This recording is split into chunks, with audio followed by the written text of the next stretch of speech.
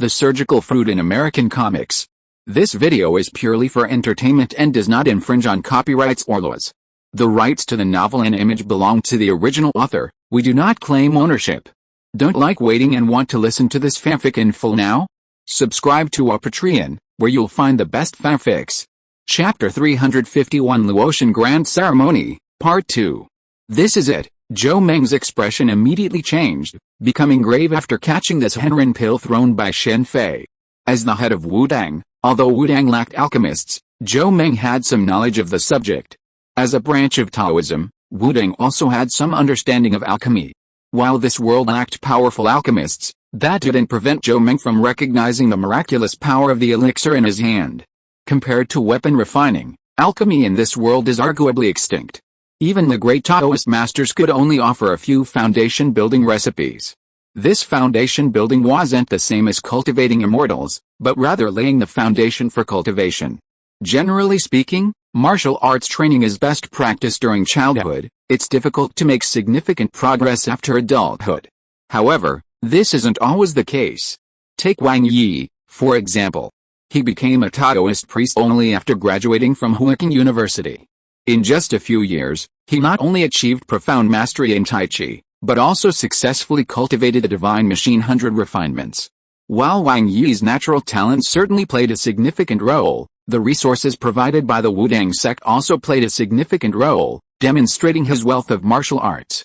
For example, if Shen Fei were to combine the blood key pill, key gathering pill, pulse stabilizing pill, true person pill, and immortal gathering pill, then unless the individual's talent was ill-suited to cultivation, he could easily become a supreme master. This is the power of resources. Zhuge is the legitimate son of the current generation of this huge Wuhao family. Such a person must have laid the foundation from a very young age. Yet, Zhuge still lost to Wang Yi. It can be said that without the Wudang sect's dedicated training, Wang Yi would never have achieved this. Divine Machine 100 refinements is powerful, but it also requires ki to wield. Without strong ki, everything is empty talk. It's like a devil fruit in the One Piece world. If one's physical fitness is not strong enough, their power is unattainable. The reason why the old heavenly master could conquer the world with a golden light curse was because of his terrifying ki. This is the true person pill. It can open up the meridians throughout the body, strengthen the yin and yang ki, and stimulate all kinds of potential in the body. Farewell. After explaining the true person pill's function, Shen Fei immediately launched into physical form, disappearing from the sight of the three people in an instant. Since Zhou Meng was so easygoing, Shen Fei couldn't take his things for free, so he offered as Zhenren pill as payment. After all, to him, Zhenren pills were like candy. Master, are you okay? Taoist Yunlong, worried about Zhou Meng's condition, saw his master still stunned after Shen Fei left. It's okay, he called out. Zhou Meng turned, glanced at Wang Yi, then at the Zhenren pill in his hand. He then said, "Little Yuzi, come here, master, can you please not call me that?" Wang Yi's face was filled with frustration when Zhou Meng called him that. Little Yuzi, he said, sounding like a eunuch serving in the palace. Times had changed, and the major sects had to adapt. The Wudang sect wasn't pedantic, wireless networks were everywhere in the back mountain, and even Zhou Meng had learned to use a tablet to contact old friends. Eat this, Zhou Meng said, crushing the outer layer of this Zhenren pill. A strange fragrance filled the air. Alchemy isn't just about shaping medicinal materials into a round shape, preserving their medicinal properties is crucial, hence the outer covering, the elixir coat, which is the equivalent of a typical capsule. Master, should we verify this first? Taoist Yunlong said, watching Zhou Meng about to give the elixir to Wang Yi. He was unceremoniously giving an elixir of unknown origin to his disciple, or perhaps Zhou Meng specifically. Taoist Yunlong wouldn't be so lenient with anyone else. Would I harm little Yuzi? Zhou Meng turned and glared at Taoist Yunlong. Master, don't worry, master, I definitely wouldn't, Wang Yi said, taking the elixir and swallowing it in one gulp. His expression immediately changed, and he sat cross-legged, beginning to circulate his ki. Master, don't you think this is too hasty? You can wait until we've verified it before letting little Yuzi take it, Taoist Yunlong said, his tone sounding slightly complaining as he watched Wang Yi sit down and circulate his ki. After all, Shen Fei's origins were unknown, and how could he pass his ammunition to the next generation of Wudang's elite without verifying it? What do you know? Zhou Meng glanced at Taoist Yunlong, then ignored him, focusing his full attention on Wang Yi. How is this possible? Taoist Yunlong cried out in shock as Wang Yi's ki surged. Ki practitioners typically progress gradually. Sudden gains are extremely difficult. While the alien world does have methods for instantly increasing ki, they are generally unorthodox and come with significant side effects. Even Taoist Yunlong had never seen someone achieve such a boost through a single pill as Wang Yi had. After a long moment, Wang Yi finally concluded his practice and stood up. Seeing his disciple rise, Taoist Yunlong immediately asked, "How do you feel? Is there anything wrong, Master?" "Nothing's wrong. I feel great. The boost from this Henrin pill comes without side effects." "Yunlong, come test Xiao Yi's strength," Zhou Meng suddenly said. "Yes," Taoist Yunlong reacted as Zhou Meng finished speaking. "Come on, Xiao Yi, Master, I'm different now." "Be careful," Wang Yi said, and attacked Taoist Yunlong with Tai Chi. Wang Yi was well aware of his master's strength, so he attacked with all his might, though of course, he wouldn't use Feng Hao Qimen. The power of Feng Hao Qimen allowed Wang Yi to now hold his own against even the top 10 masters. Whether he could defeat them was another matter. It's said that the end of the art lies in the source of Qi, but in reality, Feng Hao Qimen is more like the end of the art. Bang! Facing Wang Yi's attack, Taoist Yunlong immediately met it with a punch. As their fists collided, a powerful force of Qi spread outward. Taoist Yunlong's face immediately changed, and he involuntarily took a few steps back. "Master, you'd better be careful." Wang Yi was momentarily stunned by his dominant attack, but he quickly recovered and launched another Tai Chi attack.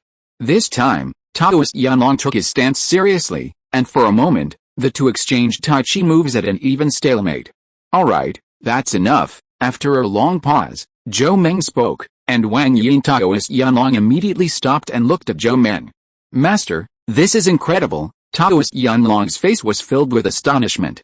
While Wang Yi's strength was considerable, among the younger generation, aside from Ma Xianhong, he was arguably the best. Neither Zhuge Qing of the Wu Hao family nor Zhang Lingai of Longhu Mountain were his match. This was still the younger generation. It would have been different with a previous generation of masters, but now Wang Yi's strength had completely surpassed that of the younger generation, reaching the level of the older generation. Furthermore, Wang Yi's attack was performed with a smooth, flowing aura, demonstrating no side effects at all. "Master, you shouldn't have given it to Xiao Yi like that. If you researched it, maybe it would work." After lamenting Wang Yi's progress, Taoist Yunlong's face showed regret. "Are you thinking that maybe it can be refined?" Zhou Meng said this, sighing softly. Then he continued, "Do you really think something like this can be easily researched? Have you ever considered the consequences if it gets leaked?" "I see, Master." Taoist Yunlong was no fool. Zhou Meng's words immediately made him understand why he was so anxious to get Wang Yi to take it. A single immortal pill could bring Wang Yi's strength to that of the elder generation. If such a thing were to leak out and become known to the outside world, it's easy to imagine the turmoil it would cause. The 8 great techniques had already caused chaos in the alien world, and something like the immortal pill would only cause even greater chaos. If the news leaked from the Wudang sect, it's easy to imagine Wudang's future in turmoil. The Feng Hao Qimen, a single 8 great technique, had made Wudang Mountain a target of the alien world's coveted possession. Even after Wang Yi was expelled from the Wudang sect, numerous aliens continued to infiltrate Wudang. As for revealing the truth, who would believe it? Since you have the first pill, you might have the second, the third, and even the recipe. The Wudang sect is powerful, but it can't withstand constant harassment. A thief can be thieves for 1,000 days, but you can't defend against thieves for 1,000 days. Even Shen Fei wouldn't constantly activate his observation haki. To Shen Fei, the immortal pill was just a candy snack, but to the alien world, it was a treasure potentially surpassing the 8 great techniques. After all, acquiring the 8 great techniques depended on one's cultivation talent, and the immortal pill was completely unnecessary. As for the 8 great skills, times have changed. Even if they reappear, those who seek to seize them won't be as brazen as they once were, wielding the power of entire families. Do they really think the company is just a decoration? Therefore, even after Wang Yi revealed his possession of the Feng Hao Qimen, Wang Ai and Chen Jike merely sent people to monitor him and didn't immediately take action against him. Even his family members didn't dare to take action without authorization. If it were during the Jiashan Rebellion, someone would have likely taken action against Wang Yi, arrested him, and possibly even his family, to force him to pass down the Feng Hao Qimeng, just as they did with the heirs of the 8 great skills. This news must not be leaked to anyone. Understand, its master, the alien world is about to enter a period of turmoil. Watching the departure of Taoist Master Yunlong and Wang Yi, Zhou Meng sighed deeply. As the head of Wudang, he was of course aware of the recent events in the alien world, the appearance of Zhang Huai's grandson. Just as the 8 wonders were about to be unveiled, Shen Fei, whose identity remained unknown, appeared.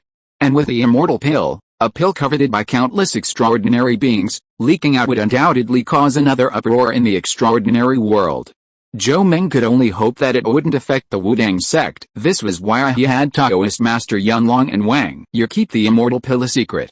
Bajiquan, Shen Fei was unaware of Zhou Meng and the other's speculation and handling of the immortal pill. He was currently examining the manual of his newly acquired Bajiquan. Compared to Tajiquan, Bajiquan was a much simpler choice because it was a purely rigid form. Furthermore, Bajiquan was widely practiced, and manuals were readily available. Like Tajiquan, Bajiquan, despite its widespread popularity, had only a few practitioners who reached a high level. Zhujiqing's Bajiquan was already a rare master. Shen Fei's Bajiquan was much faster than Tajiquan's. The rigid form was too easy for him to master.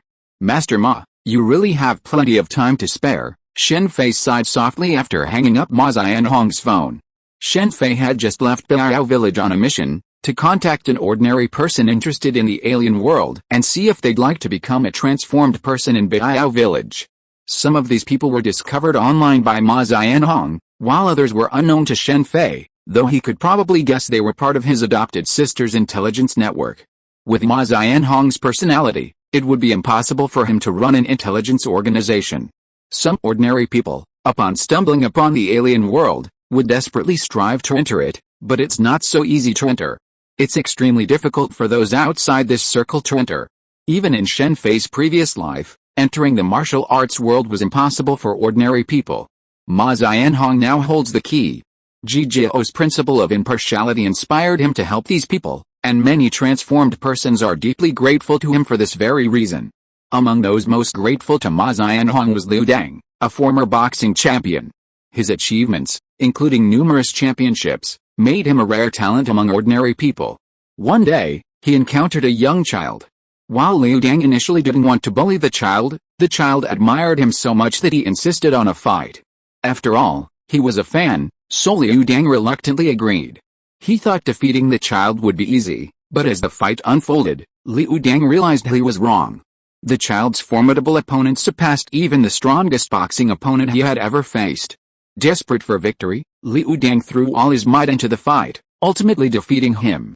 Normally, such a continuous barrage of blows would have left him crippled, but surprisingly, the child's injuries were minimal. This result shocked Liu Dang, who desperately sought to uncover the child's secrets. He learned the child was an apprentice to a blacksmith, and so he became his apprentice. However, after a month, the blacksmith dismissed him, claiming he lacked the talent. The blacksmith was an inhuman. While not a powerful inhuman, being limited to forging iron, he was no match for Liu Dang, an ordinary person. He was too young and lacked sufficient training. If he were older, Liu Dang would have been defeated. This situation is similar to Qilu's encounter with Tomoki. Before he even knew Nen. However, Qilu possessed a powerful talent for cultivating Nen, while Liu Dang lacked the ability to cultivate Qi. Liu Dang subsequently changed, desperately searching for the inhuman world. Despite being a boxing champion and considered wealthy among ordinary people, he remained completely ignorant of the inhuman world. It wasn't until he encountered a superior Ganshi sent by Ma Xianhong, who offered him a way to help him, that Liu Dang immediately abandoned everything in the secular world and traveled to Biao village. Even when Ma Xianhong was besieged by temporary workers, he steadfastly stood by Ma Xianhong. Of course, Liu Dang's considerable strength before becoming a transformed is rare among transformed. Most others are ordinary people. This was the case with a person Shen Fei met this time. After he demonstrated the magic of Qi, he immediately wanted to join. However, after hearing Shen Fei's next words, he immediately gave up this plan.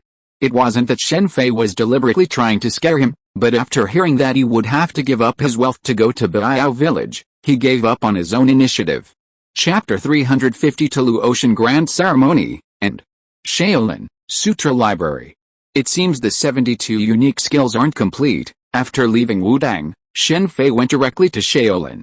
Looking at all the sects under one person, Shaolin naturally possessed the most martial arts secrets. Xiao Zizhe, the company's temporary worker, was a Shaolin monk. Shen Fei was most curious about the Yi Jinjing, Easy Tendon Sutra, but sadly, this unique skill had been lost. Of the 72 Shaolin unique skills, only 30 survived in their entirety, with the others mostly in fragments. Of course, these were unique skills. Speaking of martial arts alone, Shaolin Temple boasted at least 100, and Wudang had a similar number. However, these were mostly common techniques, much like the many schools of Tai Chi, Bajiquan, and Zhangaiquan. Golden Bell Cover. Looking at the Golden Bell Cover in his hand, Shen Fei nodded gently. The Golden Bell Cover martial art looked quite ordinary, and it was widely practiced in the alien world. However, its origins lay in Shaolin. While it was easy to master at the beginning, achieving a higher level was extremely difficult. This was because the next level of the Golden Bell Cover was the Vajra Indestructible Divine Art, comparable to the highest level of the Armoring Art. It was a unique skill that could not be damaged by divine weapons or broken by water or fire. Shen Fei actually wanted to try this martial art. The Vajra Indestructible Divine Art, combined with the armament Haki, could further enhance both attack and defense. Of course, Shen Fei was just thinking about it for now, and would see if he had time later. Shen Fei had come to Shaolin Temple to acquire the martial arts for use in the Qin Dynasty world. He didn't need them himself. In fact, even the Yi Jinjing, Shen Fei only wanted to see for himself because of its fame. Who dares to break into the Sutra Library? Just as Shen Fei was flipping through the secret manuals, there was a sudden noise outside. 3 middle-aged monks rushed in. Upon seeing Shen Fei inside, one of them rushed over and grabbed Shen Fei with a claw. Perhaps because this was the Sutra Library, the monks didn't want to disrupt the building by fighting, so they used the tiger claw hand, apparently intending to capture Shen Fei alive. The Shaolin Temple's Dragon Claw Hand was famous, known to many in the world of extraordinary people. In fact, Shaolin has more than just the Dragon Claw Hand in its claw techniques. There are at least 5 or 6 similar claw techniques. Bang! Facing the intruder's Tiger Claw Hand, Shen Fei moved his right hand and punched him directly. The moment his fist and claw collided, with a muffled groan, all 5 fingers of the intruder's right hand were severed, and the sound of a deep bone fracture could be heard from his arm. He was immediately sent flying backwards. Facing the Shaolin monk's attack, Shen Fei unleashed his newly learned Bajiquan. Bajiquan was undoubtedly powerful. Even though Shen Fei had tried his best to hold back, a single blow still dealt a heavy blow. Bajiquan, who are you? The other 2 monks' expressions immediately changed after catching the monk sent flying. One of them asked gravely. Bajiquan wasn't uncommon, but being able to injure a Shaolin monk guarding the Sutra Library with a single blow was rare. Their attitude is far worse than Wudang's, comparing the treatment he'd received from Zhou Meng at Wudang. Shen Fei couldn't help but frown at the situation at Shaolin. Shen Fei held no ill will towards Shaolin, but neither did he have a favorable impression. A look at history revealed the true state of Buddhism. Of course, those were historical issues, and Shen Fei couldn't comment on them. However, the Shaolin monk's attitude convinced Shen Fei to strike hard. He wouldn't kill them outright, but he would certainly injure them. With this in mind, Shen Fei ignored the monk's question and simply put away the secret manual. This scene immediately filled the faces of the 2 remaining monks with rage. It wasn't surprising they were so angry. After all, it was their own Sutra Library. Anyone would be angry if the manual was stolen by an outsider. However, despite their anger, the 2 monks held back. Firstly, Shen Fei had already severely injured one of them, and such strength was clearly beyond their reach. Secondly, they were wary of using too much force. After all, this was the Sutra Library, and a fight could potentially destroy everything around them. The monk's earlier attempt to capture him with his claws was precisely this idea. But they were wary of using too much force, but Shen Fei had no such scruples. Sir, please put down the secret manual of the Sutra Library and surrender. The courtyard in front of the Sutra Library was already teeming with monks as Shen Fei swaggered out of it. I've long heard of the 18 Arhats formation.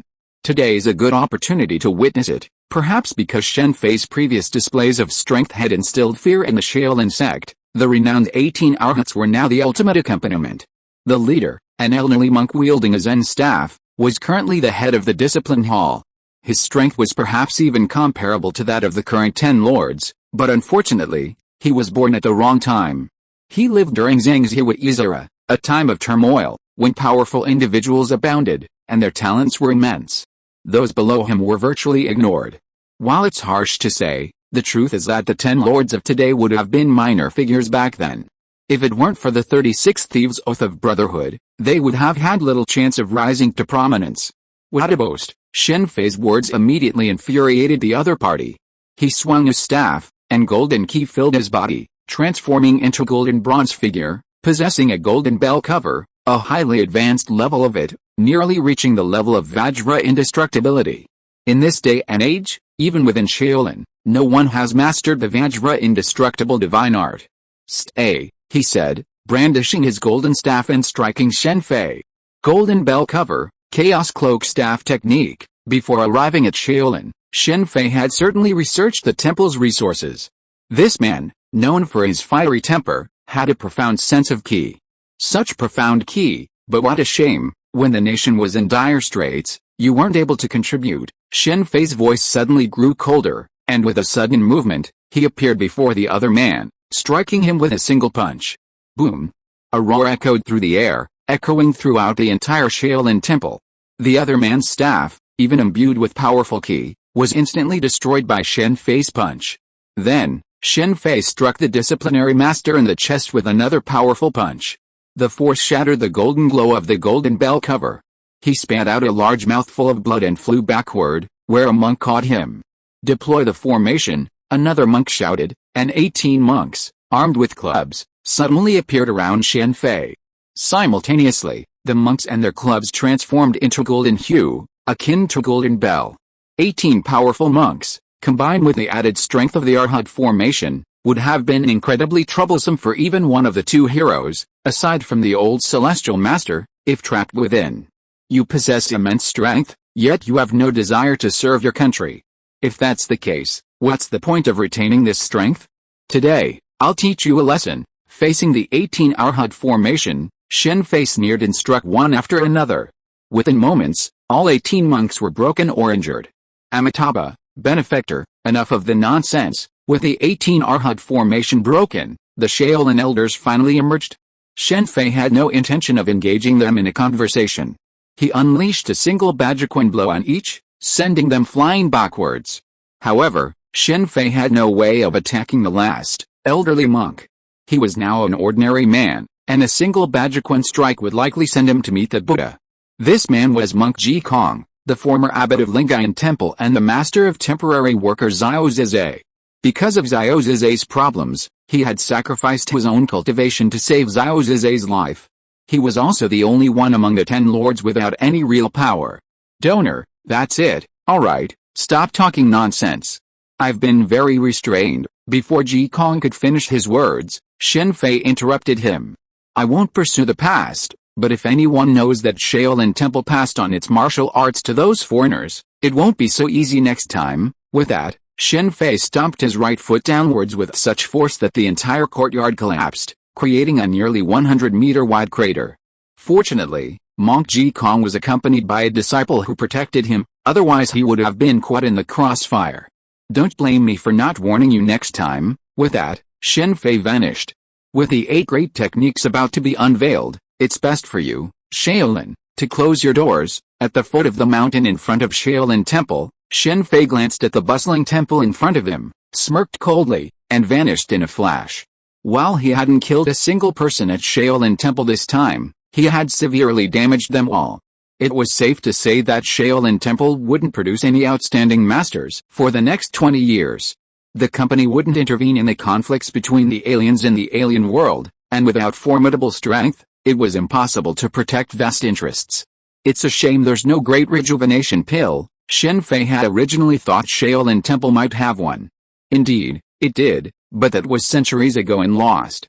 Once things are over here, it looks like I'll have to go to the island nation. Few know the truth about the Jiashan rebellion, but records of that turmoil exist in both the ordinary world and the alien world. Even if they are incomplete, A general outline can be obtained. Many sects and families across China joined the war of resistance, but many others, claiming to be indifferent, remained aloof and watched from the sidelines. Even though this world wasn't Shen Fei's past life, Shen Fei was deeply displeased. Let's not think about that for now. Let's go to the Huode sect. Having made his decision, Shen Fei headed for the Huode sect's headquarters. As the name suggests, the Huode sect is a sect that plays with fire.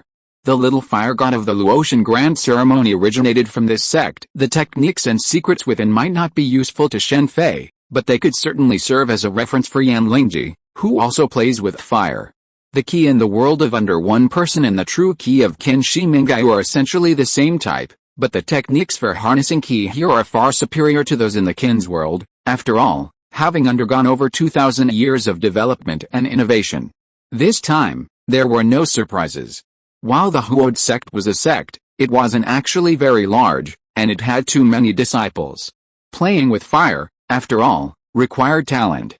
It's almost time to go to Longhu Mountain. As time passed, the Luotian grand ceremony drew closer.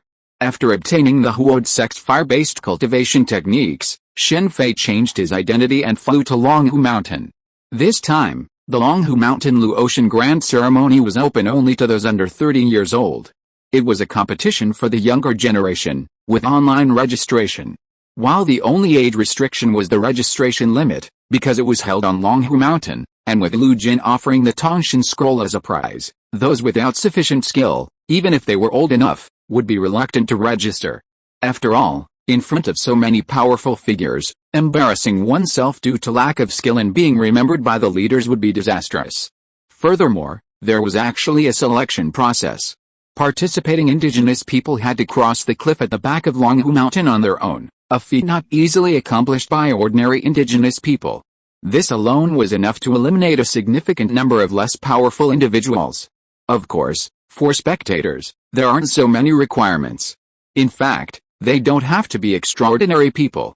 As long as you have a connection to an extraordinary person and know about the event, you can ask the extraordinary person to take you to the event. On the day of the Luotian grand ceremony, Shen Fei arrived at Longhu Mountain.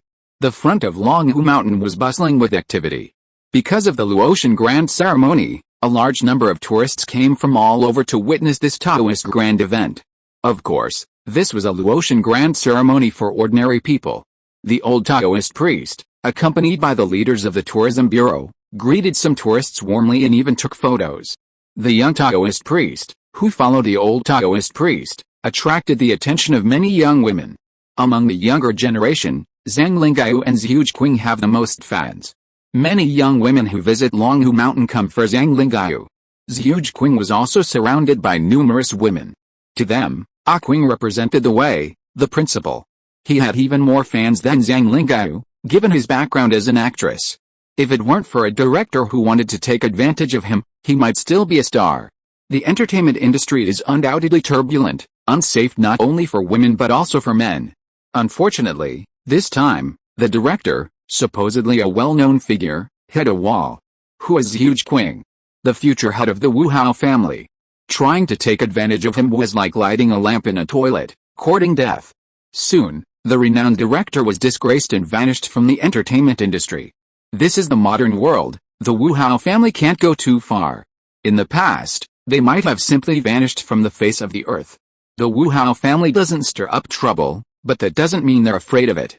Zhang Qiulin is here. At this point, Zhang Qiulin still hadn't given up on the nickname Billion, but his name was well known to many extraordinary people, as many knew that the Luotian grand ceremony was held because of him.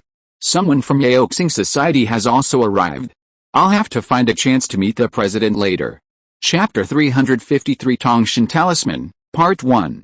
Yaoxing Society's leader, Chu Tong, may possess the double hand. As one of the 8 great skills, the double hand is incredibly powerful, capable of transforming both body and soul. Feng Baobao's soul is likely refined by the double hand. Forgetting the soul itself, the physical healing power alone is truly remarkable. Zio's broken arm healed instantly, while Lu Liang, having mastered it for a full adult, not only recovered completely but also became a handsome man. How could someone with such a talent give up? With the Archangel Sai, they can retreat to the background. Speaking of which, if they were to open a hospital and incorporate plastic surgery into their power, the entire plastic surgery industry would vanish. Of course, this is just a joke. With a double hand, would they still need to open a hospital to make money? There's absolutely no need. Just look at the Yaoxing Society's current business, which is largely built on contributions from others. Chu Tong's subordinates control a number of powerful aliens, including Naruhu, their teacher.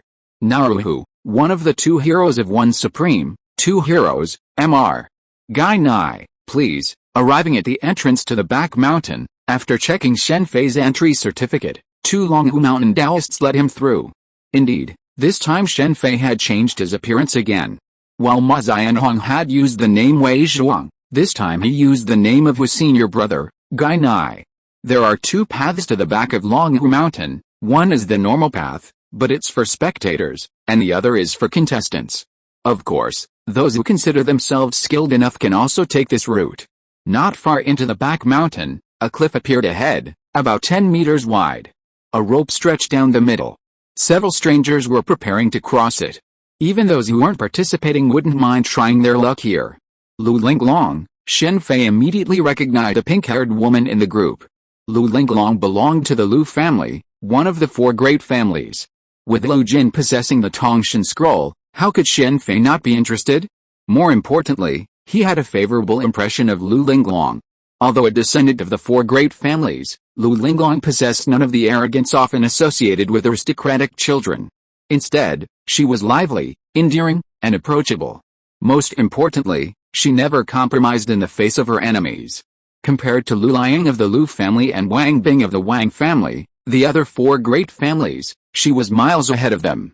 However, despite being a descendant of the Lu family, Lu Linglong did not cultivate Lu family martial arts or the Tongshan scroll. Instead, she practiced the Quanzhen lineage's dual cultivation of body and soul. One of the great advantages of Quanzhen practice is its endurance. This dual cultivation allowed Lu Linglong to survive the onslaught of Quanzhen enemies precisely because of this. While the Quanzhen lineage may not be as renowned as this Hengai lineage, that doesn't mean they lack experts. Look, there's a handsome guy. Go meet him. Shen Fei's appearance immediately caught the attention of Lu Linglong and her group. Although Shen Fei's appearance had changed, his looks hadn't diminished, rivaling those of Zhang Linggao, Zhu Qing, and the others. Hello, Lu Linglong of the Lu family. You're also attending the Luotian Grand Ceremony, at her friend's urging. Lu Linglong approached and spoke bluntly. I'm Guy Nai, a layman. Since it was Lu Linglong, Shen Fei didn't mind getting to know her. He didn't dislike disciples from aristocratic families, he disliked those who were greedy and unscrupulous. Lu Linglong of the Lu family. Speaking of which, I really want to thank old Master Lu Jin of the Lu family this time. Thank you, great-grandfather. Why? Shen Fei's words stunned Lu Linglong. Of course it's because of the Tongshan scroll, one of the 8 great skills. You speak as if you're guaranteed to win first place. Shen Fei's words immediately displeased some of the strangers nearby. Many had come to this Luotian Grand Ceremony for the Tongshan scroll, a rare opportunity to obtain one of the 8 great skills. Even some aristocratic sects, hesitant to send representatives, had sent a number of them to observe, hoping for a chance to obtain the Tongshan scroll. After all, the Tongshan scroll is a secret manual, it doesn't necessarily require the original, copies are equally effective. The Tongshan scroll is the pinnacle of talismanic techniques, and holds a profound allure for those who practice it. It was Lu Jin who presented the Tongshan scroll this time, and it was at the Luotian Grand Ceremony at the Xianxi Mansion. Otherwise, sects that prioritize talismans would have surely seized the opportunity, such as the Maotian Shenking sect, a Taoist sect that prioritize talismans. It was precisely because they were all Taoists that they hesitated to send representatives this time. Likewise, Lu Si of the Lu family hadn't sent anyone. While Lu Si wasn't a good person, he had one strength, respect for the strong. Unlike Wang Ai, who claimed he didn't covet the Tongshan talisman, he still sent his grandson, Wang Bing. Then I hope you get what you wish for. After hearing Shen Fei's words, Lu Linglong didn't react in any particular way. The Tongshan talisman belonged to the Lu family, even if it was taken out, it didn't mean it was gone from the family. The reason no Lu family descendant cultivated the Tongshan talisman was because no one possessed the talent for cultivating talismans. The 8 miraculous skills were incredibly powerful, but not everyone could master them. This was especially true for Feng Hao Keeman, Shenji Balian, and Tuanshan Talisman, 3 of which required the most talent. Chiu Rang had also learned Shenji Balian, but the difference between him and Ma Xianhong was worlds apart. As they talked, several Inhumans had already reached the other side. Some used the ropes, others simply jumped. Seeing that they were the only ones left, Lu Linglong also began to move. Lu Linglong's group was quite strong, with the exception of one of them, a portly man named Kanglong. Shen Fei had some impression of Kanglong. After all, he was the one who had the heart to format his entire hard drive just for Lu Linglong. He was a complete slayer. Although he was also an Inhuman, he wasn't very courageous. In the end, Lu Linglong couldn't stand it anymore and threw him over. With her dual cultivation of life and death, Lu Linglong was no less powerful. Kanglong, who had been thrown by Lu Linglong, kept grinning and muttering Linglong, Linglong until one of his companions, unable to bear the brunt of the attack, struck him awake. Zhang Julin, Shen Fei walked across the rope in a disciplined manner, not displaying any strength. Shortly after he passed, Zhang Julin, Feng Bao, and the others appeared. Zhang Julin, Lu Linglong and the others nearby looked at Zhang Julin and his group with curiosity after hearing this. This guy is really Zhang Julin. Lu Linglong then looked at Zhang Julin in astonishment. The reason for their expressions was because of the way Zhang Julin crossed the cliff. A distance of about 10 meters is not a long distance for a powerful Inhuman. Even a weaker one could walk on a tightrope. But Zhang Julin was crawling on his stomach with a look of fear on his face. Such a scene was simply unimaginable for Inhumans. You have to know that some ordinary people dared to walk this distance. Su San and Su Si were embarrassed by Zhang Julin's actions. It would have been fine if no one saw this scene, but now there was someone not only on the opposite side but also behind him. Compared to the way others crossed the cliff, Zhang Julin's behavior was extremely shameful. As Zhang Julin climbed the rope, others who had arrived, after watching him, leaped over the cliff. One couple even threw their daughter over and then jumped to catch her, a scene that infuriated the wife. Others grabbed eagles and flew over, likely due to their ability to tame animals. Whether this was innate or acquired remains unclear. The Jia family's object control technique, 500 Jia's Hanglian Innate, the person who appeared next made Shen Fei's eyes light up. The Jia family's object control technique was one of the powers he longed to acquire. The Jia family's object control technique was very similar to Yondu's whistle arrows in Marvel Comics, but even more powerful.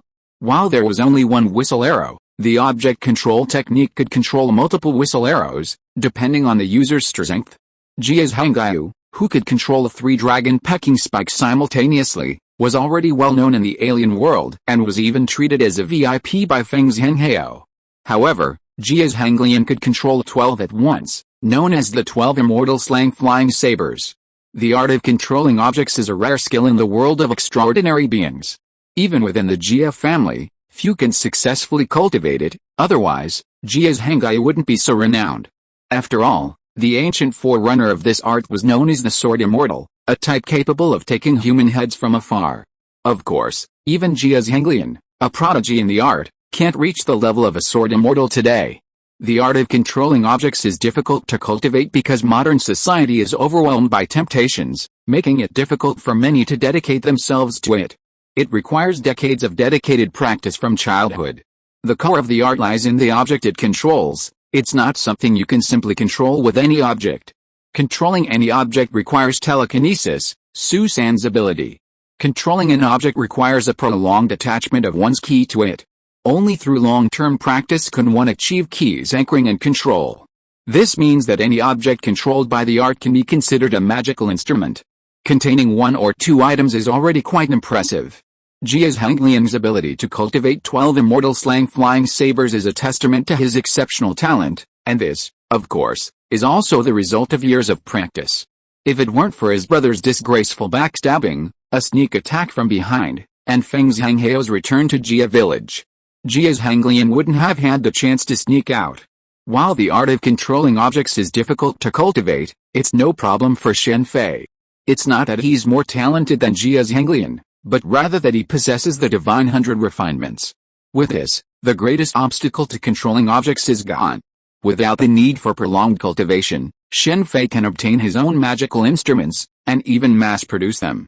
It's only fitting that the GF family didn't know about the Divine 100 refinements, otherwise they would have been tempted. With this, the long-standing issue of inheriting the art of controlling objects could be resolved. You are Zhang Qiulin.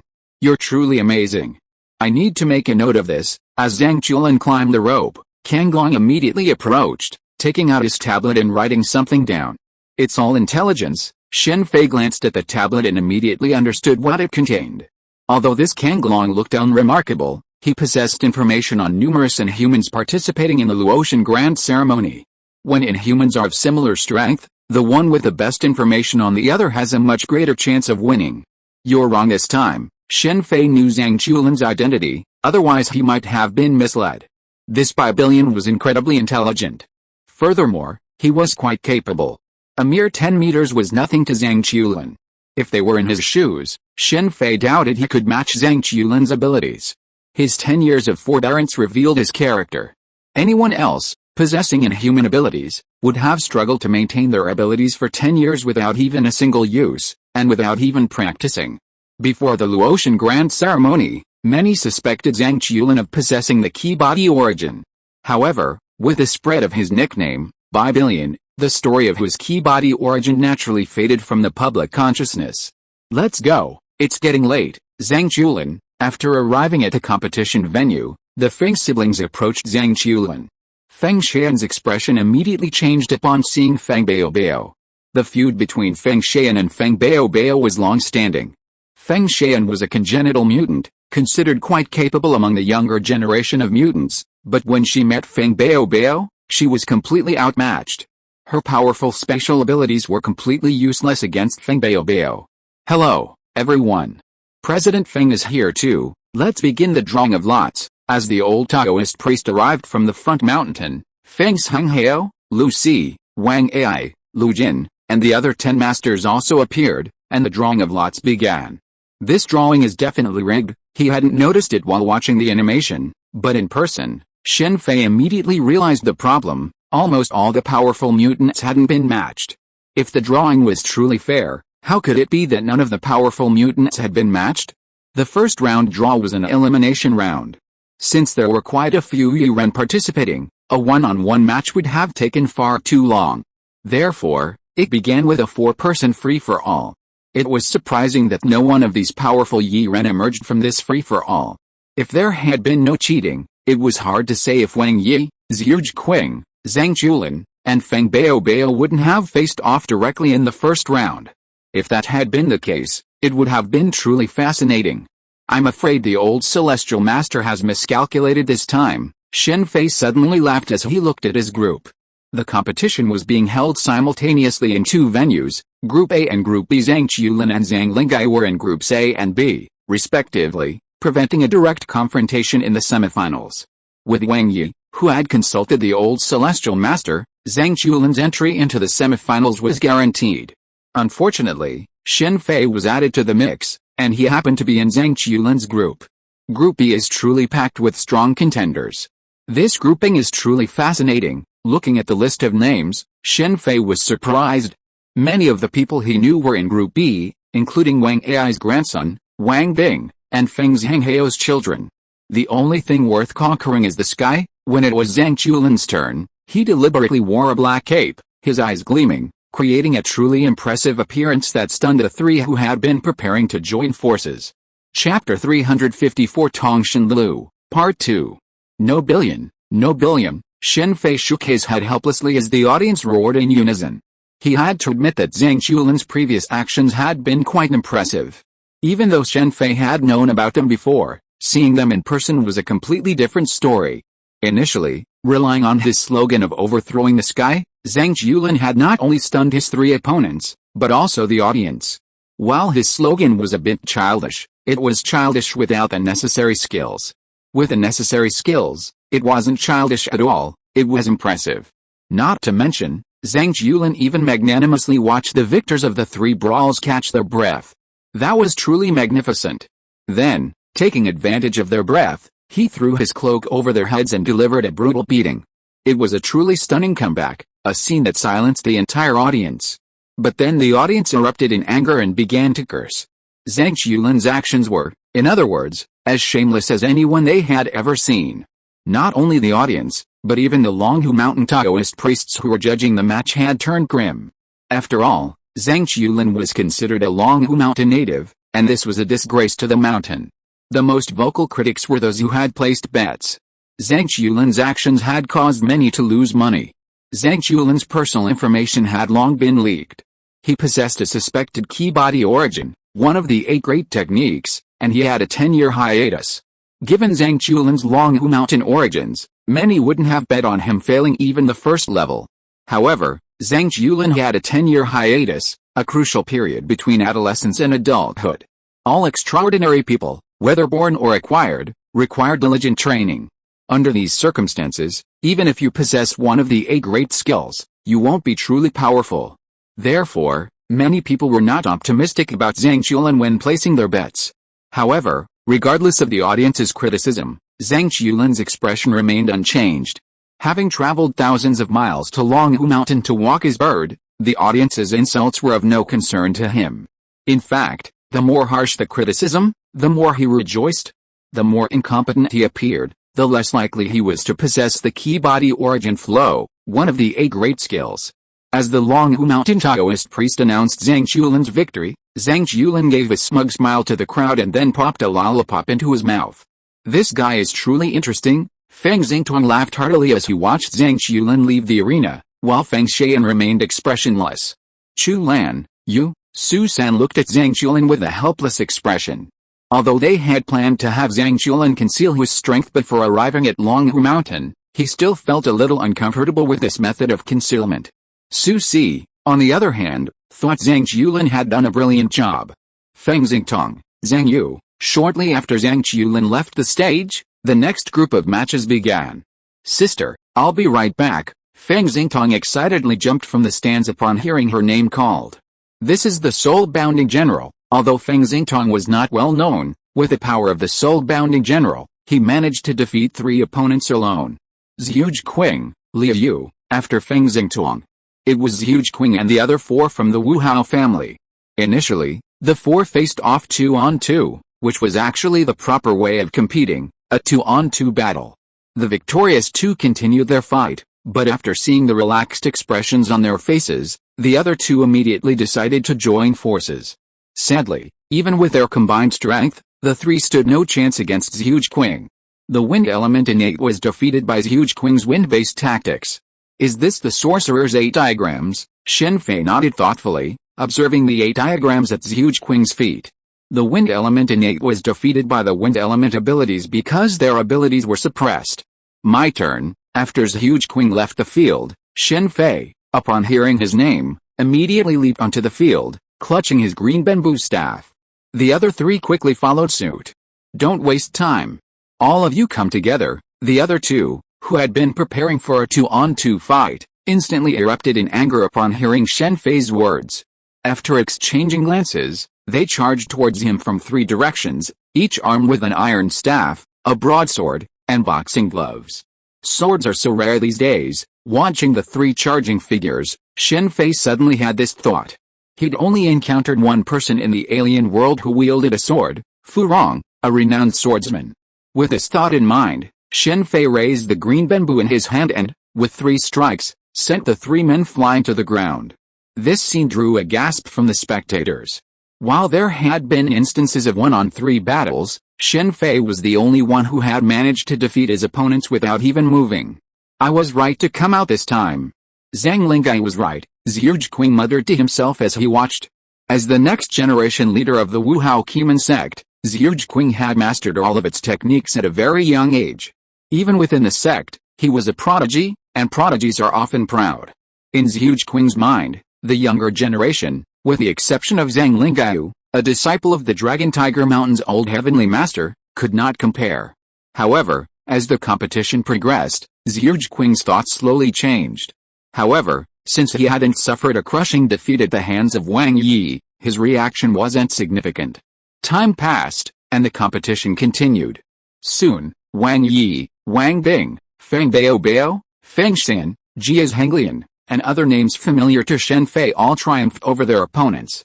"I really should have come out earlier to see what's going on," After the preliminaries, Ziyuj Qing's expression grew more serious. Previously, he had only considered this Luotian grand ceremony to be a fun and relaxing occasion, but now he was serious. After all the competitions concluded, the drawing of lots began again.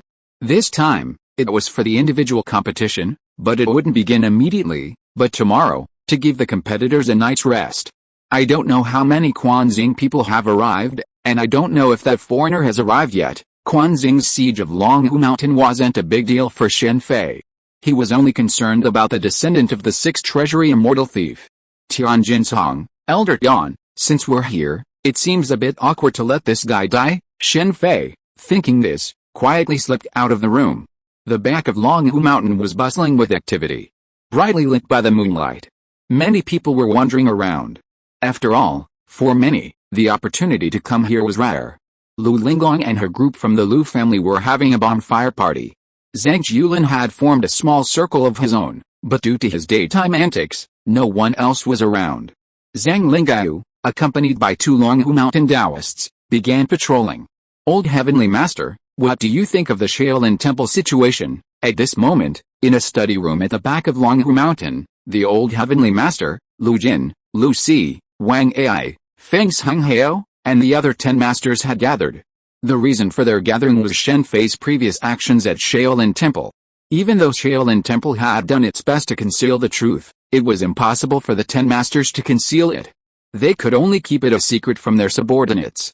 To overthrow the entire Shaolin Temple single-handedly, is there really anyone in the world of the extraordinary people who can do that? Lu Si said slowly. That's a sect, even a supremely skilled old master might not be able to do it alone. Of course, if Shen Fei were here, he would certainly tell him that the old master could do it alone. To Lu Si, Wang Ai, and the other 10 masters, the old master was strong, but not invincible. It wasn't until the old master actually took action that his true strength was revealed. It was a pity that Lu Jin became the victim, defeated by a single blow. The world of the extraordinary people is full of hidden talents. Who can tell? Perhaps a hidden master has emerged. The old master was deeply puzzled by Lu Si and the others' question. The company has already begun an investigation, but I don't know if they'll make another move. I don't mind, but it's hard to say for some people, Lu Jin said, suddenly laughing. Lu Jin, what do you mean? Wang Ai and Lu Si asked with dissatisfaction. What do you mean? Don't you know, you? Lu Jin's words made Lu Si and Wang Ai stand up in anger and take their leave. Although they were all one of the 4 families, the Lu family's reputation far surpassed the other 3. 2 old foxes, Lu Jin said with disdain as he watched the 2 depart. All right, old Lu, calm down. Old Heavenly Master, you've let them off too much? I'm going to see Linglong, Lu Jin said, also standing up. Lu Jin valued his great-granddaughter very much. It was the Lu family's martial arts that were unfit to be passed down to Lu Linglong, otherwise she wouldn't have joined the Quanxun sect. Sir, since you're here, please come out. Shortly after Lu Jin left, the Old Heavenly Master, who was sitting in his seat, suddenly spoke to the door. You are truly a master. Excuse me. A figure in black, wearing a wooden mask, suddenly appeared in the study. It was Shen Fei. The Shaolin incident was your doing, wasn't it? The Old Heavenly Master, after a quick glance at Shen Fei, spoke slowly. It's just a lesson for some people. In the past, it wouldn't have been so easy. Granted, not all monks are bad. Some participated in the war of resistance, but many were indifferent. What brings you to Longhu Mountain today? It's impossible for the old Taoist priest to be unconcerned by the sudden appearance of such a master. However, as a Taoist master, the old Taoist priest's key cultivation skills are very sophisticated. The reason why the mysterious man went berserk in Shaolin Temple doesn't apply to Longhu Mountain. As Lu Jin said before, the Lu family suffered heavy losses during the War of Resistance, and the Lu family's current talent loss is mainly due to this. Of course, the Lu family is not the only one suffering from this loss of talent, but the reasons for the decline of talent in other families are far less obvious. Just a message for the Old Heavenly Master, Shen Fei said in a deep voice. The people of Quanxing are currently investigating the Jiashan rebellion. They seem to have uncovered quite a few details, such as your junior fellow apprentice Yan Jinsong. They seem to be making moves against Longhu Mountain because of this. Also, I heard there are members of the Lu family within Quanxing, a family known for their soul enlightenment techniques. What did you say? Shen Fei's words immediately caused the old Heavenly Master to stand, and a powerful golden aura emanated from him. For the old Heavenly Master, Tianjin Song was now a real Achilles heel. With one of his 3 former apprentice brothers dead and one seriously injured, the old Heavenly Master was already furious, but for the greater good, he could only hold it in. Now, hearing someone was targeting his severely injured apprentice, it would be strange if he didn't explode. In the original novel, after Tianjin Song's death, the old Heavenly Master descended the mountain alone and went on a killing spree. If it weren't for the intervention of the 10 great masters, all the masters of Quanxing would have perished. Quanxing was so powerful, so of course their organization was well equipped with experts. Ding Shiman, one of the 2 top masters, was a member of Quanxing. There were also experts like the 3 corpses, the 4 madmen, and the 6 thieves. Unfortunately, even these masters were no match for the old Heavenly Master. That's all I have to say. Shen Fei watched the old Heavenly Master unleash his powerful ki and immediately prepared to leave to avoid trouble. However, there was no way the old Heavenly Master would let Shen Fei go. As Shen Fei unleashed his skills, he immediately pursued him. The powerful golden ki was truly eye-catching in the night sky behind Longhu Mountain. Old Heavenly Master, Lu Jin and the others immediately sensed the old Heavenly Master's ki. Lu Jin, who had been heading in Lu Linglong's direction, immediately changed course. Although Lu Si and Wang Ai sensed the old Heavenly Master's ki, they considered it and decided not to act. Master, Zhang Lingao, upon detecting the old Heavenly Master's ki, immediately gave chase. As for the others, while surprised by the old Celestial Master's sudden outburst, thanks to the quick reaction of the Dragon and Tiger Mountain Taoists, the old Celestial Master's disciples, no major disturbance arose. The old Celestial Master had 10 disciples, all high-level disciples, each surpassing Zhang Lingao in strength. This was natural, as they were all older than Zhang Lingao. Although not all the disciples remained at the Celestial Master's residence at this time, they were still sufficient. He's really relentless in pursuit. Shen Fei shook his head helplessly, watching the old Celestial Master chasing him. With his strength, he should have no problem shaking him off, but since he was on his tail, Shen Fei, curious about his abilities, decided to test his abilities. After pursuing him deep into the mountains behind Dragon and Tiger Mountain, Shen Fei immediately stopped, and a powerful black energies emanated from him. Yin-Yang sect, souls wandering like dragons. Boom. As 2 powerful energies, one gold and one black, collided, a violent roar echoed through the mountains. The powerful energies' shockwaves made every stone and tree within 100 meters of the 2 men seem to have been bombarded. What a strong golden light mantra! This collision gave Shen Fei his first impression of the old Taoist priest's golden light mantra, its strength. It was harder than steel, and even comparable to the golden light indestructible divine art. It truly was a golden light mantra that combined offense and defense. As Shen Fei marveled at the old Taoist priest's golden light mantra, the old Taoist priest was also marveling at Shen Fei's strength. While the people of the alien world didn't know how powerful the old Taoist priest was, the old Taoist priest himself knew. The phrase "the best" was no joke. Under one meant he was below the old Taoist priest Zhang Zhui. Chapter 355 Tongshan Talisman, Part 2. I have to say, if we're just talking about key techniques, this era is far superior to Qin's Moon. Shen Fei couldn't help but sigh as he watched the old Heavenly Master Zhang Zhui manipulate the key of the Golden Light Curse into dozens of golden whips. If it were just about the top master's control of key, the difference between the Qin dynasty and under one person wouldn't be too great. However, below that, a decisive gap emerged. It wasn't that the Qin dynasty was inferior to under one person, but rather that their focus differed. After all, under one person's key had evolved over 2,000 years. During the reign of Emperor Yingzheng of the Qin dynasty, the various schools of thought were at their peak, a time of contention. The greatest disputes of this era centered on doctrine. After all, while the various schools of thought at that time were essentially similar to sects, they hadn't yet evolved into anything like them. In the Qin dynasty, while Xiaoli's existence proved the existence of the Nine Heavens mysterious lady, even Shen Fei couldn't confirm the existence of the conferred God's War. However, in the world of under one person, the conferred God War did indeed occur. Of course, this conferred God War here is significantly different from the conferred God War of the prehistoric era. Strictly speaking, it was a battle between alien realms, but because the alien realm was incredibly powerful at the time, rivaling immortals and gods. It earned the name. In this era, the existence of those at the Yuhua realm is rare. However, during the time of the conferred god war, while the Yuhua realm wasn't everywhere, there were still a significant number, even those above the Yuhua realm. Otherwise, it wouldn't be called the conferred god war. If you trace the origins of the sects and families of this era, you'll find they are essentially inextricably linked to the various schools of thought of the past. Boom boom boom. Facing the old heavenly master's golden whip, Shen Fei's black Zhanki transformed into a savage black dragon. Hanzai Longyu is a top-level martial art within the yin-yang school, capable of transforming various creatures from Zhanki. For example, Dongjin Yanfei's is a three-legged golden crow, which can also serve as a visual field, observing the outside world. In the yin-yang school, its Hanzai Longyu surpasses the moon god in Star Soul. The relentless battle between the black dragon and the golden whip caused immense damage to the surrounding environment, with rocks collapsing and trees exploding. Fortunately, this was deep within the mountain range. If it were in the front mountains, such devastation would surely have put the tourism bureau on edge. Although I can't match you in ki control, when it comes to the abundance of ki, I've never feared anyone. Through the battle, Shen Fei discovered his own weakness, his somewhat crude ki control, which resulted in considerable waste.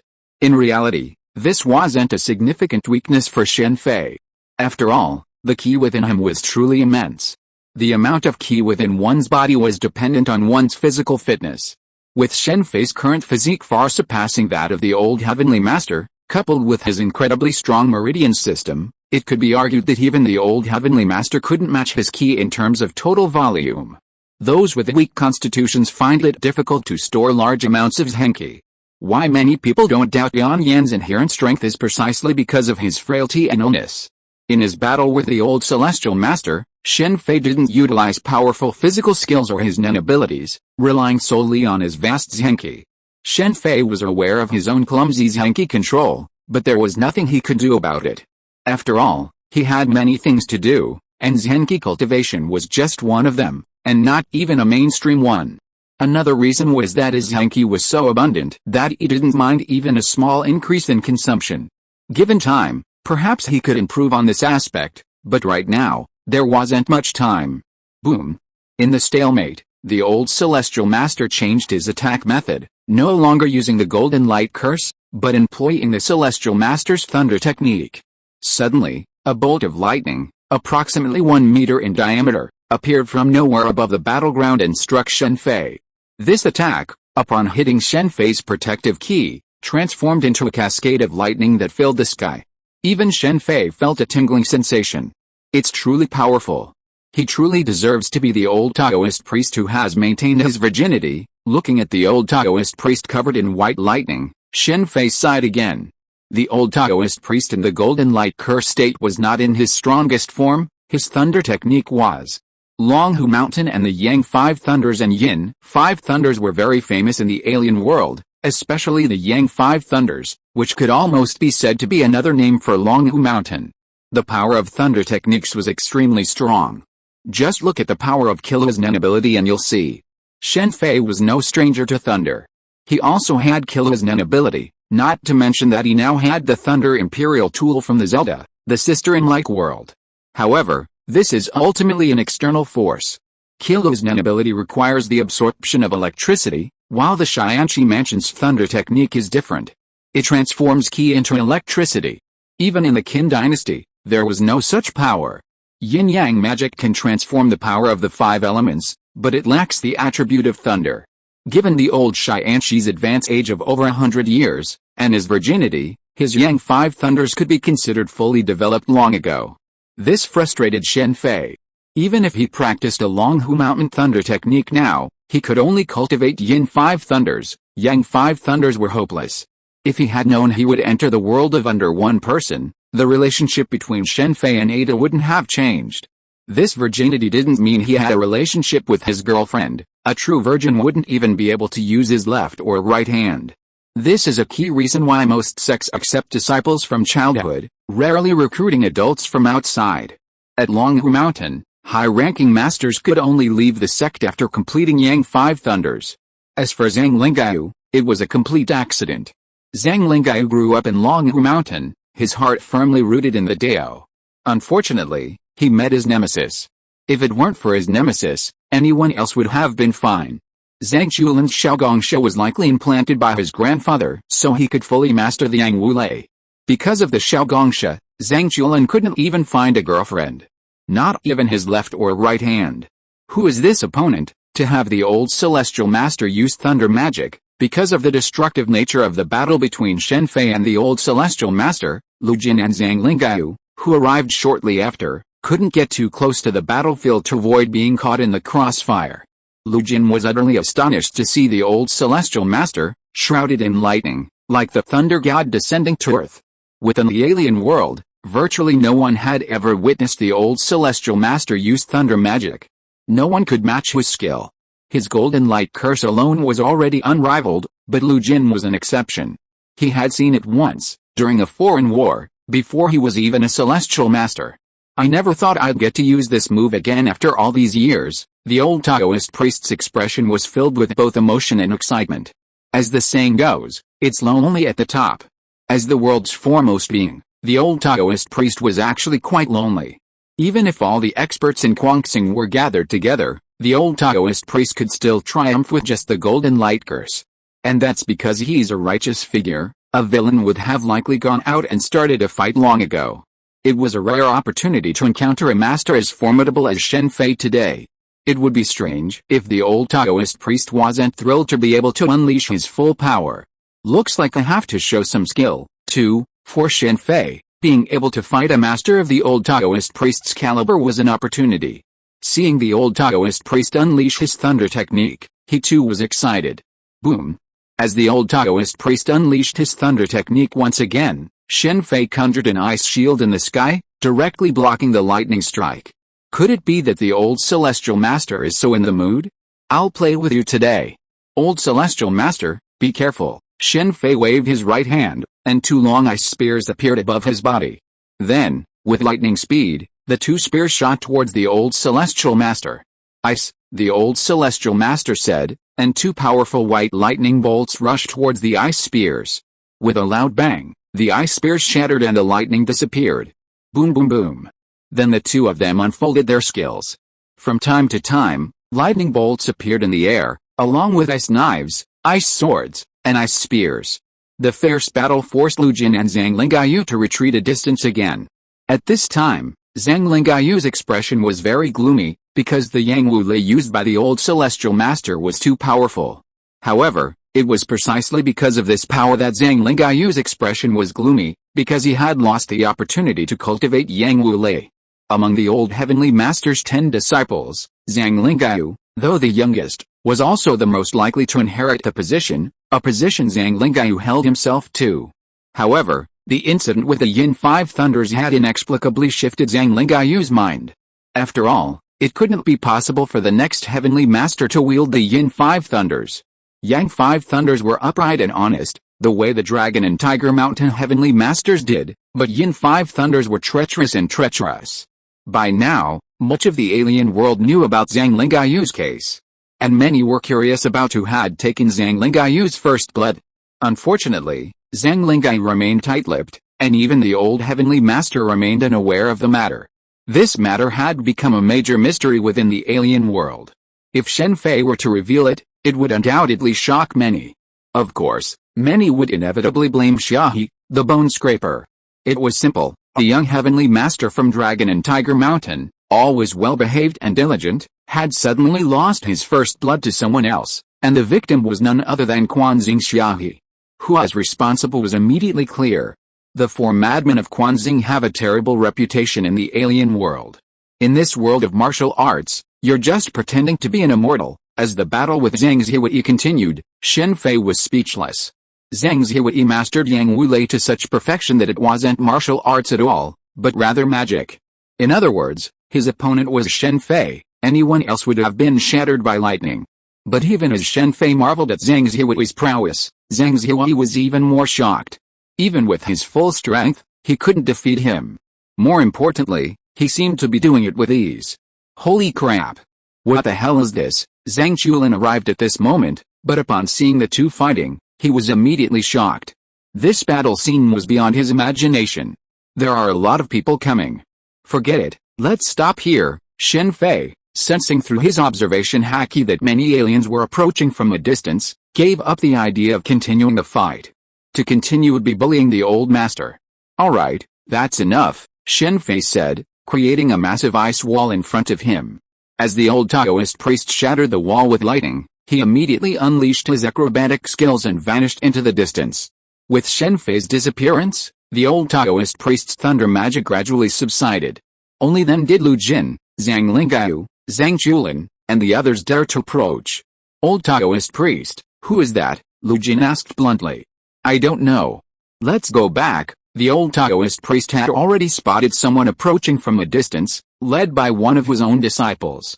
Excluding pirates, the old Taoist priest is probably the strongest I've ever encountered. Meanwhile, Shen Fei had also returned to his room through the secret magic door, then quietly left and blended in. Due to the intense battle between the two, the area behind Longhu Mountain was unusually bustling. Shen Fei's situation was relatively unpredictable, as his black key wasn't noticeable. However, the situation on the old Taoist priest's side was different. Whether it was the golden light spell or the deafening thunder, it was incredibly eye-catching. Chu Lan, what's going on? Su San asked immediately after Zhang Chulin returned. I'm not entirely clear, I only saw it. Zhang Chulin immediately recounted what he had seen. What? I'll go see the old Taoist priest right away. Su Si, take care of them. Su San was the head of the company's North China region. While Longhu Mountain wasn't part of North China, it was still within the country. The appearance of such a powerful extraordinary being was certainly something the company couldn't ignore. When Su San went to see the old Taoist priest, Lu Si, Wang Ai, Lu Jin, and others were also there. After all, such a major event had occurred. Normally, Su San would have avoided intervening in their discussions, but now that he was representing the company, even Lu Si and Wang Ai couldn't say anything. The chaotic night passed by quickly. A few people knew the truth, while the majority simply knew that a fight had taken place and that the old Taoist priest had intervened. They didn't know much else. The next day, the Lu Ocean Grand Ceremony continued. Today was the individual competition. With the first match beginning, everyone's attention immediately focused on the competition at hand. Those who made it out of the first round were hardly weak, so today's match was far more exciting than yesterday's. The audience cheered loudly, but there were also boos, likely from those who had lost money. Zhang Chulin, whether it was cheers or boos, it was all cheers. But as Zhang Chulin entered the ring, the crowd erupted in boos, clamoring for him to be beaten. Everyone wanted to see him get beaten. Unfortunately, they were disappointed, as Zhang Chulin's opponent didn't show up. As time ran out, the referee was forced to declare Zhang Chulin the winner without a fight. Immediately, the entire crowd erupted in cries of conspiracy, despite yesterday's warning. Zhang Chulin paid no heed to the cries, even striking a mocking gesture as he left the ring, nearly drawing public outrage. Chapter 356 Tongshan Lu, and as the saying goes, a tree without bark is doomed, but a man without skin is invincible. Shen Fei smiled and shook his head as he watched Zhang Chulin, humming a little tune while chewing on a lollipop, slowly leave the arena. Zhang Chulin's actions immediately infuriated one of the four players involved in the earlier melee. He leaped onto the arena, attempting to charge Zhang Chulin, but was immediately restrained by a Taoist priest from Longhu Mountain. Whatever tricks Zhang Chulin had used, at least he appeared to have committed no fouls. As the match continued, the audience's attention quickly shifted, their focus shifting to the exciting action. Each match ended with cheers and gnashing of teeth. Those who cheered naturally bet on the right player, while those who gnashed their teeth naturally lost money. This Lu Ocean Grand Ceremony offered a variety of outside bets, including betting on the final butler, individual match victories, and even the number of minutes or moves remaining. Because betting was done online, it was incredibly fast. So far, the one who's won the most money is Zhi Jinhua, one of Lu Linglong's companions. Her mind is comparable to a living computer, and most of the people she bet on have ultimately won, well, with the exception of Zhang Chulin's group. Because of Zhang Chulin's peculiarities, Zhi Jinhua has even removed him from her betting options. In some ways, Zhang Chulin is Zhi Jinhua's nemesis. Shen Fei vs. Taimal Liu. Following the announcement by the Taoist priests from Longhu Mountain, it was Shen Fei's turn to appear. Shen Fei naturally knew about this opponent, and through Kanglong's intelligence, he already knew his main tactics. In the original novel, Tai Liu was originally going to fight against Wang Yi of Wudang, but this time, due to the butterfly effect caused by Shen Fei's appearance, his opponent changed to Shen Fei, and Wang Yi's opponent was changed to Zhuge Qing of Wu Hao Qi Men. Take that. As the referee announced the start of the fight, Tai Liu said nothing but rushed towards Shen Fei and attacked with a punch. Tuangbuquan. This was Tai Liu's family martial art, and it was also well known in the alien world. Tuangbuquan was a hard and powerful skill, and the battles were always held on. Facing Tai Liu's attack, Shen Fei moved his right hand, and the green bamboo stick in his hand pointed at Tai Liu's fist. Bang! With a dull sound, Tai Liu's face immediately changed, and he involuntarily took several steps back, each of his steps leaving deep footprints on the ground. This single blow alone caused the faces of many aliens watching the fight to change. Unlike Shen Fei, who used the name Gai Nai and had no reputation, Tai Liu was quite famous in the alien world. His father, Tong Bijin Gang, was also a strong master in the alien world. However, such a person suffered a loss in the first round. Breaking the whole thing with a single point, Zhuge Qing, who was watching the fight, murmured softly. In fact, it wasn't just Zhuge Qing who saw it, many others saw it too, just like nails being hammered into a wall. However, this wasn't Shen Fei's idea. Just kidding. With his current strength, beating Tai Liu was like beating a kindergarten kid. There was no need to use this move at all. Tai Liu's expression turned serious. Initially, he had actually looked down on Shen Fei, as he wasn't a well-known figure. However, after a head-on blow, Tai Liu immediately understood that his opponent was a formidable foe. He gently shook his right palm to ease the pain, then swung his fist at Shen Fei again. Bang! A flash of green light, and Tai Liu felt a pain in his arm, forcing him to retract his fist. Just as he was about to regroup, Shen Fei raised his green bamboo stick again and began to hit Tai Liu. Bang! Bang! Bang! Facing Shen Fei's relentless attacks, Tai Liu was forced to raise his arms to shield himself, retreating while defending himself. Even when Shen Fei ceased his attacks, Tai Liu continued to flail his arms and retreat. A moment later, he noticed Shen Fei standing not far away, smiling at him. His expression suddenly darkened. Tai Liu had no ambition to win the tournament, he simply wanted to make a name for himself. If he could meet Wang Yi of the Wudang sect, he could also redeem his father's reputation. Back then, at the height of his martial arts prowess, Tai Liu challenged the Wudang sect, only to be crushed by the Wudang Taoist Tai Chia. An enraged Tai Liu roared, his entire body instantly turning golden, a golden bell. He then charged Shen Fei once more, shielded by the golden bell, unable to even think of defending himself. Boom! As his golden fist collided with Shen Fei's green bamboo staff, a resounding explosion echoed through the air. You have a set, Shen Fei smiled, sensing the explosive force emanating from the green bamboo staff. This strike was at least several times more powerful than the previous one. At the moment of contact, Iron Horse's ki exploded, generating immense force. This attack reminded Shen Fei of Ganshu from the Hunter world, whose telepathic abilities had a similar effect. Anyone else would likely be caught off guard if confronted with such a situation, but unfortunately, Iron Horse's opponent this time was Shen Fei. You're quite capable. I was originally planning on saving this Tongbishan show technique to counter the soft power of Wudang Tai Chi, but now, I'll let you enjoy it, Iron Horse said, launching another attack. Have you combined the power of the Tongbiquan with the Jinsong Zhao? Even after only a single contact, Shen Fei immediately understood Iron Horse's attack method and its purpose. For most people, Wudang Tai Chi is about using softness to overcome hardness, leveraging force to counter force. Tai Liu's Tongbishan Shao technique is designed to leverage force to counter force, using a burst of force in a short burst, making it impossible for Tai Kai's softness to overcome hardness to leverage his strength. Tai Liu also understands Tai Chi in this way, which is why he developed the Tongbishan Shao technique specifically. It must be said that he possesses a certain level of talent, otherwise, he wouldn't have been able to combine Tongbiquan with a golden bell cover. As the saying goes, a master leads the way, but the practice is determined by the individual. The strength of the alien world is determined by both the technique and individual talent. Tongbishan Shao, that's really troublesome. Fortunately, my opponent wasn't him. Wang Yi, who was in the audience, said with a look of relief after hearing Taimalu's words. Master Wang, you're such a joke. Others may not understand the true meaning of Tai Chi, but as a Wudang disciple, how could you not?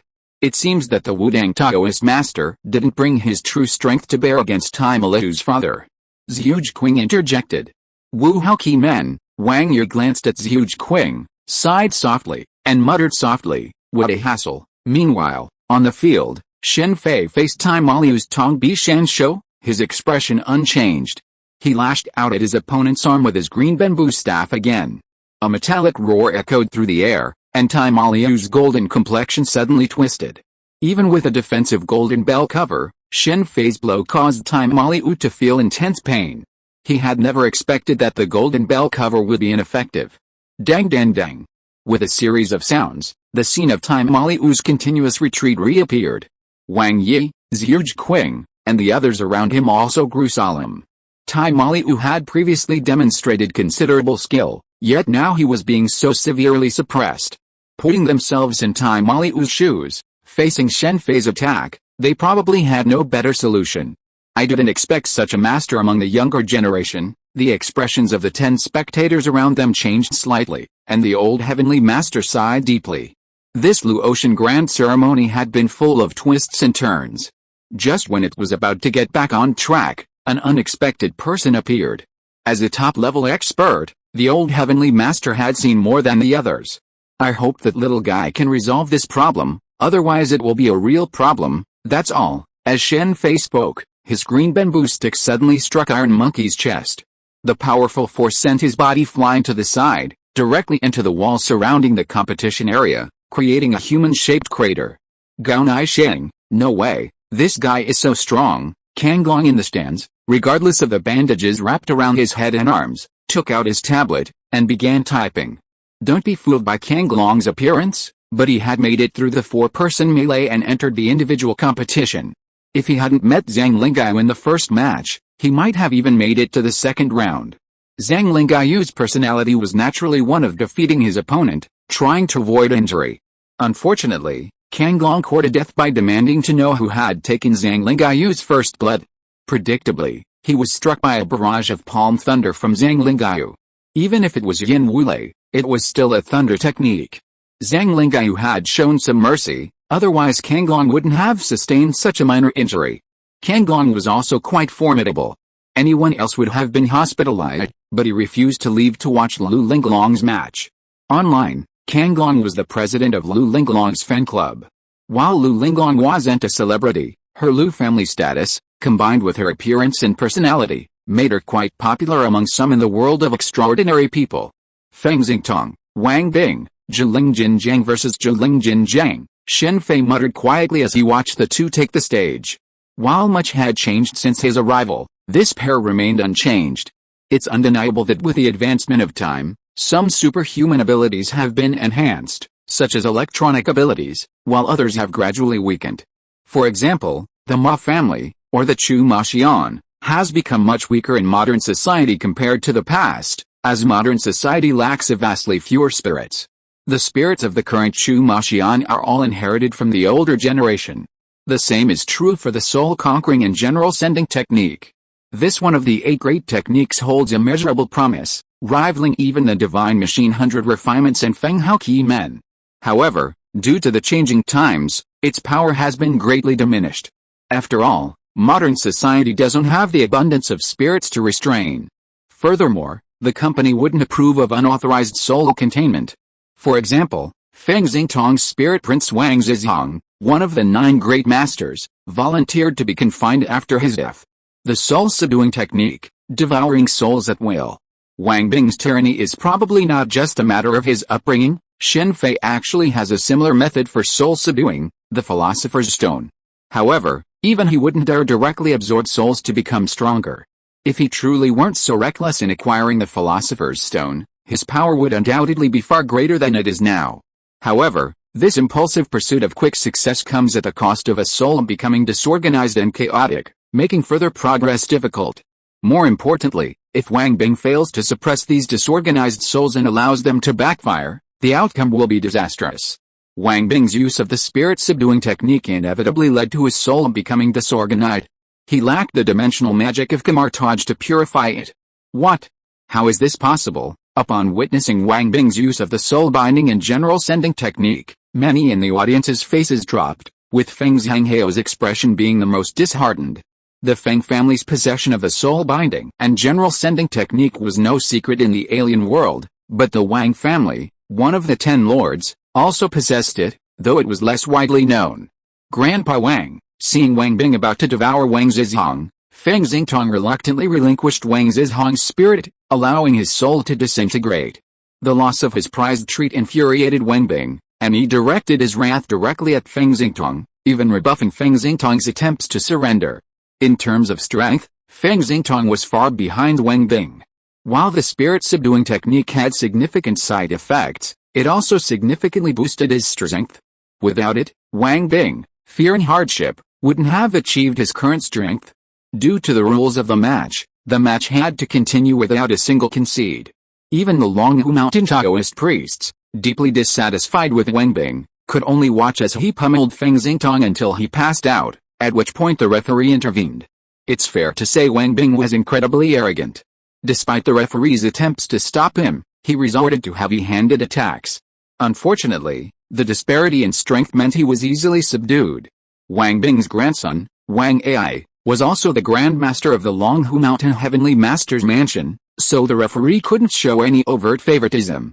Therefore, he subdued Wang Bing without injuring him. Xingtong, with the match concluded, Feng Zhanghao, Wang Ai, and the others immediately appeared on the field. Master Wang, what's going on? Feng Zhanghao was truly extraordinary. Even though his son was gravely injured, and one of his 8 inherited martial arts skills had been obtained by an outsider, he didn't lose his temper. President Feng, it was just a child's playful quarrel. It's no big deal, Wang Ai said with a smile in response to Feng Zhanghao's question. Shen, let's go. Feng Zhanghao knew this wasn't the right time to question him. Furthermore, Feng Xingtong was seriously injured and needed medical attention, so he had no choice but to take her there. While Wang Bing's behavior was excessive, Wang Ai was one of the 10 lords, and Feng Xingtong wasn't dead. Even Lu Jin couldn't say anything, only glaring at Wang Ai. Wang Yi, Zhirj Qing, as everyone left the arena, the match resumed.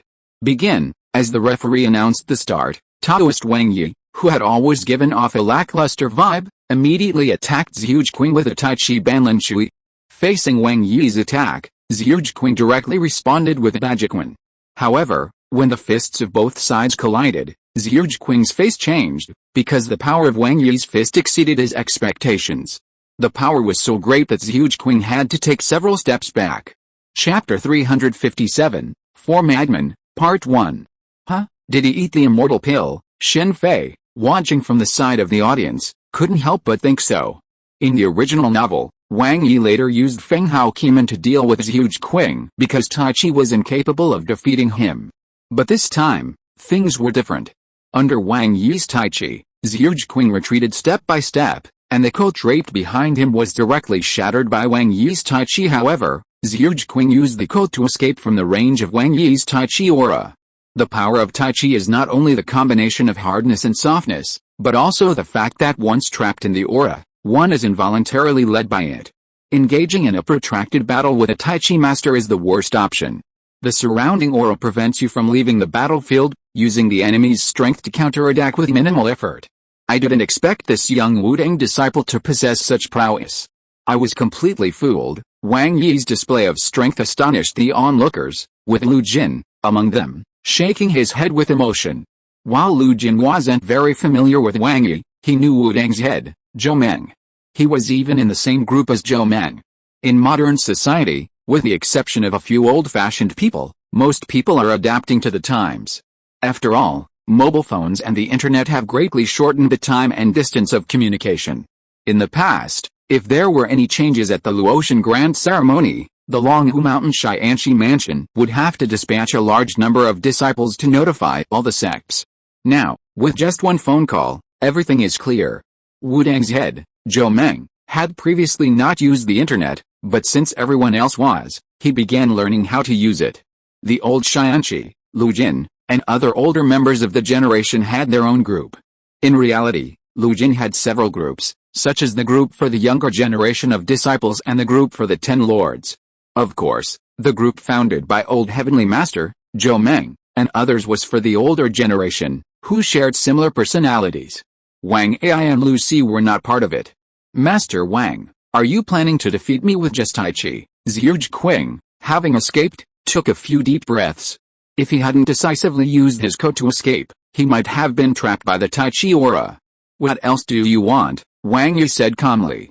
If I'm not mistaken, Master Wang is also a sorcerer, and a highly skilled one at that, Zhuge Qing said, staring at Wang Yi. Although Wang Yi had only used Tai Chi to defeat his enemies from the beginning, this didn't stop Zhuge Qing from recognizing him as a sorcerer, because he was one too. While Wang Yi didn't utilize his sorcerer's powers during the battle, his footwork was entirely based on the Kimen Bagua techniques. To ordinary eyes, it might have been Bagua steps, but to Zhuge Qing, a sorcerer, it looked completely different. You're such a nuisance, Wang Yi said, and immediately rushed towards Zhuge Qing. Having gained a rare boost in strength from this Henren Den, Wang Yi wouldn't expose his Fenghao Kimen skills, so he wouldn't do so.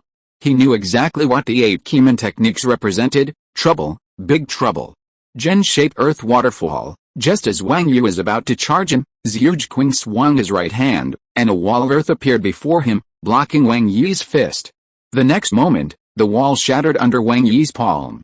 Zhuge Qing then vanished from Wang Yi's presence, reappearing several meters behind and to his right. 8-gate transport. Wang Yi sighed softly after noticing Zhuge Qing's location.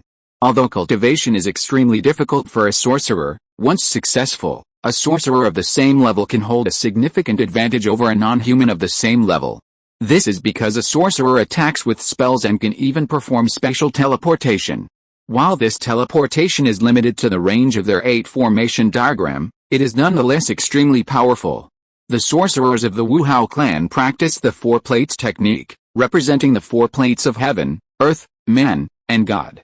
The heaven plate refers to the 9 stars of the heaven plate: Xian Peng, Xian Run, Xian Chong, Xian Fu, Xianying, Xian Ru, Xian Su, Xian Xin, and Xian Qin. The earth plate refers to the 8 trigrams of the earth plate: Jin, Zhen, Kan, Zhen, Kun, Sun, Li, and Dui. The human plate refers to the 8 gates of the human plate: Rest, Sheng, Shuang, Du, Jing, Si, Jing, and Kai. The divine plate refers to the 8 gods of the divine plate: Zifu, Tengsh, Taiyan, Liu, Gaojin, White Tiger, Zhuge, Black Tortoise, Jiudi, and Jiushan. After understanding the sorcerer's training methods, Shen Fei, while still hoping to acquire Fenghao Kimen, has temporarily given up on practicing. It's simply too complex. It's not that he can't understand it, but it would take a considerable amount of time. In this respect, Zhao Nian, relying on his introductory sorcerer's inner vision, is undoubtedly quite formidable. And these are just the basics. The 8 gods of the divine plate are further divided into the Yang-Dun 8 gods and the Yin-Dun 8 gods, as well as the 5 elements: mutual generation and mutual restraint. When using spells, careful positioning is crucial to enhance their power.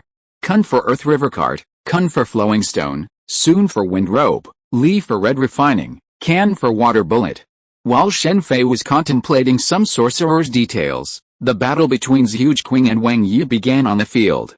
This time, Zhuge Qing fully demonstrated his prowess as a formidable sorcerer, unleashing a variety of spells at will. Suddenly, the field was ablaze with flying rocks, flames, and a barrage of water bombs. Earth dragons, fire dragons, and water dragons subsequently emerged. Zhuge Qing's tactics startled most of the onlookers, and Zhang Julin, among them, couldn't stop muttering, wondering how he could defeat such an opponent.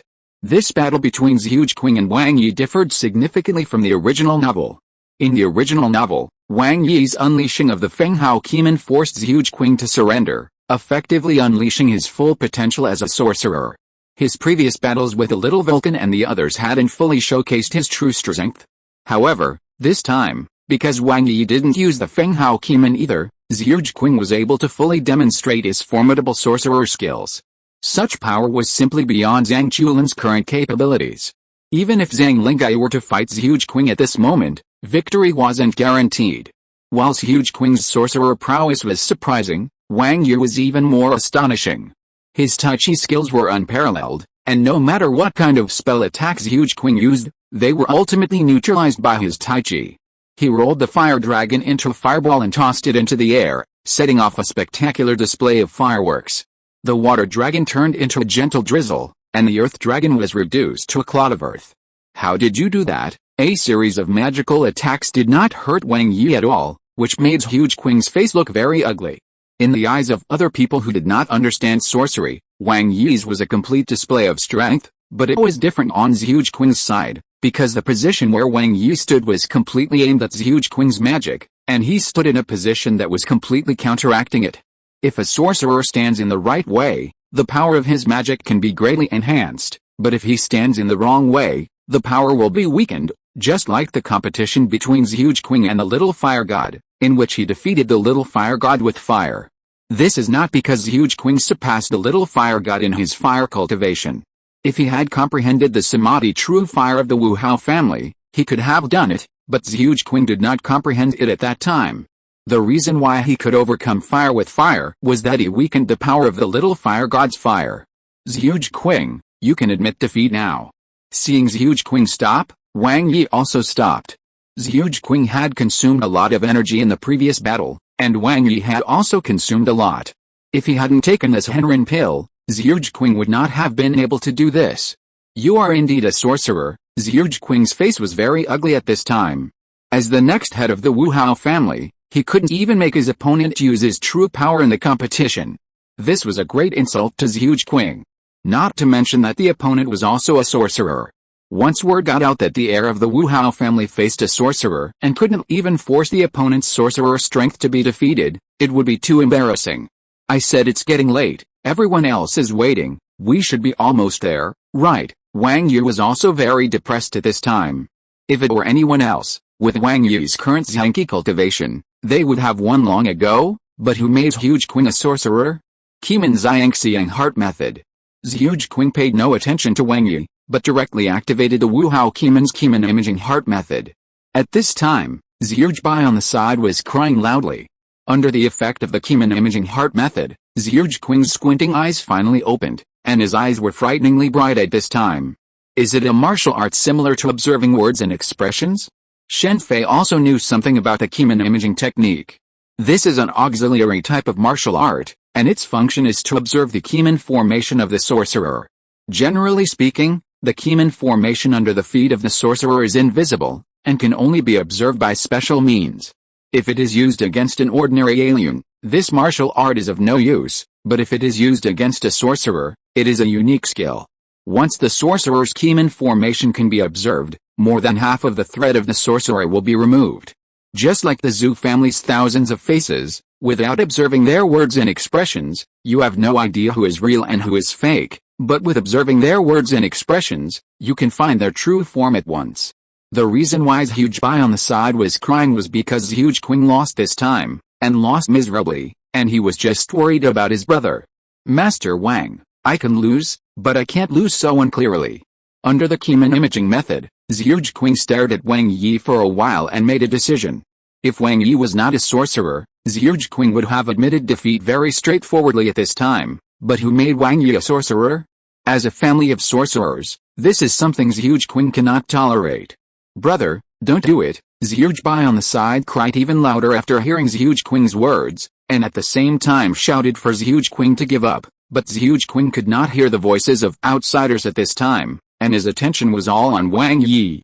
As the ki in Zhuge-Qing's body became more and more intense, a powerful light emanated from his body and shot into the sky. Wang Yi, who saw this scene, immediately appeared in front of Zhuge-Qing and punched him in the chest. Zhuge immediately spit out a clot of blood from his mouth. Zhuge-Qing, you Wang. As a sorcerer, Wang Yi certainly knew what Zhuge-Qing wanted to do at this time. The depressed Wang Yi couldn't help but began to swear. Then Wang Yi immediately put his hands together and began to apologize to the ancestor. I thought I could handle it. I really shouldn't have come. After apologizing, Wang Yi's expression returned to calm, and he slowly said, look carefully, I will only do it once. Wang Yi is still too soft-hearted. Shen Fei, standing nearby, shook his head slightly as he watched Wang Yi begin to demonstrate and explain the Feng Hao Keeman to Zhuge-Qing. With Wang Yi's current strength, Defeating S.H.I.E.L.D without using it wouldn't be a problem, but that would put the unwilling S.H.I.E.L.D's life in danger. Sorcerers can divine, and it was precisely because Wang Yi had divined the Luotian Dajio with the Feng Hao Qimeng that he risked exposing it to Mount Longhu, even though he had come. S.H.I.E.L.D's last resort had been divination, hoping to understand Wang Yi's abilities and thus the reason for his defeat. Wang Yi's final punch was meant to stop him, drawing out a blood clots in S.H.I.E.L.D's body and interrupting the divination. Otherwise, one divination would have cost S.H.I.E.L.D half his life, just as Wang Yi had been severely injured during the Luotian Dajio divination. The more difficult the problem, the greater the cost to the sorcerer, and the 8 great techniques were currently beyond S.H.I.E.L.D's reach. In the sorcerer world, there's a saying about fate, and there are different levels of fate. Although Wang Yi appears rather lazy and doesn't consider himself a noble figure, the fact that he's mastered the Feng Hao Qimeng suggests that his fate is noble, though lower than that of Zhang Chulan and Feng Baobao. A noble fate, in the sorcerer world, represents the success rate of an undertaking. For example, Wang Yi calculated that Ma Xianhong's fate was lowly, and therefore unsuccessful. Others may not believe in fate, but sorcerers cannot. However, this doesn't mean they must follow the predetermined trajectory of destiny. Zhuge Wuhao is so revered because, as a sorcerer, he defied the will of heaven. The same is true for Wang Yi. He could have skipped the Luotian grand ceremony this time, remaining a leisurely disciple of Wudang Mountain, living the same carefree life he once led. In the original novel, S.H.I.E.L.D stated twice that he lost, first, to the Feng Hao Qimeng, and second, to the Wu Hao Qimeng. Going against the will of heaven is easy to say, like my destiny is in my own hands. Ordinary people could say this casually, but not sorcerers. That's impossible. Mastering the Qimeng imaging technique, S.H.I.E.L.D looked at Wang Yi's Qimeng formation with a look of disbelief. To ordinary people, sorcerers' spells seemed mystical and illogical, but to sorcerers, they were the most reasonable, as they spoke of the ultimate truths of heaven and earth. But now, Wang Yi's Qimeng formation completely overturns S.H.I.E.L.D's impression of sorcerers. He could casually move 4 plates, something a sorcerer could never achieve. It's like saying 1 + 1 = 2. No one would argue that's wrong, but with Wang Yi, 1 + 1 = 3, 4, and so on, completely defying the laws of mathematics. This was S.H.I.E.L.D's situation at the moment. I am the direction. I am good or bad. Facing S.H.I.E.L.D's face of disbelief, Wang Yi only said these 8 words. If you're listening to this novel on a channel other than Fanfic World, it means they downloaded and uploaded it without effort. We cordially invite you to visit our channel, Mundo Fanfic Novelis. There you'll find the original version of this story and you can explore many other novels of various genres. We're waiting for you to immerse yourself in a world of incredible novels. Chapter 358, 4 Madmen, Part 2. In short, it's my territory, my rule. It had to be said that S.H.I.E.L.D was incredibly unlucky. With his strength, he could have fought anyone, even Shen Fei. But Wang Yi was no match for him. The Feng Hao Qimeng completely neutralized him. Innately commanding the celestial sphere, controlling its transformations, transforming me into a king. If the user of the Feng Hao Qimeng is powerful enough, they can even create an entire world. Of course, this was only theoretical. In reality, achieving this was incredibly difficult. I surrender. After witnessing Wang Yi's demonstration, S.H.I.E.L.D raised his hand in bewilderment. What he had once believed to be the law of truth was now shattered by Wang Yi's blow. S.H.I.E.L.D's ability to maintain his sanity was truly remarkable. Wang Yi's display of the Feng Hao Qimeng's power would be nothing more than miraculous to ordinary humans, but to a sorcerer like S.H.I.E.L.D, it would shatter their entire worldview. Any other sorcerer would likely have gone mad. 9 out of 10 sorcerers are mad, that's not just a saying. Following S.H.I.E.L.D's surrender, S.H.I.E.L.D immediately leaped onto the field, tearfully charging towards him. Wang Yi sighed softly and reluctantly turned and left the arena. Wang could have opted not to display his Feng Hao Qimeng, but to convince S.H.I.E.L.D, he had no choice but to reveal it. Otherwise, given S.H.I.E.L.D's character, he would surely not give up. I'm afraid that's the only one who can suppress the Wu Hao Qimeng and Qimeng formations. Lu Jin, standing in the stands, sighed with emotion. If the Wu Hao clan considered themselves second best in Qimeng formations, no one would dare claim first place. Even Chen Jinke, the current leader of the Shuzi clan, was a considerable distance behind the Wu Hao Qimeng. However, This made Wang Yi's methods easy to guess, especially for those familiar with the 8 great techniques. While the old heavenly master and his companions gazed at Wang Yi with emotion, Lu Si and Wang Ai, 2 of the 10 lords, also stared at him. Strictly speaking, the Wu Hao clan didn't lose this time. Zhuge considered this a crushing defeat for the Wu Hao clan, but Shen Fei saw otherwise. The Wu Hao clan also contributed to the Feng Hao Keeman. One of the 36 thieves back then was a Wu Hao clan disciple, a rare dual cultivation disciple. The Wu Hao clan was renowned not only for its Keeman formations, but also for another equally renowned technique, the divine machine. The so-called divine machine is essentially a mechanical device. Back then, Wu Hao's wife was a pinnacle figure in the divine machine lineage. Today, the Wu Hao clan still maintains the family rules passed down by these two. Divine machine is passed down to daughters, while Keeman is passed down to sons. Zhuge is the Keeman heir of the Wu Hao clan, and within the Wu Hao clan, there is another divine machine heir. This rule remained unbroken within the Wu Hao clan until the Jiashan rebellion. A female prodigy emerged within the Wu Hao lineage, nearly rivaling her ancestors in the divine machine lineage. Appreciating her talent, the Keeman was quietly passed down to her. Had she not later joined the 36 thieves, the Wu Hao lineage would now possess a master of both Keeman and divine machine, with the divine machine 100 refinements perhaps also contributing to her success. However, there's little point in discussing this now. Honestly, every one of the 36 thieves wasn't a genius. Each a top candidate to succeed their organization. After Wang Yi and Zhuge left the field, the Dragon and Tiger Mountain Taoists leveled the field before beginning the next match, Feng Shan vs G-Virus of One Night 500. The two were evenly matched. If G-Virus's 12 immortal slang flying sabers were used against anyone else, even Zhuge, they would have a significant advantage, given their ranged attack capabilities. However, the opponent was Feng Shan, whose spatial teleportation ability negated most of the slang flying saber's power. In terms of abilities, Feng Shan's was undoubtedly top tier, given its spatial nature. However, Feng Shan herself was somewhat dissatisfied with it, as it prevented her from practicing the Feng family's soul-binding and general summoning technique. In the world of one person under heaven, innate superhumans were severely restricted. Many skills could not be cultivated. While they could cultivate ki, it could only be used to enhance their abilities. This was the main reason why there were no top-tier masters among innate superhumans. I didn't expect you to be this kind of person. We're breaking up, get out of here. Don't touch me. In the square between the two competition venues, Shen Fei had just arrived when he noticed several couples seemingly arguing. The reason was simple, his boyfriend had developed a reaction to another man. Bone scraper S.H.I.E.L.D, Shen Fei, who had watched from the side for a moment, immediately had his suspicion. The only one among the 4 madmen who could elicit such a reaction from the surrounding men, despite appearing unattractive, was S.H.I.E.L.D, the bone scraper, the one who had taken Zhang Lingaiyu's first blood. Of the 4 madmen, S.H.I.E.L.D was the only one Shen Fei felt comfortable with. Strictly speaking, S.H.I.E.L.D's joining Quanjing was forced. The 4 madmen were all innate beings, and their innate abilities were generally quite good. However, S.H.I.E.L.D's innate ability presented a significant problem: attraction, or simply manipulation of sexual desire. Crucially, this ability was passive.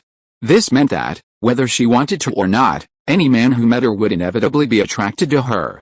The reactions of the men around her before were driven by this ability.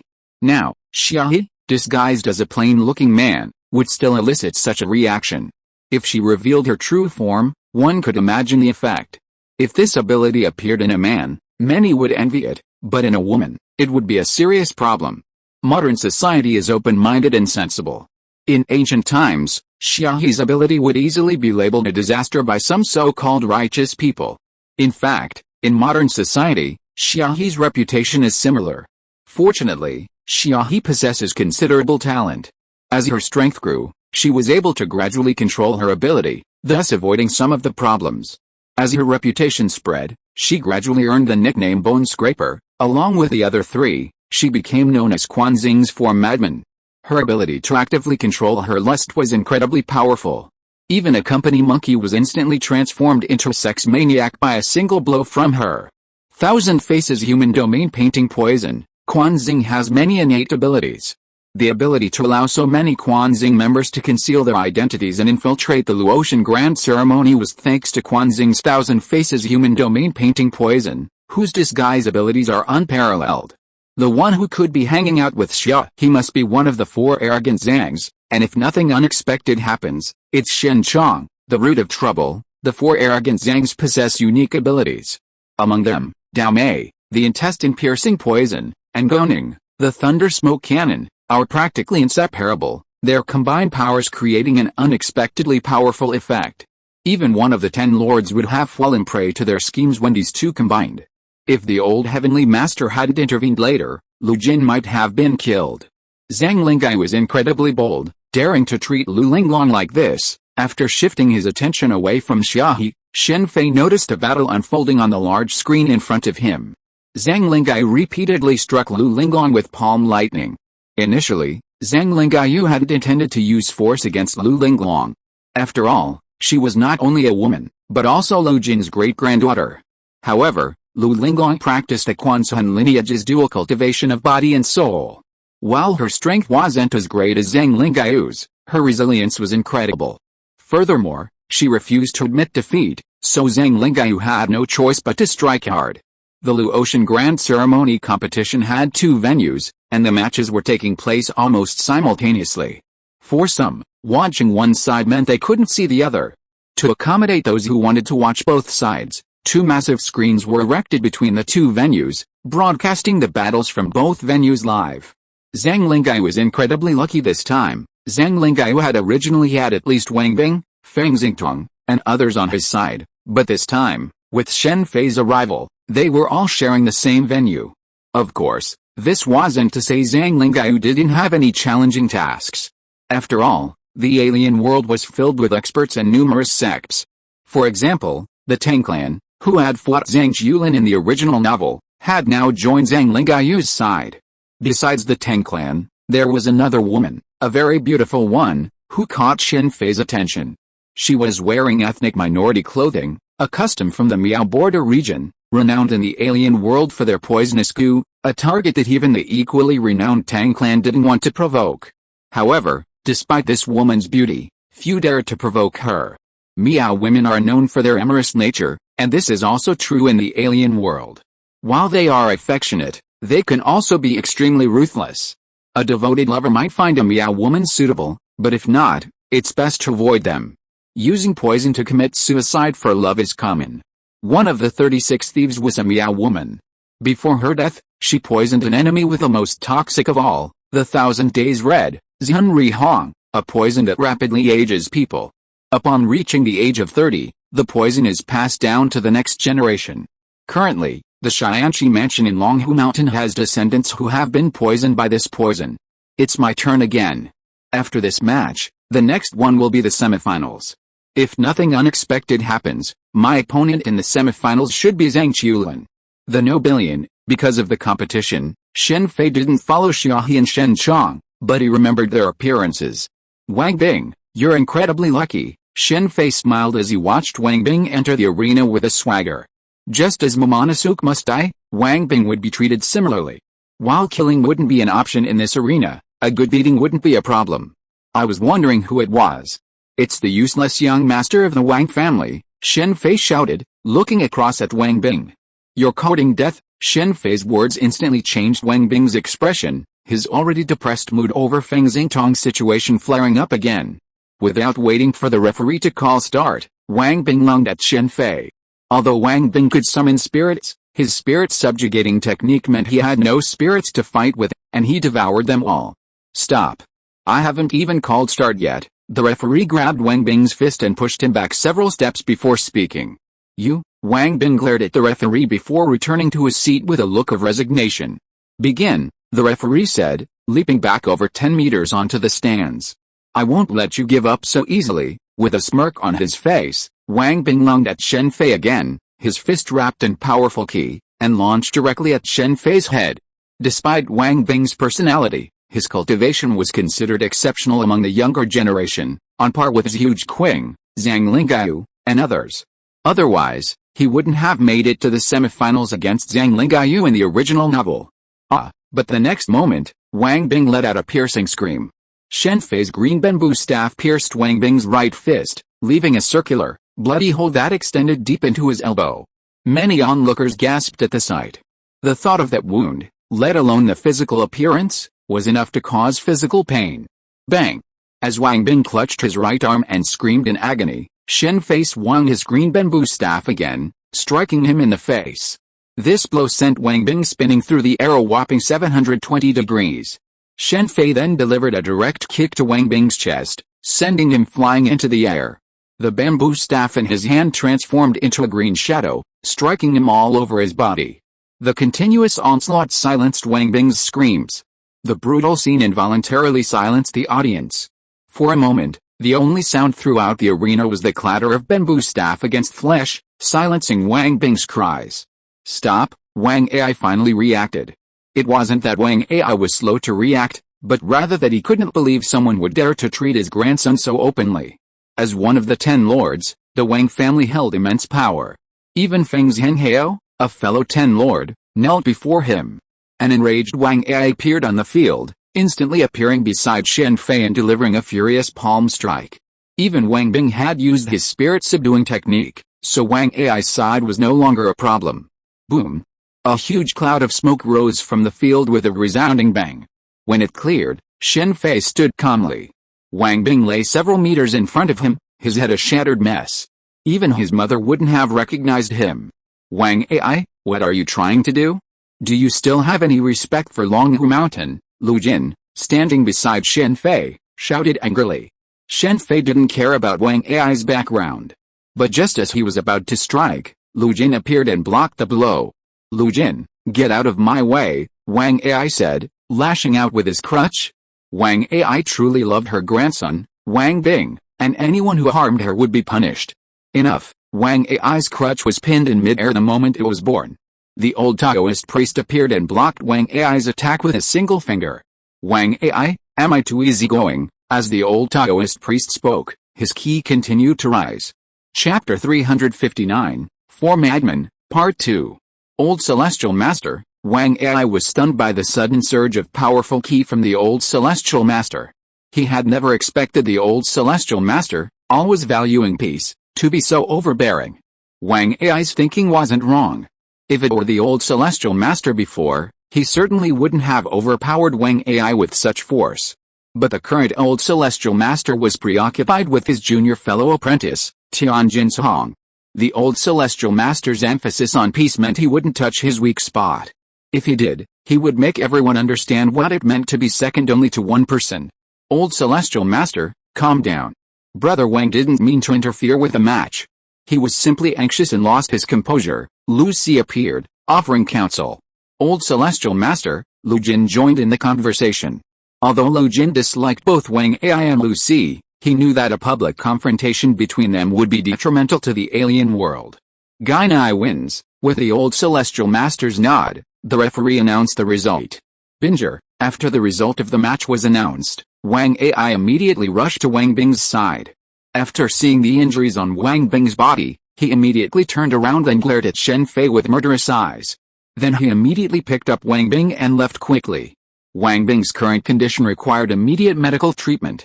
Don't you think your attack was too cruel, little brother? After Wang Ai and Wang Bing disappeared, Lu Si stared at Shen Fei with a half-smile. No, I think I have shown mercy. Shen Fei looked at Lu Si and said calmly. Haha, you look very confident. Lu Si spoke again. Wang Bing was beaten so badly. In the Xianxi mansion of Longhu Mountain, Wang Ai could not do anything, but once he left here, it would be hard to say. The power of the 10 lords is very strong.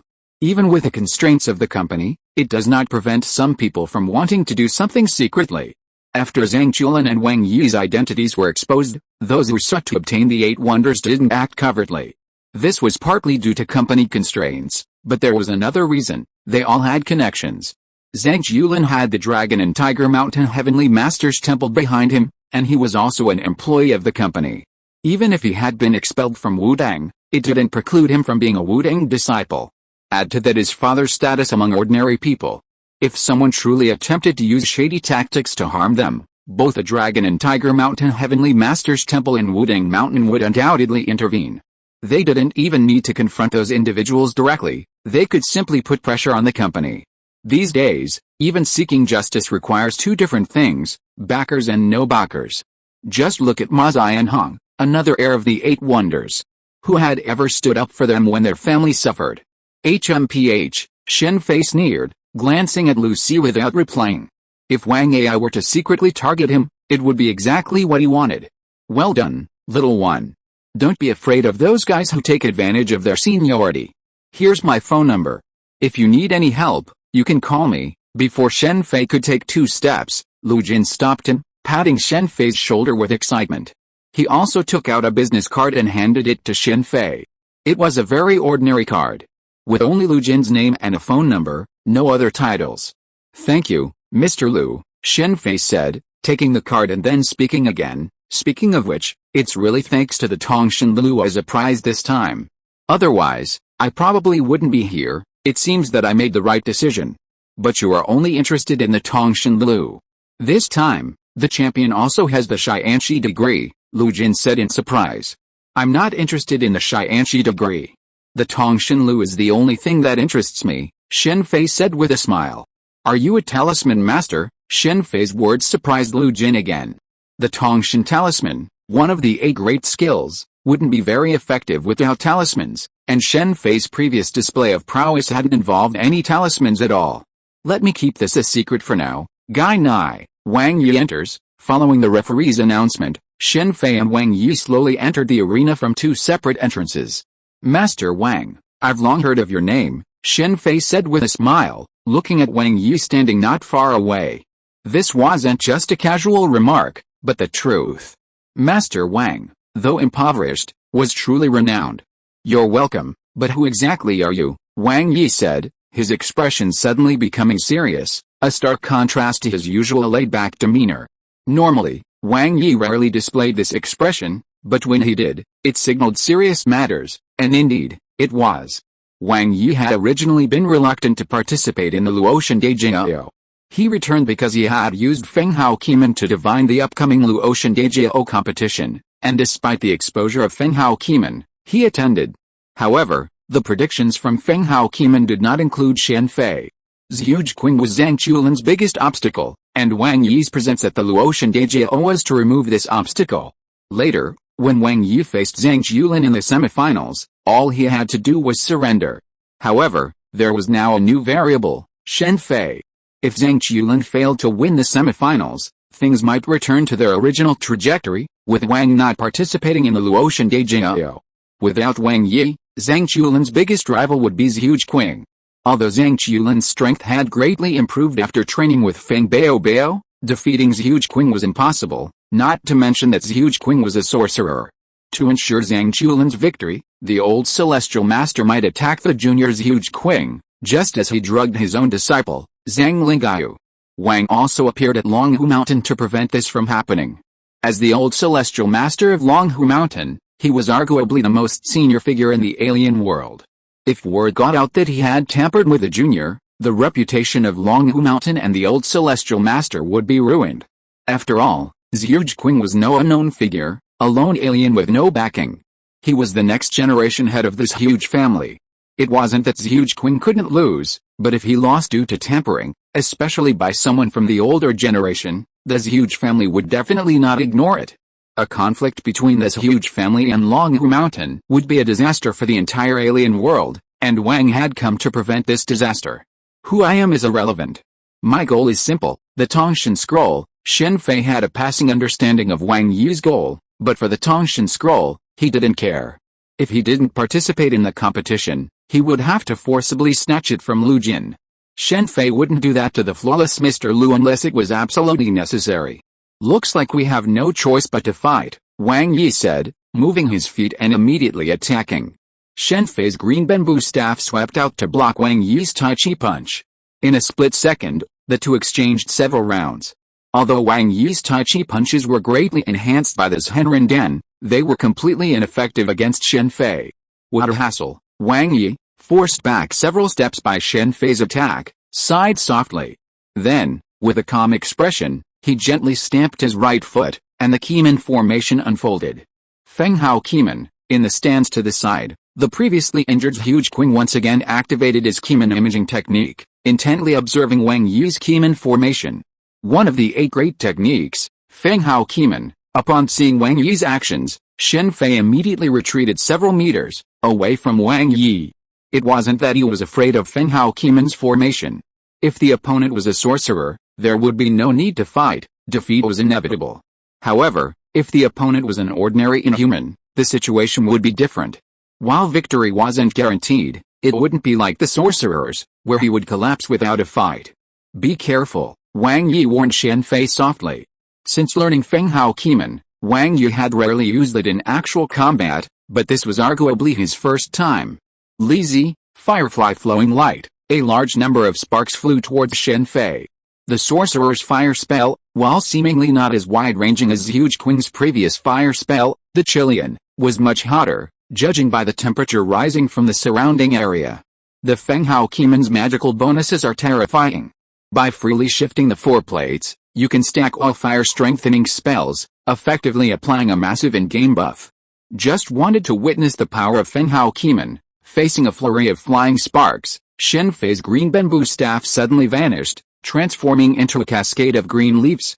Then, a multitude of leaves flew toward the sparks, unleashing the yin-yang technique of 10,000 leaves flying flowers. A moment later, all the leaves and sparks vanished into midair, both sides perishing. Master Wang, be careful too, Shen Fei said, his right hand suddenly riding in the air. As golden characters appeared in midair, the old Taoist priest and the others immediately recognized the text. Xiao, the old Taoist priest muttered. As a Taoist, how could he not recognize the famous Taoist text? Wang Yi also recognized it. I finally understand why he wants the Tongshan talisman, Lu Jin muttered softly. As the one most familiar with the Tongshan talisman, Lu Jin immediately recognized that Shen Fei's current method could also be considered a talisman. If he obtained the Tongshan talisman, this move would undoubtedly be further improved. As one of the 8 great skills, the Tongshan talisman was considered by some in Shen Fei's previous life to be the most useless, completely lacking the magical powers of Feng Hao Keyman, Shenji Balian, and Liu Kuzianzi. It simply saved the step of drawing talismans. This wasn't entirely wrong. After all, even though the Tongshan talisman allowed for the seamless use of talismans, it required a strong key foundation. However, after Shen Fei learned more about the talisman school, he realized that Lu Jin had made a mistake in using the Tongshan talisman directly in battle. In fact, the Tongshan talisman's abilities were very similar to Shenji Balian's, and its true potential was to use it as a supplement. The Tongshan Lu's true combat method is similar to the Divine Machine 100 Refinement's ability to mass-produce magical instruments and then use them to crush opponents. Tongshan Lu can also mass-produce talismans, carry them on one's person, and simply throw them during battle. Sunny after the snow, as the last character was completed, Shen Fei immediately launched his attack. It must be said that Wang Yi is quite the gentleman, not even attacking while he was riding in the air. Soon character, Xiangtan Merit, seeing a massive amount of golden sword energy coming towards him from the air, Wang Yi immediately summoned a pile of wood to block it, but the wood was quickly destroyed by the sword energy, forcing Wang Yi to face the sword energy head-on.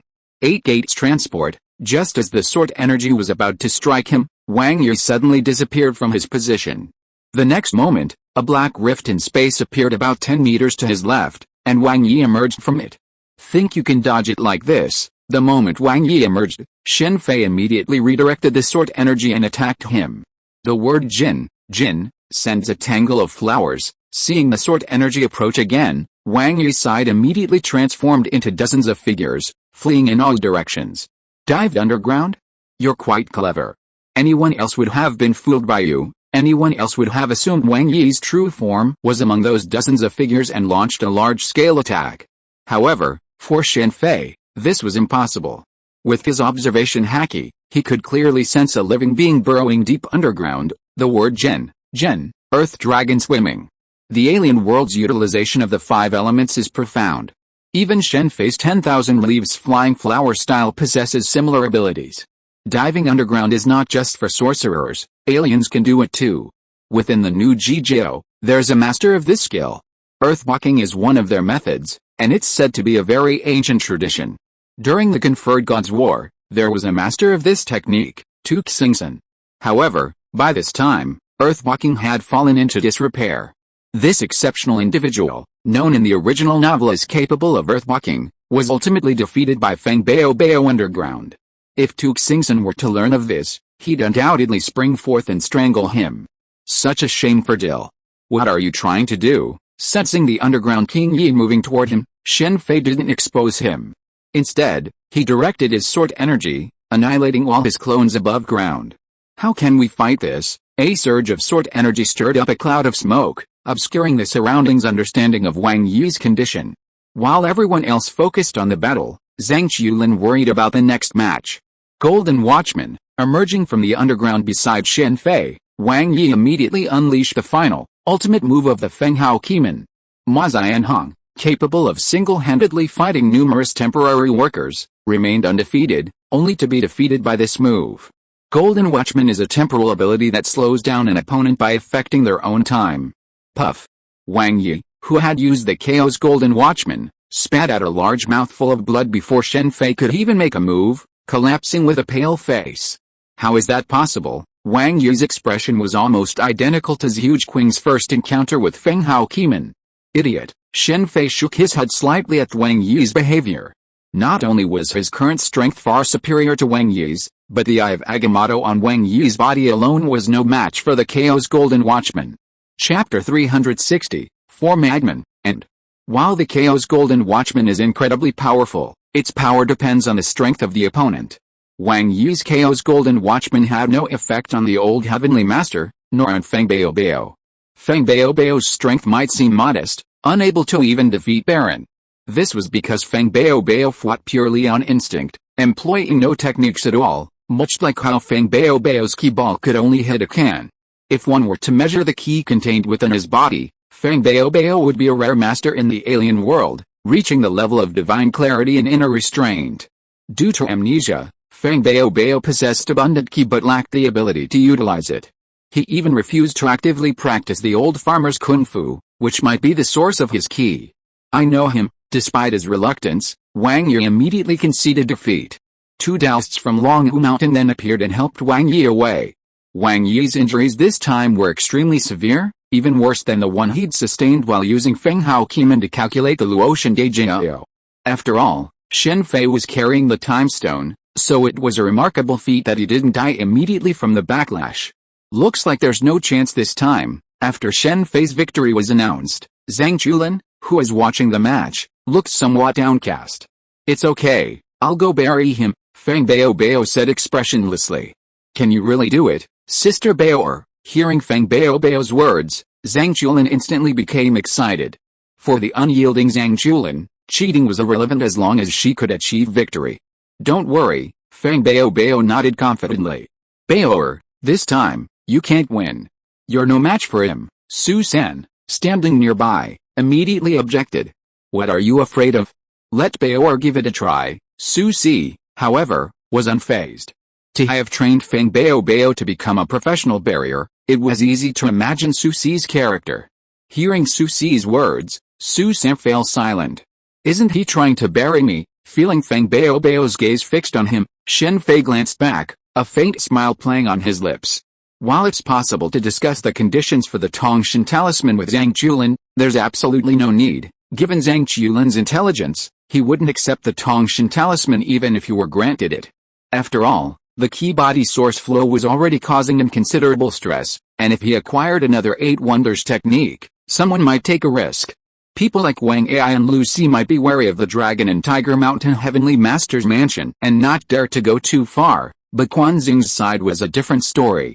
In the original novel, Zhang Lingai obtained the Tongshan talisman, yet he was still targeted. Don't be billion, Zhang Qiulin. I never thought you'd make it to the semifinals. After a moment's silence, Shen Fei walked over to Zhang Qiulin and the other 4, looking at them and saying with a smile. Excuse me, it's all just luck. Zhang Qiulin, facing Shen Fei, who had publicly told him to abandon his love for Billion, showed no trace of anger. Instead, he smiled. Luck, perhaps, Shen Fei said with a smile. I'm truly sorry about this tournament. I'm determined to win the Tongshan scroll, so I can't give you the semifinal victory. So, Don't even think about asking Feng Bao to bury me. Shen Fei's words stunned Zhang Julan and the others. Secretly burying someone was nothing. But being exposed in public, even Zhang Julan, who didn't want billion, didn't utter a word of rebuttal. You're joking, Zhang Julan said immediately. Whether I am joking or not, you know it well enough, Shen Fei said, turning and leaving. Get together. On a bright moonlit night, Shen Fei lay on his back on a rockery. Kang Long, his face bandaged, approached and invited him to a get-together. Because the semifinals and finals would conclude tomorrow, and everyone would be leaving Longhu Mountain, Lu Linglong and the others had planned a gathering. It had originally been scheduled yesterday, but was interrupted due to an unforeseen incident. This Lu Ocean Grand Ceremony was also an opportunity for the younger generation to connect, as they all had a future in the world of extraordinary people. After some consideration, Shen Fei decided to attend. Zhang Julan, Zhu Qing, and Zhang Linggao are here too. The gathering was primarily Lu Linglong's group, along with Zhu Qing, Zhang Linggao, Jin Meng, and others. They gathered in groups of 3 or 4, enjoying drinks and snacks. He's asking for trouble. Zai, a short man who called himself a Shandong man, approached Feng Bao with a few bottles of beer. He was horrified to see Feng Bao down a bottle of Beiju in one gulp. Then, to save face, he challenged Feng Bao to a Beiju drinking contest, leaving Shen Fei speechless. Feng Bao's alcohol tolerance had been honed by Su Siqian, and Zai was no match for him. After 2 bottles, Zai began to stagger. Even an extraordinary person would get drunk. Meanwhile, Zhang Linggao was being pressured by Zhi Jinhua to find out who had been the target of her momentary misunderstanding, but Zhang Linggao angrily dismissed him. As for Zhang Julan, flattered by Kang Long, Bai Shixu, and Lu Linglong, he drank relentlessly, becoming intoxicated even faster than the Shandong Hung Zai.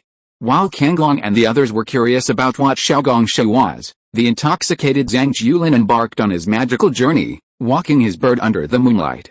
To avoid being looked down upon, he even cast the Golden Light Curse, a powerful golden key that made him look like a bright light bulb. Despite the unseemly nature of the situation, Zhi Jinhua and the others focused their attention on Xiaogongshi for research, and even Shen Fei, curious enough, started recording the video. The art of restraint is now extremely rare in the alien world, especially the intact restraint of the Toad Blood Seal, which has essentially been lost. Zhi Jinhua and the others plotted against Zhang Julan precisely to study the restraint, lest they be fooled into looking at Zhang Julan's Toad Blood Seal. Of course, this was limited to Zhi Jinhua and the others. Kang Long and the others were deliberately trying to make fun of Zhang Julan. Zhang Julan's moonlight bird walk left Su San and Su Si speechless, but they didn't stop him. After all, it was just a joke. Looks like they won't bury me. The party lasted late, and neither Zhu Qing nor Zhang Linggao showed any interest in returning to their rooms to sleep, instead lying in the woods. After all, they were all aliens, so even if there was a competition tomorrow, it wouldn't have much of an impact.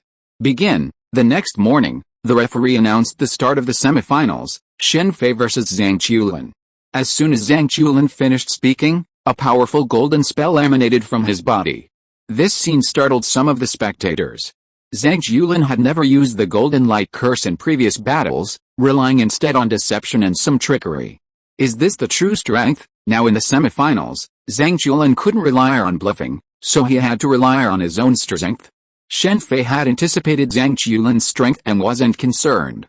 However, he was surprised that the old Taoist priest hadn't done anything to him. The old Taoist priest had gone to such great lengths to secure Zhang Julan the championship, even drugging his own disciple, Zhang Linggao. It was strange that he hadn't attacked him. Bang! Meeting Zhang Julan's punch, shrouded in the Golden Light Curse, Shen Fei struck back with his green bamboo staff. The powerful force shattered the Golden Light Curse from Zhang Julan's fist, sending him reeling back 7 or 8 meters. You're no match for me. Admit defeat. The opponent was Zhang Julan, not Wang Bing.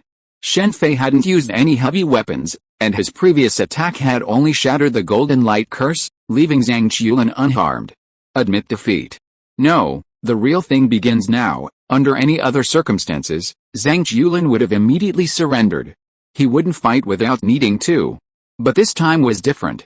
For himself and Feng Bao, Zhang Julan had to win. With that, Zhang Julan suddenly roared, and a flood of white lightning erupted from his body. Electric currents raced around him, Yang Wulei. This scene startled many of the spectators. The thunder technique of the Longhu Mountain Shi Mansion was renowned in the alien world. It was a martial art only accessible to high-ranking practitioners of the academy.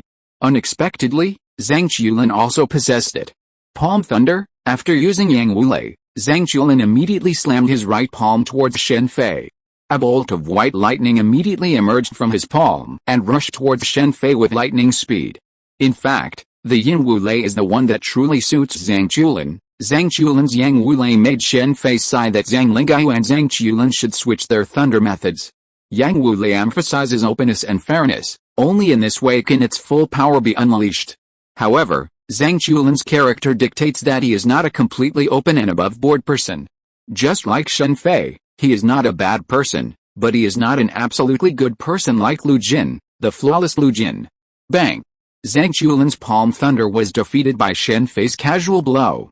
Then, without moving, he swung the green bamboo staff in his right hand backwards.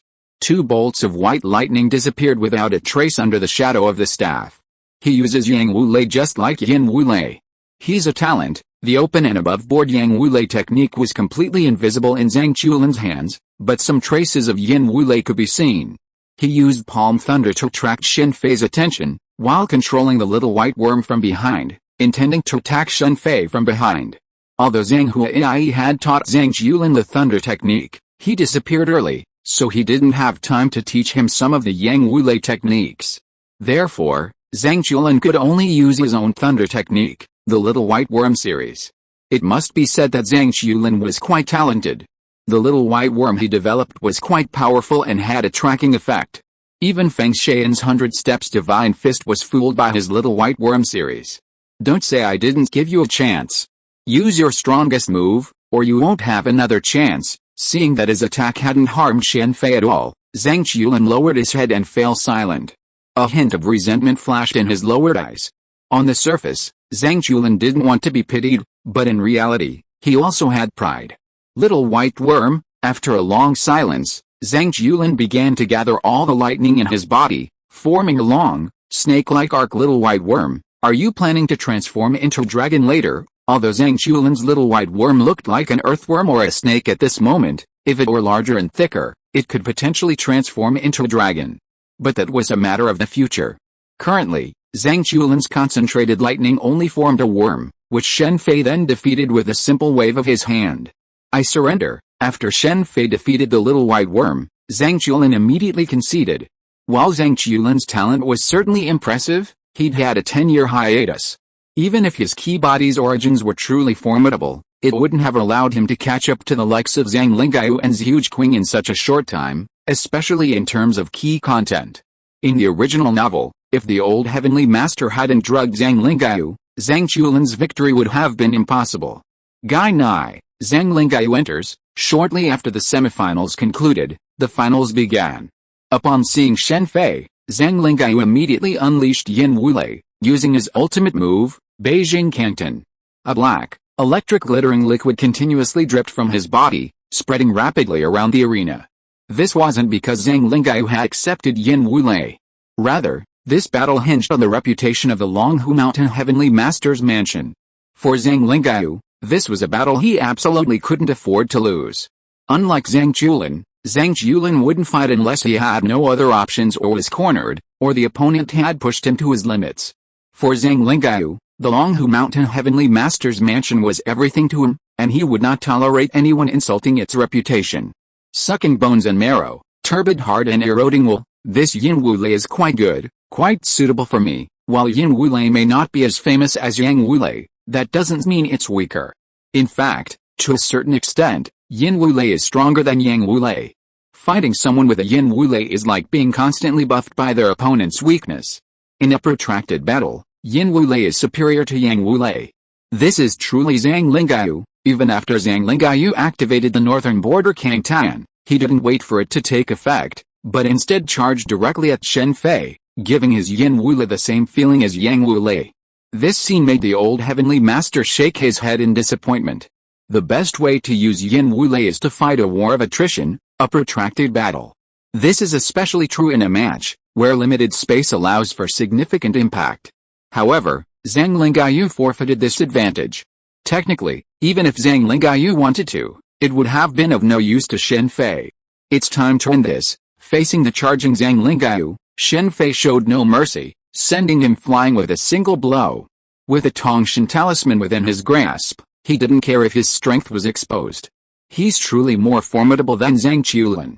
And has he mastered the use of Yin Wulei? Shen Fei nodded gently as he watched Zhang Lingaiyu, after being struck for the third time, rise to his feet, his body enveloped in Yin Wulei. Due to the effects of the northern Kangtan Lake, the ground was now covered in black Yin Lei. While those nearby might not notice anything, encountering it firsthand revealed its viciousness. It possessed not only the power of ordinary thunder but also a corrosive effect. Damn it! Watching Zhang Lingaiyu being struck back several times in a row, a plain-looking young man in the stands flashed a murderous look. Chapter 361, The Immortal Thief of the Six Stories, Part 1. Although Sha-He took Zhang Lingaiyu's first blood, Zhang Lingaiyu also took Sha-He's first blood. I'm afraid no one would have imagined that Sha-He, who looked a bit dissolute, was actually a very innocent person in his bones. Even the other three people of the four arrogant people didn't know this.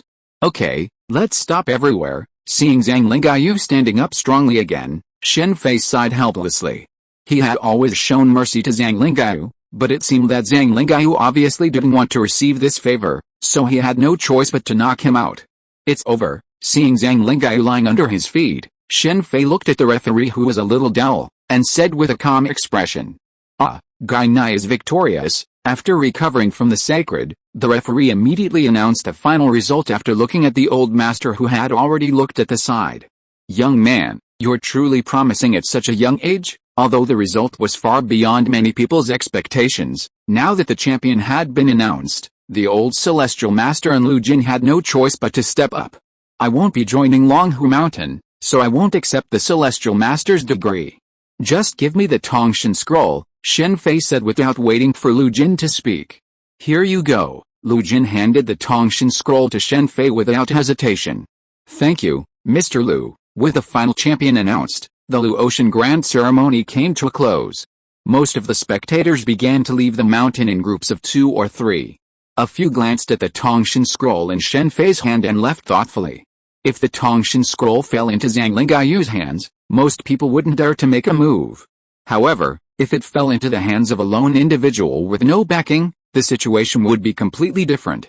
Even if a company was behind the scenes to intimidate the alien world, as long as the tactics were done cleanly, the company wouldn't be able to do anything about it. The temporary workers were designed to handle such matters. If an ordinary person committed a crime, they would pay attention to both a witness and physical evidence. However, when an extraordinary person committed a crime, in many cases, it was impossible to find witnesses or physical evidence.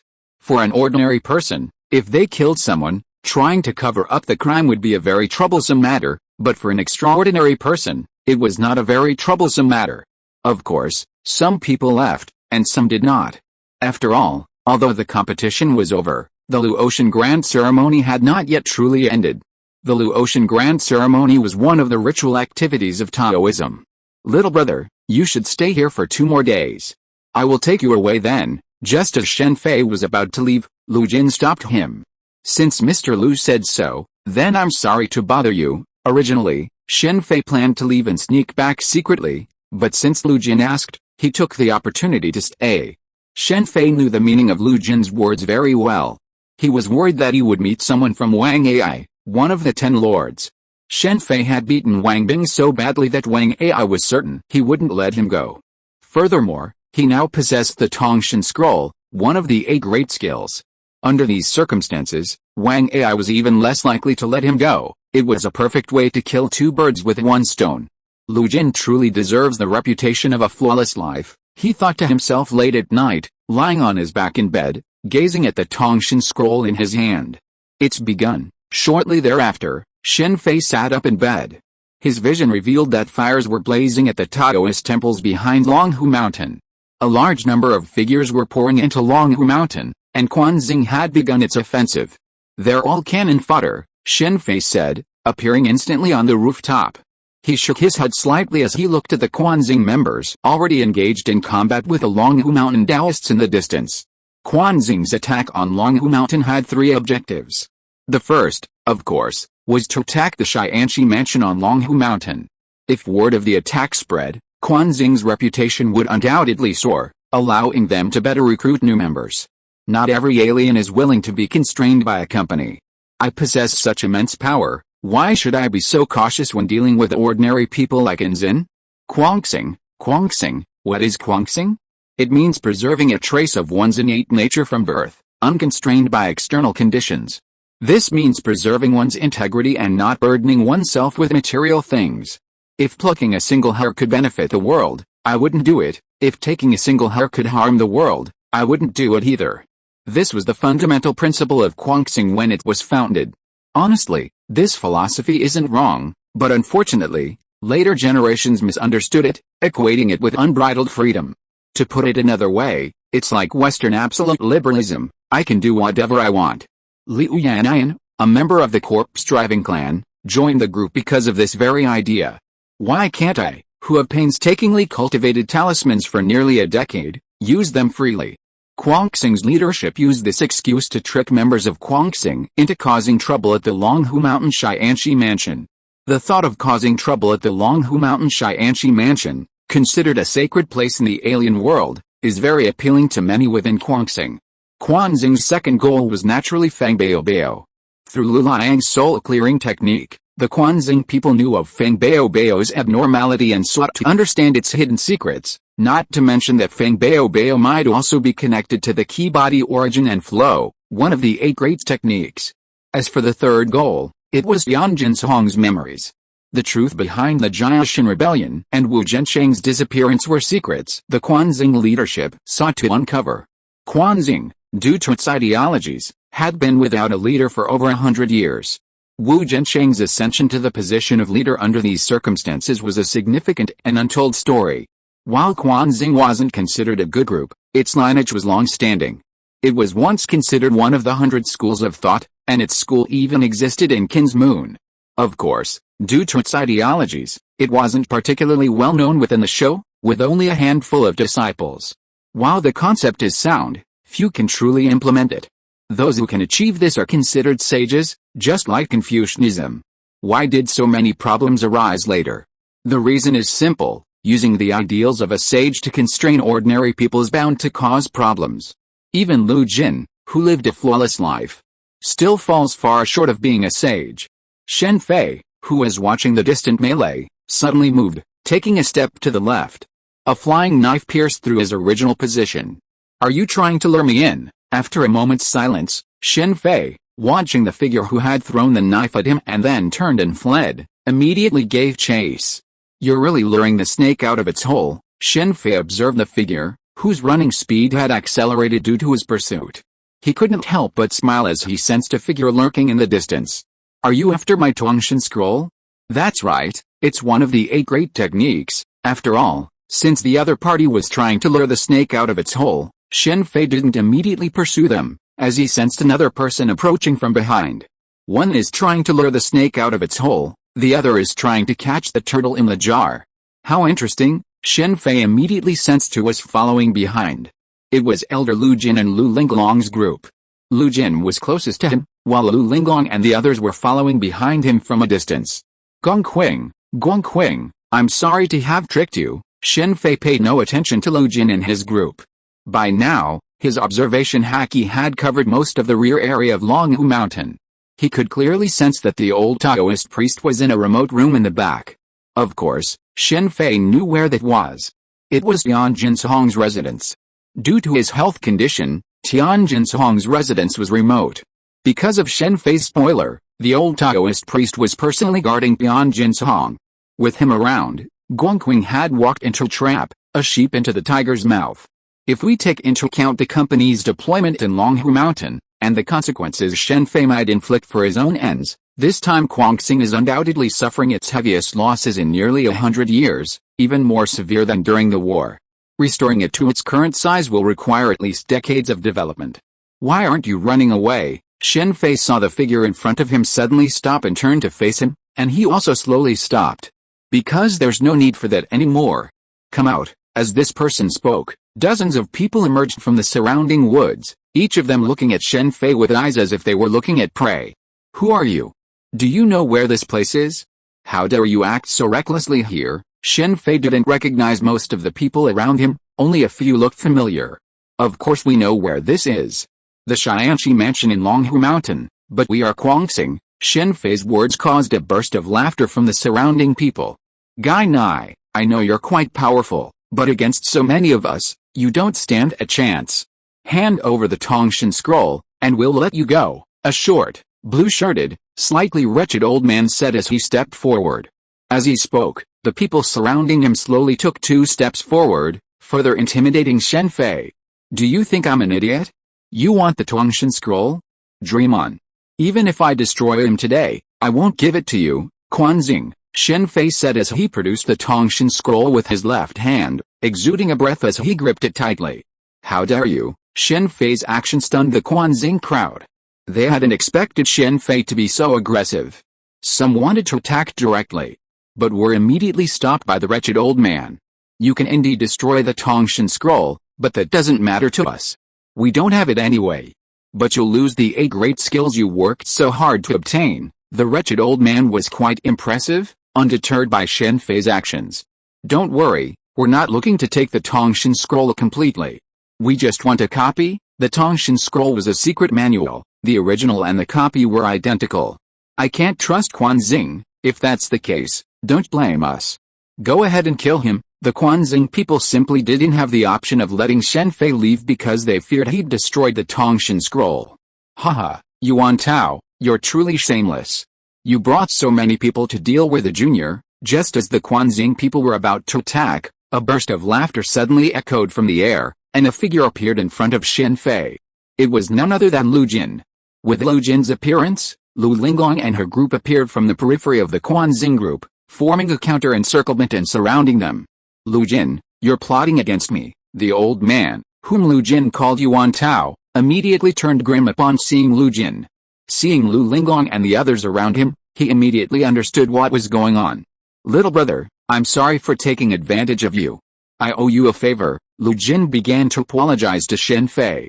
I see. Yuan Tao's words, combined with Lu Jin's, made Shen Fei immediately understand what was going on. Lu Jin had kept him at Longhu Mountain out of concern for Wang Ai and the others, but the more important reason was probably to use his Tongshan scroll to lure out the Quanxing masters. Grandpa Lu, you're too polite. Even without that, they'd definitely be targeting me.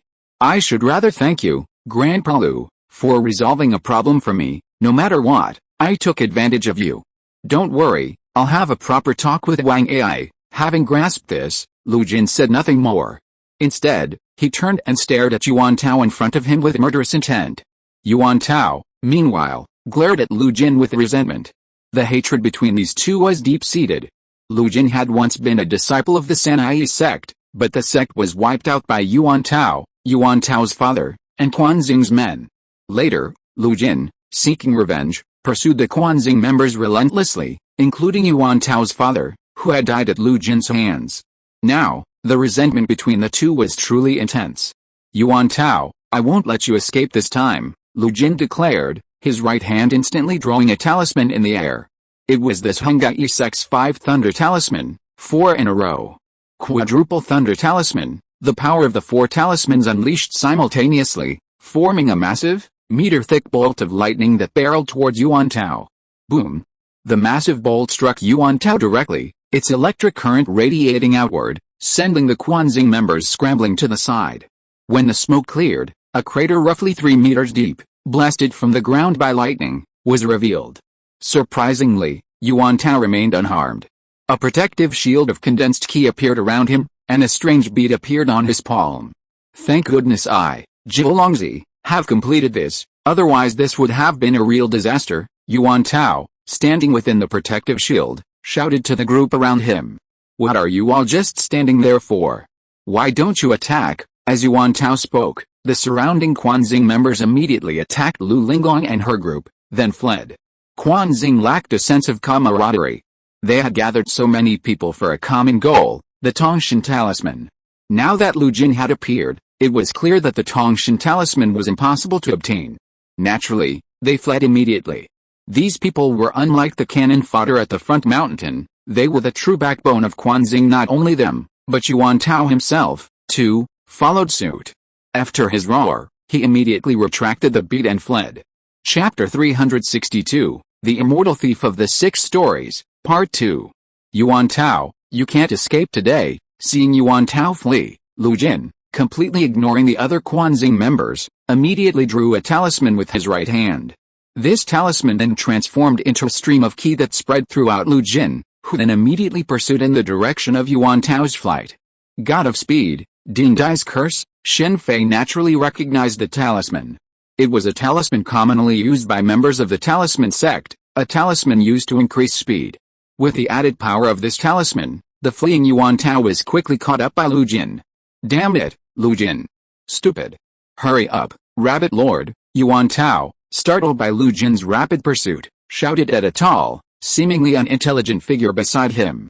At the same time, Yuan Tao turned around and threw a 9-dragon spell at Lu Jin, who was pursuing him. As Yuan Tao launched his attack, Stupid, who was beside him, pulled out 2 pairs of adorable slippers with rabbit designs from his backpack. Bang! Facing the incoming 9 dragons, Lu Jin immediately met them with a palm strike. The collision sent a powerful shockwave through the forest, sending the 9 dragons beat flying back, though Lu Jin also paused. Sprinting rabbit, go! Seizing this opportunity, Yuan Tao and Han Daner donned their rabbit slippers and sprinted forward, at least twice as fast as before. Yuan Tao, Lu Jin, having recovered his composure, chased after them again. This time, however, the man Yuan Tao had arrived with was significantly faster thanks to the sprinting rabbit, making it difficult for Lu Jin to catch up. What a remarkable magical instrument.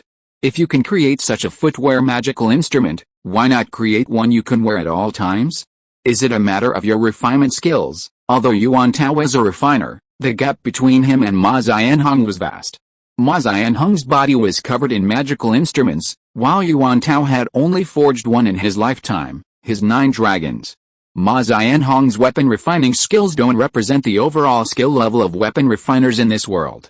For a normal weapon refiner, crafting one complete magical weapon in their lifetime is considered exceptional, and crafting 2 or more is considered a genius. As for Ma Xianhong's full complement of magical weapons, combined with mass production, it's a complete wallflower. Shenji Bailian, however, with sufficient resources, could easily build an army entirely composed of magical weapons. For example, if the Blood Robe Marquis's White Armor army were invested generously, they could create a formidable force of ice knights, absolutely invincible and unrivaled. Chase? Don't let them escape. As Yuan Tao, Lu Jin, and the other 2 fled, Lu Linglong and her team split up to pursue the fleeing Quanzing members. These Quanzing members were technically no less powerful than Lu Linglong and her group. They fled because they weren't here to fight, but to take advantage. This was, after all, the Heavenly Master's mansion on Longhu Mountain. Enraging the old Heavenly Master was no joke. In reality, these people considered the Quanzing members in the front mountain to be cannon fodder. They were actually using the same tactics with Quanzing's higher-ups, using them as a deception. They've all left. Just as Lu Linglong and the others were chasing the fleeing Quanzing members, an unfamiliar voice suddenly echoed through the air. Then, a middle-aged man, seemingly unremarkable, emerged from behind a tree and walked straight towards Shen Fei. Hand over the Tongshan talisman, the man, wearing a white shirt that exposed his chest, had his hands in his pockets and a nonchalant smile on his face, appearing quite casual. Finally out, Shen Fei's face suddenly cracked with a mysterious smile as he watched the man disappear. This sudden appearance instantly wiped away the smile from his face. Just as he was about to move, he felt a pain in his chest. Looking down, he saw a round hole running through his exposed chest, from front to back. Sorry, I'm in a hurry. He heard this when he looked up again, and then, through blurry eyes, he saw only Shen Fei's receding figure. How is it possible? I'm going to die here.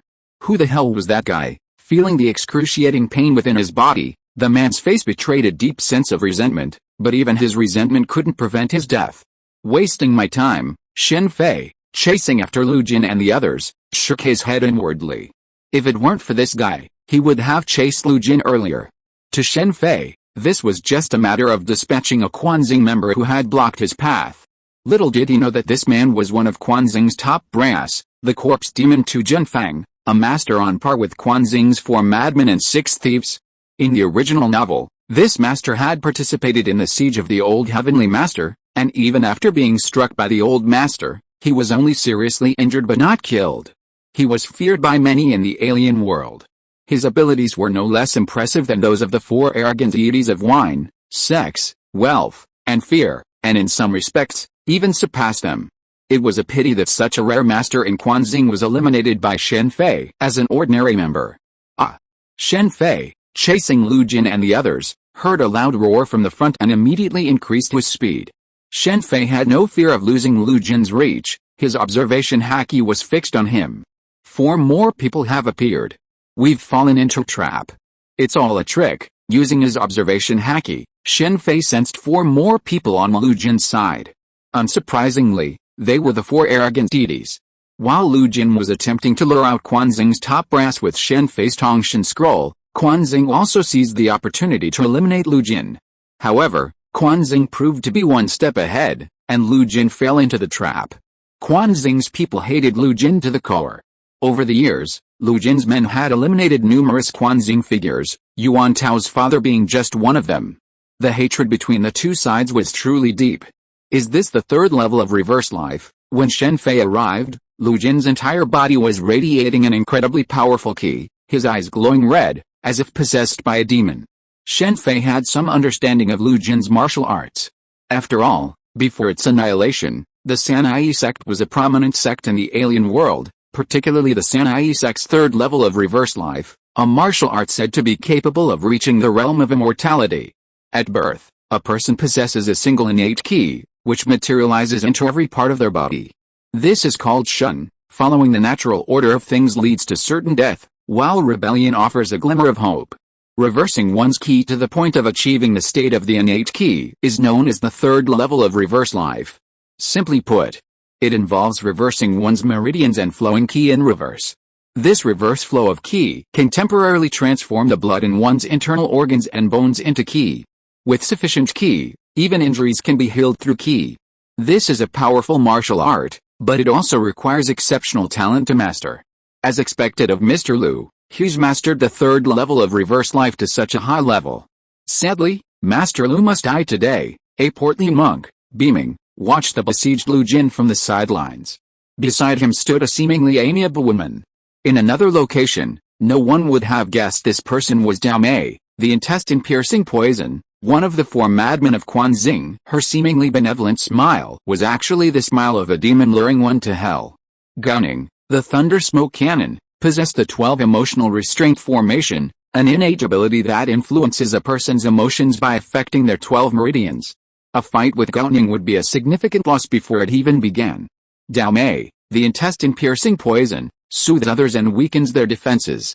This ability, strictly speaking, isn't particularly powerful and has little effect on those with strong resolve. It only works wonders on those whose resolve has weakened. However, this is only a general situation. With the support of Gaoning's 12 labor emotion formation, Dao Mei's ability becomes completely different. The 2 abilities synergize, creating a truly greater than 3 effect. This is why Gaoning and Dao Mei are inseparable. In fact, if Shahi's bone scraper ability were added, the power would undoubtedly be even greater. However, Shahi somewhat dislikes the 2, so she rarely works with them unless absolutely necessary. During the battle against the Hu family, Shahi originally intended not to kill the father and son, but Dao Mei's actions led to their mutual destruction. In reality, Shahi's abilities are a perfect match for Dao Mei's. Of the 4 madmen, only Bang Root Miao's abilities are considered independent. However, due to their unique abilities, Bang Root Miao possesses the most powerful ki. Generally speaking, Bang Root Miao takes direct action to withstand enemy attacks, allowing the abilities of the other 3 to take effect. This is Bang Root Miao Shen Chong's role. Currently, Bang Root Miao Shen Chong and Yuan Tao, relying on the 9 dragons, are the ones holding the frenzy of Lu Jin in the face. If the 4 arrogant men unleashed their full powers, even knowing they were enemies would have extinguished their will to fight. Lu Jin, however, relied on the triple strength of reverse life to reach peak rage, completely devoid of all other emotions, allowing him to withstand the weakening of Shahi, Gaoning, and Dao Mei. However, this extreme rage had its side effects. Coupled with Gao Ning and the others' continued use of their abilities, if this continued, barring any unexpected events, Lu Jin would have been doomed. Grandpa Lu, we've finally waited for this day. Do you know how long I've waited for this? Yuan Tao, now on the verge of defeating Lu Jin, was visibly excited. After all, his long-cherished wish was about to be fulfilled. Gao Ning, Dao Mei, and Shen Chong all shared similar expressions. Only Shahi's expression betrayed no emotion. How long will it take? Shen Chong, who had been sent flying by Lu Jin's attack, wiped the sweat from his forehead and asked Gao Ning and the others beside him. This is Grandpa Lu. Be patient. Wait a little longer. It'll be over soon, Gao Ning said with a smile. In his extreme rage, Lu Jin only attacked those who attacked him, engaging them head-on, completely refusing to use his Tongshan scroll. While Shen Chong and Yuan Tao remained silent in their brawl, Lu Jin remained motionless. It's a shame there's no way to stop him from getting high-interest loans. Shen Chong looked at Lu Jin, a look of frustration and resentment on his face. His ability was more effective against stronger opponents, but unfortunately, he never had the chance to use it against powerful opponents. Don't be so greedy. Sending Master Lu away today is already a windfall. Gao Ning smiled and shook his head at Shen Chong's greed. I said, just wait and see. How long are we going to wait? What if someone else shows up? It'll be too late. Yuan Tao looked at the still Lu Jin, a look of anxiety on his face. If Master Yuan Tao wants to speed things up, he can go up and fight Master Lu. That'll speed things up considerably, Gao Ning said slowly. Then let's wait a little longer. Yuan Tao glanced at Shen Chong, realizing he had no intention of attacking. He glanced at the shattered 9 dragons in his hand, and after a moment's silence, he finally decided to listen to Gao Ning and wait. Yuan Tao was a weapon refiner, and without a magical weapon, fighting someone like Lu Jin, even if he had lost consciousness due to extreme rage, was extremely dangerous. Using a long-range magical weapon like a water gun to attack Lu Jin was equally impractical. Lu Jin would react to all external attacks, including long-range ones. Without a magical weapon, Yuan Tao couldn't block Lu Jin's attack. He wasn't Shen Chong, with his powerful ki to defend himself. That's about it. Wait any longer, and Lu Jin's in big trouble, Shen Fei, who had been observing from the sidelines, said, leaping out and appearing beside Lu Jin. Furious, Lu Jin, sensing the presence of someone nearby, instinctively attacked Shen Fei. Facing Lu Jin's full-strength palm strike, Shen Fei immediately grabbed his arm and knocked him unconscious with a single blow. It's you? Shen Fei's sudden appearance surprised the four madmen. Yuan Tao's face immediately changed when he saw it was Shen Fei. To subdue Lu Jin with a single blow, even a frantic Lu Jin, was not something an ordinary person could accomplish. Let's go. Gao Ning and Dao Mei immediately turned and began to flee. Simultaneously, Shen Chong, S.H.I.E.L.D, Yuan Tao, and Han Danner also turned and ran. With the exception of Han Danner, none of them were fools. On the contrary, they were quite cunning. To have subdued a frantic Lu Jin with a single blow, such strength was clearly beyond their reach. You want to leave? Did you ask me? Watching the fleeing group, Shen Fei moved his feet and immediately appeared in front of Gao Ning and Dao Mei, the first to flee. A flash of cold light emanated from their feet, and Gao Ning and Dao Mei, who were running, suddenly realized they had been thrown forward. Then, they felt a sharp pain in their lower bodies. Looking down, they discovered their legs had been severed. After cutting off the legs of the two men, Shen Fei kicked each of them back to their original positions. Following the same method, the troublemakers Shen Chong and Yuan Tao also had their legs cut off and were kicked back. As for the fool who escaped with Yuan Tao, Shen Fei killed him with a single sword to the throat. This man had a problem with his IQ, but he couldn't be left alone, so he had no choice but to kill him with one strike. Miss S.H.I.E.L.D, please go back. Shen Fei was certainly not so cruel to S.H.I.E.L.D. He was very optimistic about this couple with Zhang Linggao, so he just appeared in front of her and blocked her way. I didn't expect that. S.H.I.E.L.D, who was stopped, looked at the other four people who were beaten back. Her expression did not change at all. Instead, she walked to Shen Fei with a smile, stretched out her jade hand, and touched Shen Fei's cheek. Aren't you afraid that Zhang Linggao will eat something wrong if you do this? Chapter 363, The Immortal Thief of the Six Stories, Part 2. S.H.I.E.L.D's hand was about to touch Shen Fei's cheek, but when she heard him mention Zhang Linggao, her expression suddenly changed. She quickly took several steps back, looking at him warily, and asked, "How do you know? Who are you?" Her relationship with Zhang Lingai was a closely guarded secret. Even the other 3 members of the 4 arrogant men were unaware. This was to protect Zhang Lingai.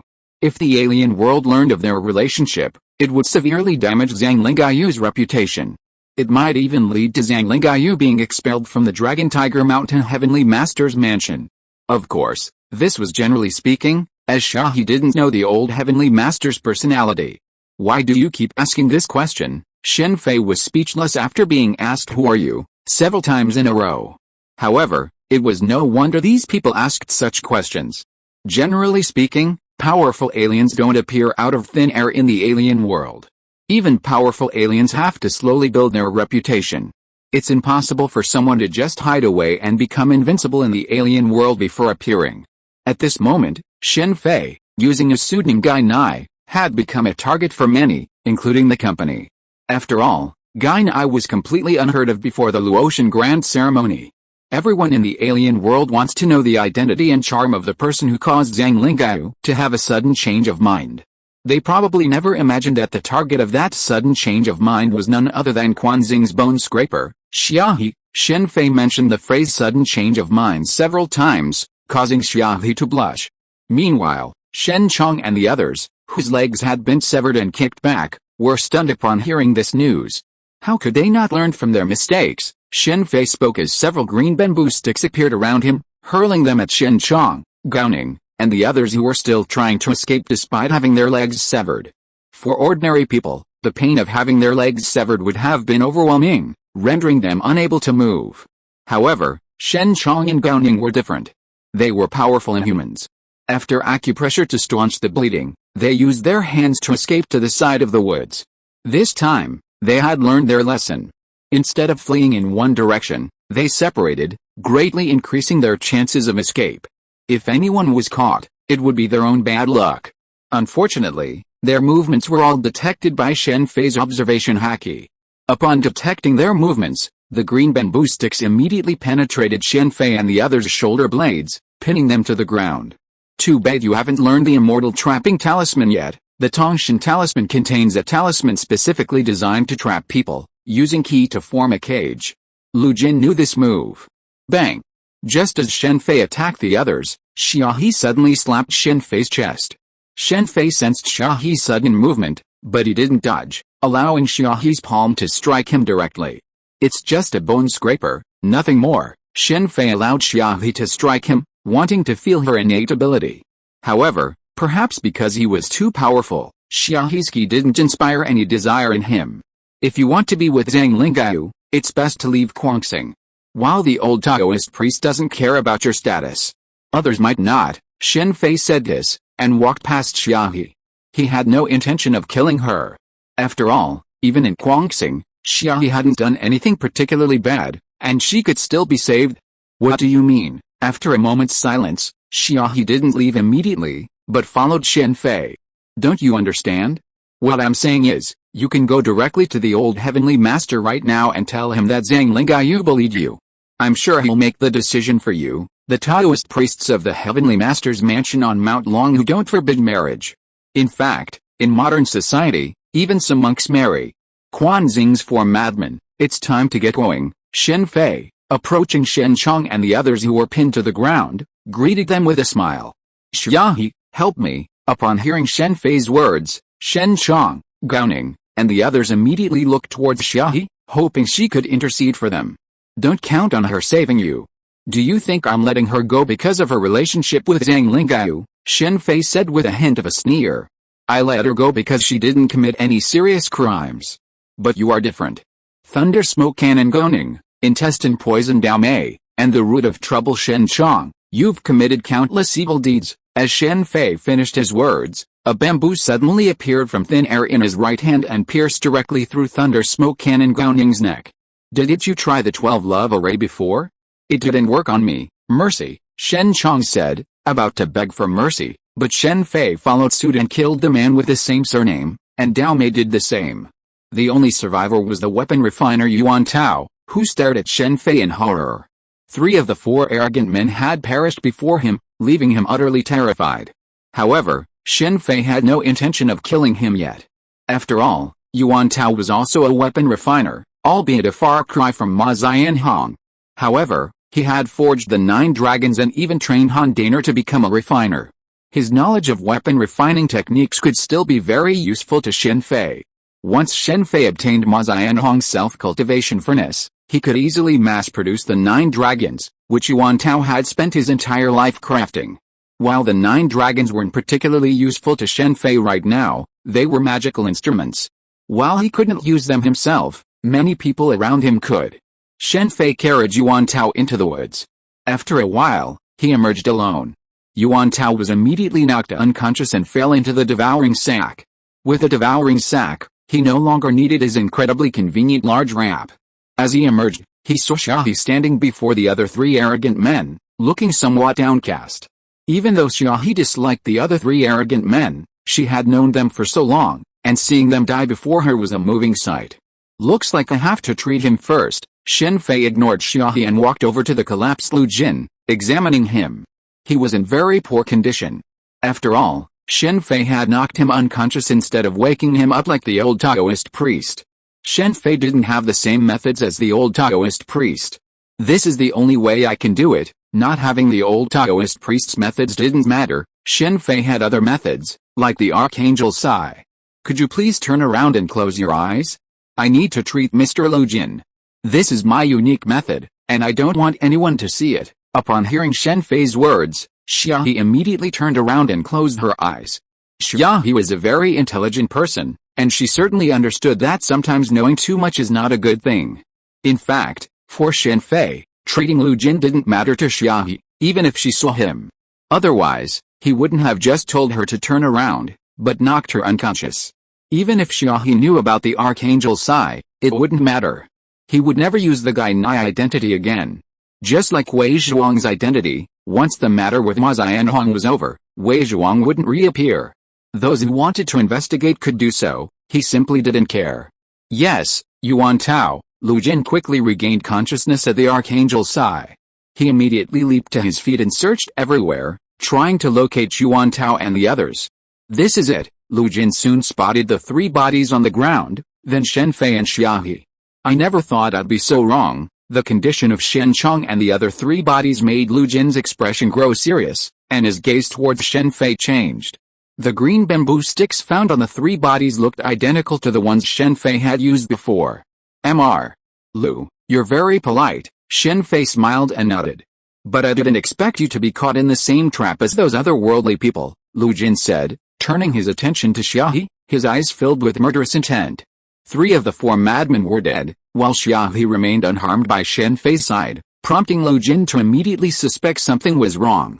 I'm not the one trapped in the rosy skull. This bone scraper, while beautiful, already has a partner. Does old Master Lu know who Zhang Lingai's Yin 5 Thunders belong to? What? Shen Fei's words nearly made Lu Jin's eyes bulge out. Of course, Lu Jin was also deeply curious about Zhang Lingai's situation, but as a member of the older generation, he couldn't possibly ask her about her like the younger generation. Unlike Zhu Qing, who shunned gossip, Lu Jin's curiosity about Zhang Lingai's situation stemmed from a sense of pity for her. She could have easily completed her Yang 5 Thunders cultivation without worrying about her virginity, but she'd failed at the final hurdle. That's the truth. What to do with her is up to you, old master. And Yuan Tao is dead. Farewell, we'll see you later, Shen Fei said, and with a flicker, he vanished from Lu Jin's sight. Lu Jin was about to chase after her to inquire about Yuan Tao, but upon catching sight of Sha-He, he sighed and stopped. Master Lu, are you going to punish me? Kill me? Seeing Shen Fei disappear, Sha-He looked at Lu Jin calmly. Now that the truth had been revealed, she didn't care. Let's talk about this after we see Lingaiyu. This kid is really something. Thinking of the issue between Zhang Lingaiyu and Sha-He, Lu Jin immediately felt a headache. Have mercy, spare me. I won't dare to do it again. Have mercy, Shen Fei, moving quickly around the back of Longhu Mountain, soon heard a woman's terrified voice from the side. After a moment's silence, Shen Fei immediately changed direction and saw a tragic scene unfolding beneath a massive pine tree. A seemingly unassuming man, who in another location might have been mistaken for a kind-hearted person, was torturing a woman, with a large collection of professional tools nearby. Merciful and compassionate Xiao. Shen Fei didn't recognize the woman being tortured, but he did know the middle-aged man. He was one of the company's 7 temporary employees, a man with a strong desire to kill, a desire he considered a sustenance. This person was once a Shaolin disciple. Though his heart was dark, he still held a glimmer of light. Xiao couldn't extinguish his desires, but that glimmer of light led him to choose another path, thieves preying on thieves. Every world is full of those who deserve to be ripped apart, such as Zhao Gizan, one of the most gifted individuals in the new GGIO. Such individuals needed someone like Xiao to deliver them. Being targeted by Brother Xiao, it seems he's done quite a bit. Shen Fei, uninterested in watching Brother Xiao's performance, immediately left. As he left, Xiao glanced around, as if observing something, but then returned to his focus on the show. He seemed to have noticed someone watching him, but since they hadn't disturbed him, he didn't care. With Shen Fei's strength, Xiao shouldn't have noticed him. This was true. Xiao didn't rely on his physical strength to spot Shen Fei, he relied on his dark nature to detect something amiss in the surrounding atmosphere, and that's how he realized someone was around. He only knew someone was there, but didn't know where exactly. This is the corpse demon Tu Junfang. How could he have died here? Su Sen, Su Si, and some temporary workers appeared where the corpse of the corpse demon Tu Junfang lay. Upon discovering the body's identity, they were shocked. Lu Jin had offered the Tongshan scroll as a prize for the Lu Ocean Grand Ceremony, originally intended to lure Quanxing's forces. He had already arranged with a company to seal off the surrounding passages after the Quanxing forces arrived en masse. With the help of the company, Lu Jin's men, and the Taoist priests from Longhu Mountain's Xianxi mansion, Quanxing suffered heavy losses. However, even with such a tight siege, some of Quanxing's experts managed to escape. After all, Longhu Mountain is too vast, and even the company couldn't completely block it. With greater strength, they could easily break out from the cliffs or other directions. Finally found you, arriving in a remote forest on the back slopes of Longhu Mountain, Shen Fei immediately spotted Feng Bao, fleeing like a monkey, and his target. He'd left Lu Jin so quickly because he'd sensed Feng Bao's situation. Aren't you going to attack? A young foreigner standing next to a very elderly captain on the ground spoke up as he watched Feng Bao swiftly flee from the tree. I'm just testing her tactics, there's no need for action, the young man said with a smile. He turned and prepared to leave, and the old man beside him did the same. Just then, a man in a company uniform ran towards them. Sensing the approach, the young and old men stopped and watched the approaching figure in silence. Mr. Xia, something's wrong, the man, appearing about 10 meters away, instantly transformed, his clothing and appearance becoming a completely different person. Quanxing, the Thousand Faces man, was a wanted target for the company due to his unique abilities, but his actions had been unsuccessful. Some of Quanxing's major criminals have wanted notices within the company, and there are rewards for providing information or catching criminals. In the alien world, many people rely on this to make a living, and there are even many aliens who take the wanted notices of ordinary people. After all, it is safer in comparison. Chapter 364, The Immortal Thief of the Six Stories, and so panicked, it seems something serious has happened. Is there something wrong with the acting sect leader? The old man spoke slowly, looking at the panicked Thousand Faces man. As Elder Xia said, the acting sect leader was about to succeed, but who knew that old scoundrel Zhang Zihui would suddenly attack the acting sect leader, and Lu Liang, the Thousand Faces man stopped talking here, but having said that, it's clear what happened next. They plotted to murder his junior fellow in front of the old Taoist priest of Longhu Mountain. They really thought the old Taoist priest had no temper. It seems this plan has failed. Let's retreat, the old man said after a moment's silence. Yes, just as Yu Huoda nodded in agreement and transformed himself into a Taoist priest from Longhu Mountain, the faces of the three suddenly changed. The air in front of them suddenly changed strangely, like countless pieces of broken glass. Just as the three were about to retreat, a swirling light in the air swallowed them all in one fell swoop, a mirrored space. Shortly after the three were swallowed into the mirror dimension, a golden light, wrapped in powerful ki, surged towards them from the direction Yu Huoda had come from. It was the old heavenly master Zhang Zihui. Shen Fei had used the mirror dimension because he had sensed the old heavenly master's presence with his observation haki. Quan Xing's plot against Yan Jinsong had touched Zhang Zihui's inner turmoil, and he was ready to go on a killing spree. Yu Huidu couldn't hide from the old heavenly master. If it weren't for Quan Xing's gathering place, he could have easily killed Yu Huidu directly. He had been quietly following Yu Huidu until something happened to Yu Huidu. He rushed over with all his might, but it was too late. Yu Huidu and the other two had already been swallowed into the mirror dimension.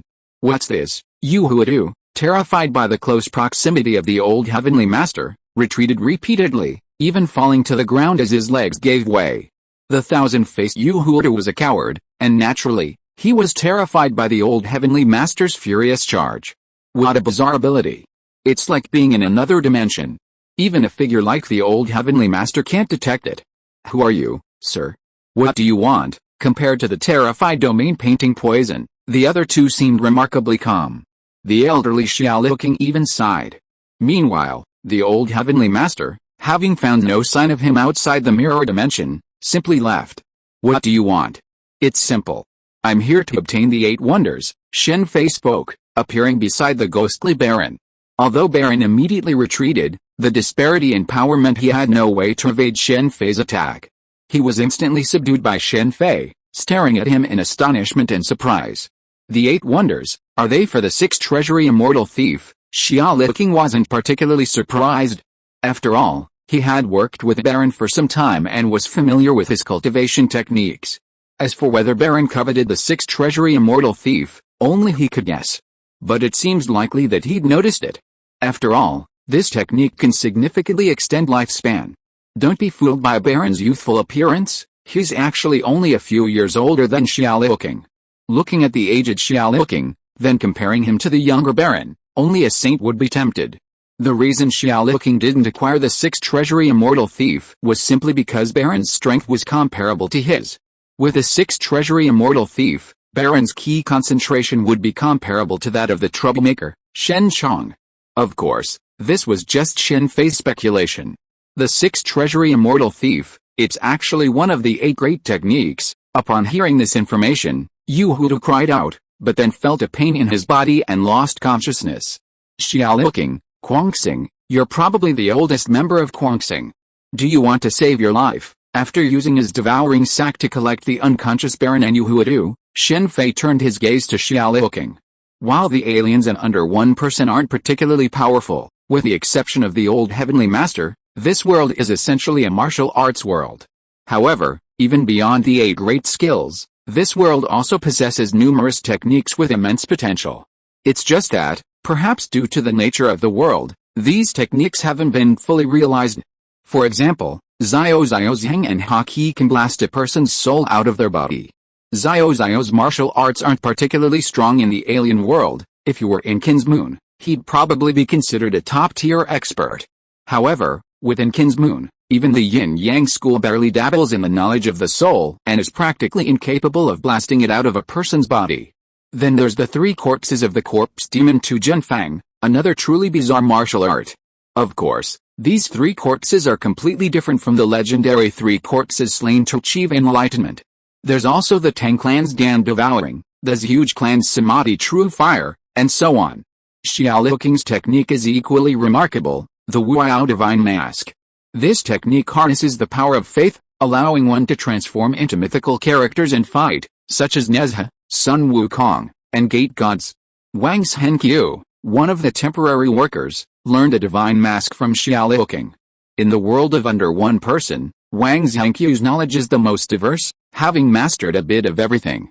Due to his natural talent, this bit of knowledge already surpasses most other humans. Shen Fei was naturally curious about such a miraculous technique. It's safe to say that if the divine mask is mastered to perfection, it's on par with the 8 wonders. In fact, strictly speaking, many techniques within under 1% have the potential to rival the 8 wonders. The difference is that the 8 wonders are at their peak from the start, while other techniques require gradual cultivation to perfection. Like the old heavenly master's golden light curse, who could claim it's weaker than the 8 wonders? It's like Big Mom, born a 4 emperor, isn't the strongest of them all. What do you want? S.H.I.E.L.D King spoke slowly after hearing Shen Fei's words. He wasn't particularly fearful of life or death, but if he could survive, he certainly didn't want to. After all, He still had to see the woman of his dreams, and he wouldn't be able to see her if he died. Give me your skills, and I'll let you go, okay? S.H.I.E.L.D agreed without hesitation. Then please rest for a while, Shen Fei said, knocking S.H.I.E.L.D unconscious and placing him in his devouring sack. Then, he drew a secret portal and left the mirrored space. We've mostly achieved our goal. Next, we need to go ask the old celestial master for the golden light mantra. After leaving the mirrored space, he sensed with his observation haki that the battle on Longhu Mountain had concluded. Most of Quangxing's members had been captured, with a few eliminated. The company's employees and Longhu Mountain's Taoist priests were busy putting out a fire. Lu Liang didn't die. Was it because of the Lu family? Shen Fei was surprised to see the captured Lu Liang under his observation. He had assumed the old Taoist priest would have simply killed Lu Liang. Had Lu Liang been handed back to the Lu family, his fate wouldn't have been good. But it seems like a blessing in disguise. Not only did he escape, he became a handsome man. Was it a transformation by Shuangquan Xiao? After a moment's contemplation, Shen Fei stopped caring about Lu Liang. Lu Liang was nothing. Brother, don't blame Huanjin anymore. He didn't mean it. Inside the room, the old Taoist priest's disciple, Zhao Huanjin, knelt beside him, tears streaming down his face. In front of him sat the old Taoist priest and Hishin Jinsong. Have him kneel. What did I tell him to do before? He fell for the deception so easily. If I hadn't shown up today, I don't need to explain what would have happened to your uncle Jinsong. The old Taoist priest's face was grave. His own junior brother had nearly died at the hands of Quanxing. Although the matter had been resolved, the old Taoist priest still hadn't fully recovered. Uncle, please let me kneel here. Zhao Huanjin was filled with fear and regret for having nearly killed his uncle due to his momentary negligence. Fortunately, the old Taoist priest showed up in time to prevent the matter from becoming irreversible. I can't argue with you, master and disciple. But, senior brother, now that the situation is resolved, I'm safe. So much has happened today, you should handle it. It's okay. They're handling the spiritual pressure. The old heavenly master's expression suddenly changed. He stood up, blocking Dian Jinsong's way. Zhao Huanjin, who was kneeling beside him, reacted and immediately protected Dian Jinsong.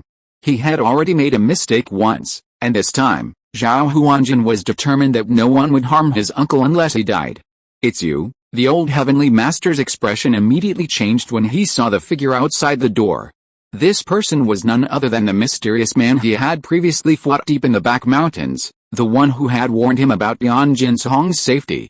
What are you doing here again? To make a deal with you, old heavenly master. The person who came was Shen Fei. He nodded slightly as he looked at the unharmed Dian Jinsong. If this person weren't physically disabled, his strength would undoubtedly be among the top in the world of extraordinary people. More importantly, to protect the secret of the year, he had been awake for decades, constantly cultivating his spirit. Shen Fei was deeply impressed by this perseverance. Even with his current strength, it was impossible for him to stay awake for so many years. It also convinced him of the wonders of this world's martial arts. Without such a magical technique, even the most determined person couldn't persist for so many years, and would most likely die. A deal. The old Taoist priest looked at the mysterious man before him in confusion.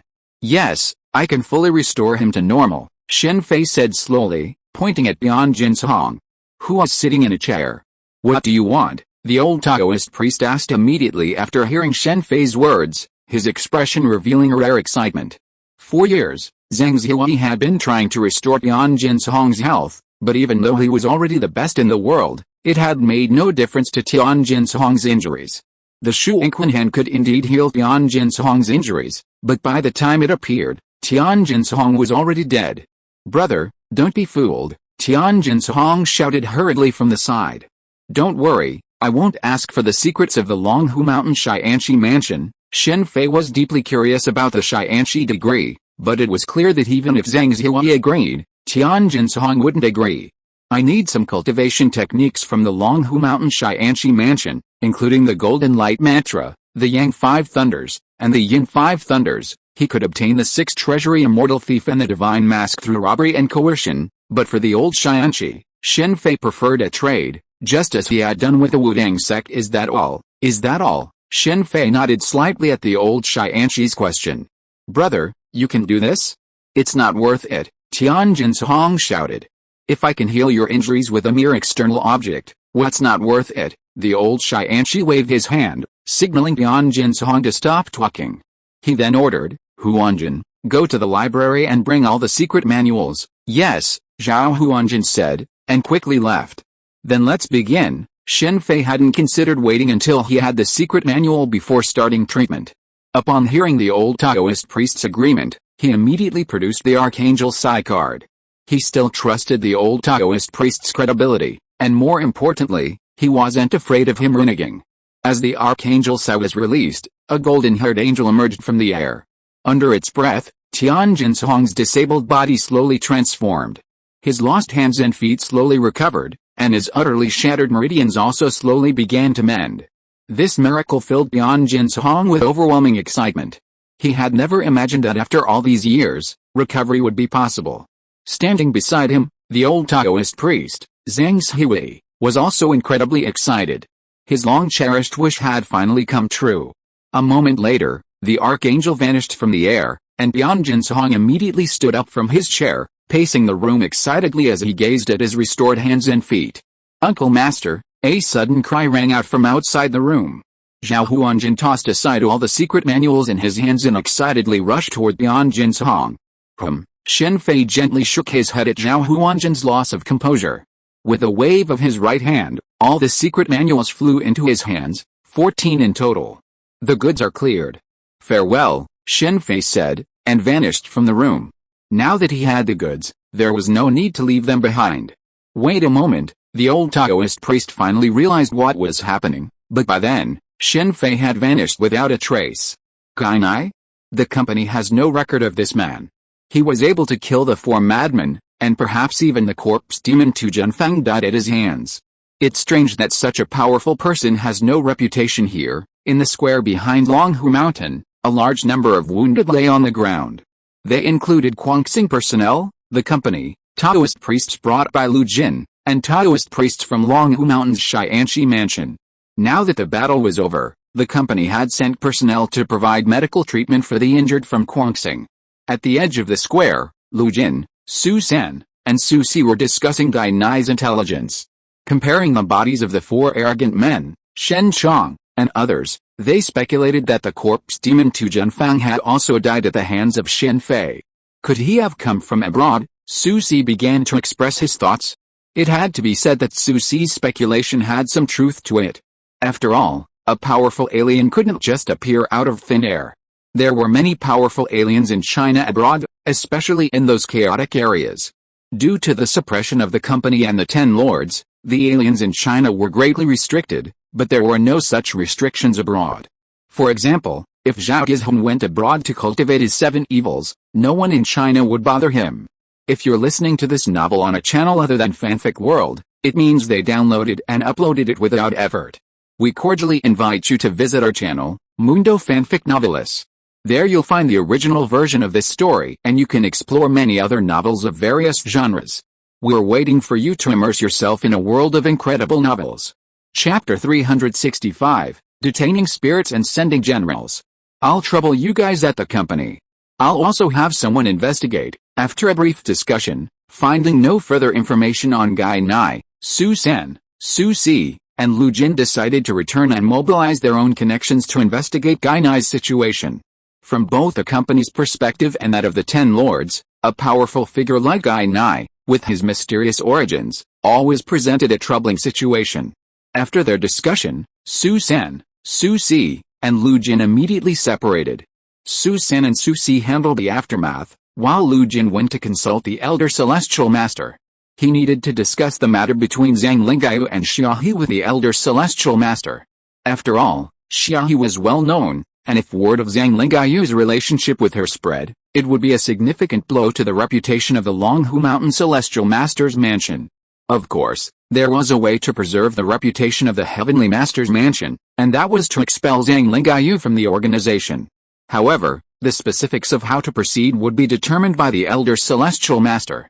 Xiao still hasn't escaped his destined fate. Shen Fei, hiding to the side, shook his head slightly upon seeing Xiao, his arm broken, on a stretcher.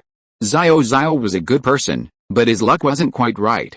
He'd ended up seeking treatment from Chu Tong of the Yaoxing Society, a move that was like walking into a tiger's mouth. Strictly speaking, though, he couldn't be blamed. After all, he had to heal his broken arm, and not everyone with a broken arm could, like red-haired Shanks, survive without losing any strength. For Xiao Xiao, even if his martial arts were entirely based on the two-key, Henghe, the loss of an arm would significantly diminish his strength. People like red-haired Shanks, and later Fujitora Aisho, were rare. It wasn't that possessing observation haki obviated the need for eyes. Take Shen Fei, for example. His observation haki was already quite powerful, but he still needed eyes, not only to observe the vibrant events, but also because his increased strength naturally enhanced his vision. This is where pirates fall short. While physical skills in the pirate world are naturally formidable, their bodies don't transcend those of mortals. Even the pirate king, Roger, was so powerful, he ultimately surrendered due to illness. In a world where energy cultivation is possible, Roger's strength would have been minimal to encountering such a situation. Consider the magic of Kamar-Taj, it can even completely cure paralysis. Finally, you've been waiting for me. Shen Fei, sporting the appearance of Gai Nai, had just arrived at the main road in front of the Xianxi mansion on Mount Longhuan. 12 figures in black suits, resembling bodyguards, swiftly emerged from vehicles on both sides of the road and surrounded him. "We've caught him," a man wearing sunglasses, presumably their leader, said respectfully to the other end of the line, holding a cell phone. "Bring him back," a familiar, aged voice rang out from the line. It was none other than Wang Ai. "That saves me the time of looking for him." After hearing Wang Ai's voice, Shen Fei made no unnecessary movements. He was still staring at Gai Nai's face, so he could shift all the blame onto this identity. It was undeniable that the 10 lords were indeed powerful. Each of the men surrounding them possessed considerable strength. While individually they might not be able to compare to the younger generation like Zhang Qiulin and Zhang Linggao, 12 of them presented a completely different situation. "Go ahead." At the leader's gesture, Shen Fei said nothing and simply got into the car he pointed to. The others quickly followed suit and headed for their destination. The car soon arrived in front of a beautiful detached villa. Surrounded by a group of men in black, Shen Fei entered the lavishly decorated lobby. Wang Ai and Lucy sat facing each other on a sofa in the middle of the hall, with a young man standing behind each of them. As Shen Fei entered the lobby, the person who had brought him in immediately turned and left. "We meet again." Upon seeing Shen Fei, Wang Ai's eyes immediately flashed with a sinister gleam. His beloved grandson had been beaten so horribly, and Wang Ai was obsessed with revenge. "I won't say any more high-sounding words. Hand over the Tongshan scroll, and I can guarantee that old Wang will at most give you a lesson and avenge his grandson, but you can leave here alive," Lucy said bluntly to Shen Fei after glancing at Wang Ai across from him. True to his nickname, Lucy was a mad dog, unabashedly plundering. "Oh, you decide. The man across from you seems ready to kill me." Shen Fei glanced at Lucy and spoke calmly. "Young man, divisive words won't work on me. I've seen more than you've ever seen. I won't break my promise when I say you can leave alive," Lucy sneered and continued. "You let me leave alive because you're afraid that Mr. Lu Jin will come and cause trouble for you." He had just obtained the Tongshan talisman. If he died later, the Tongshan talisman would be obtained by the Lu and Wang families. With Lu Jin's status, he would definitely cause a lot of trouble for the Lu and Wang families. "Young man, don't challenge my patience. Do you really think Lu Jin will fight to the death with our two families for you?" Lucy looked at Shen Fei coldly. "Cripple his limbs and bring the Tongshan talisman," Wang Ai suddenly said to the young man behind him. "Yes." The young man behind him nodded immediately, and then walked towards Shen Fei with a cold face. "Do you know why I came here so honestly?" Shen Fei didn't even look at the young man who was walking over. He looked at Lucy and Wang Ai and spoke slowly. Without waiting for Lucy or Wang Ai to speak, Shen Fei continued, "Just as you want my Tongshan scroll, I also want the 8 wonders in you. How dare you?" Shen Fei's words enraged the young man approaching him. A powerful ki immediately surged through his body, and instead of slowly approaching Shen Fei, he charged at him swiftly. A muffled groan followed, and the young man, who had rushed in front of Shen Fei, was grabbed by the neck with his left hand and lifted up. With a crisp sound, the young man's neck was severed, and he was thrown to the side like trash. "Kir." Wang Ai's expression changed immediately as he looked at the dead young man. Although the man Shen Fei had killed wasn't his beloved Wang Bing, He was still one of Wang Ai's grandchildren. "You're looking for death?" The enraged Wang Ai immediately stood up. With a wave of his right hand, a black shadow slowly flew out from his palm, and then condensed into a black shadow of a samurai wearing the clothes of the island country and holding a katana in his hand, the Kunling Jinjiang.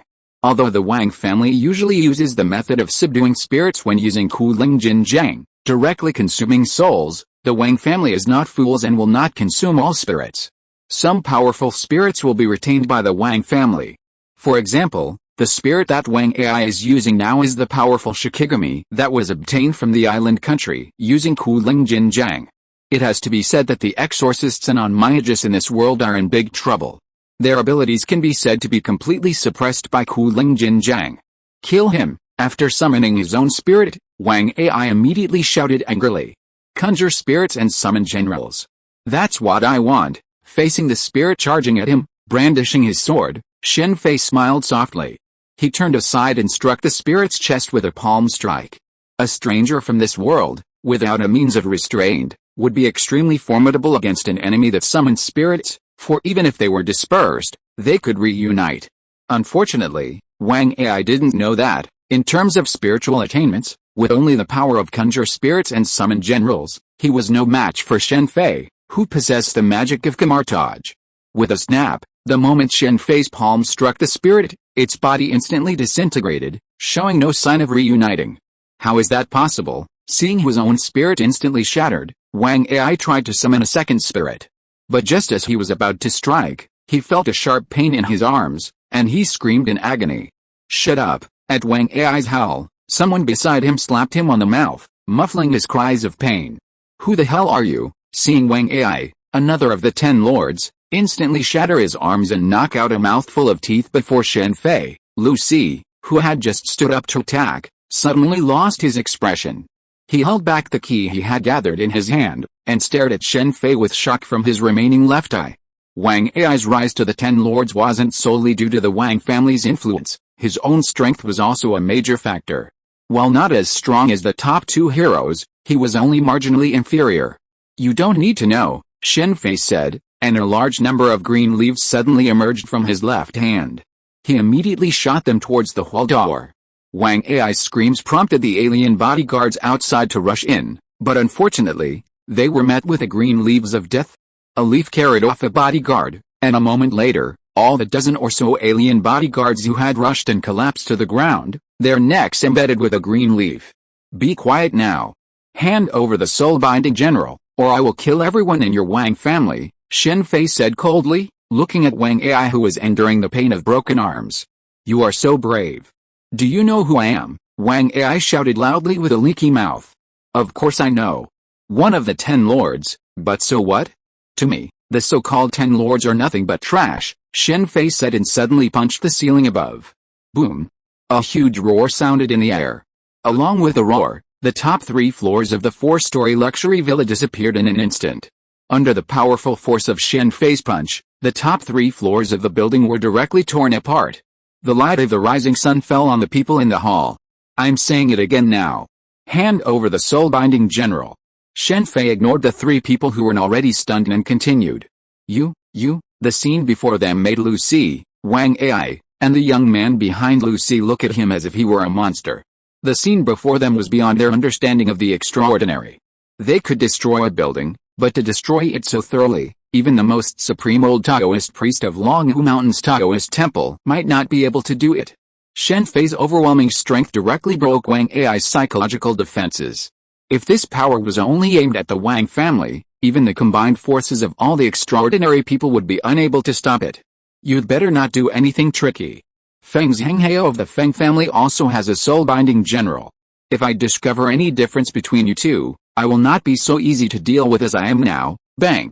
After Wang Ai decided to hand over the soul-binding general, Shen Fei knocked Wang Ai unconscious and then turned his gaze to Lucy, who was facing a formidable enemy. "Master Lu, he's already agreed to hand over the soul-binding and general sending techniques. Hand over your 8 great techniques as well." Shen Fei's words made Lucy's face change immediately, and he quickly made a move and knocked the young man beside him unconscious. "What do you know?" After knocking the young man unconscious, Lucy looked at Shen Fei. He had never imagined that his family's most secret secrets would be known by a mysterious man who looked so unfamiliar. Lu Si did not deny it. It was simple. Since Shen Fei had spoken, he must have a certain degree of certainty, and there was no way to deny it. Are you talking about the double Quan hand? As Shen Fei uttered the words, a powerful ki immediately emanated from Lu Si's body, but it was quickly suppressed. The power Shen Fei had previously displayed made him realize that he was no match for him, and attacking him would be simply seeking death. Hand over the Shuangquan hand. The Lu family's secret remains a Lu family secret. Otherwise, don't blame me. I wonder how the alien world would react to if they knew the Lu family possessed the Shuangquan hand. Of the 8 great skills, the Shuangquan hand is the one least likely to be revealed. The reason is simple, it's too perverse.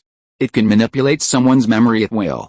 If the knowledge of the Lu family's Shuangquan hand were to leak, the Lu family would be doomed. The alien world would absolutely forbid the existence of a family possessing the skill, not even the company.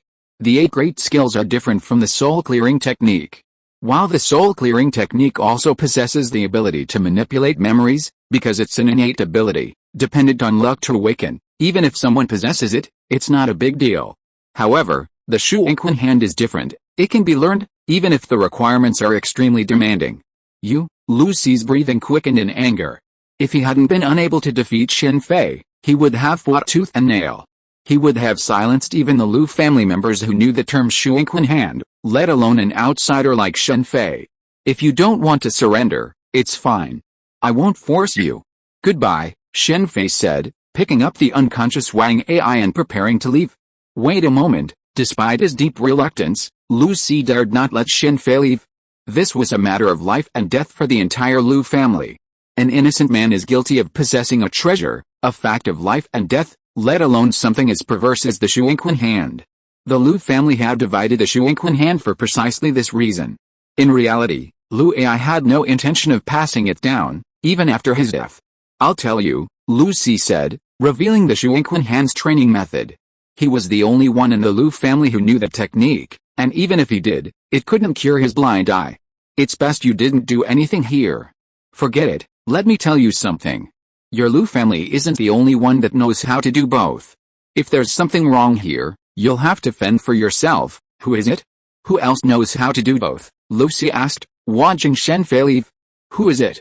Just take your time to figure it out, Shen Fei said, and he quickly left. After chasing him for a while, Lu Si realized he couldn't catch up, so he gave up. Chapter 366 Chengduo, Part 1. You're lucky. This is modern society. Leaving the nearly ruined villa, Shen Fei looked up at the rising sun and shook his head slightly. Under one person was, after all, a modern society, and he couldn't act too recklessly. The 10 lords existed not only to target the domestic alien world, but also to deter aliens abroad. While modern society might appear peaceful on the surface, undercurrents simmered beneath. Compared to Wang Ai, Lu Si, though nicknamed a mad dog, lived up to his righteousness. The Lu family had also made significant sacrifices in the war. Time to get the soul-binding general. After interrogating Wang Ai, Shen Fei quickly used the secret door to reach the Wang family's lair and obtain the soul-binding general. The Xiangsha Association. After obtaining the soul-binding general, Shen Fei briefly reviewed its contents and took Wang Ai directly to the Xiangsha Association. Due to Feng Xingtong's injury, Feng Zhanghao didn't stay at the Xianxi mansion on Longhu Mountain until the end. At the very top of the Xianxiahu group, Feng Zhanghao sat quietly in his office chair behind his desk, seemingly lost in thought. Suddenly, a figure swiftly stood up, and a black spirit appeared out of thin air behind him. Is it you? Feng Zhanghao's expression changed immediately upon seeing the person entering the room. He recognized him, Gai Nai, a member of the Luotian Grand Ceremony.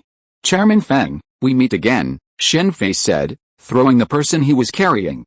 This is Elder Wang. Feng Zhanghao's expression darkened even further as he watched the figure land in front of the desk. Although he harbored thoughts of revenge, they were mere thoughts. First, the Feng family's strength and influence could not match that of the Wang family. They were not among the 4 great families. Second, this was modern society.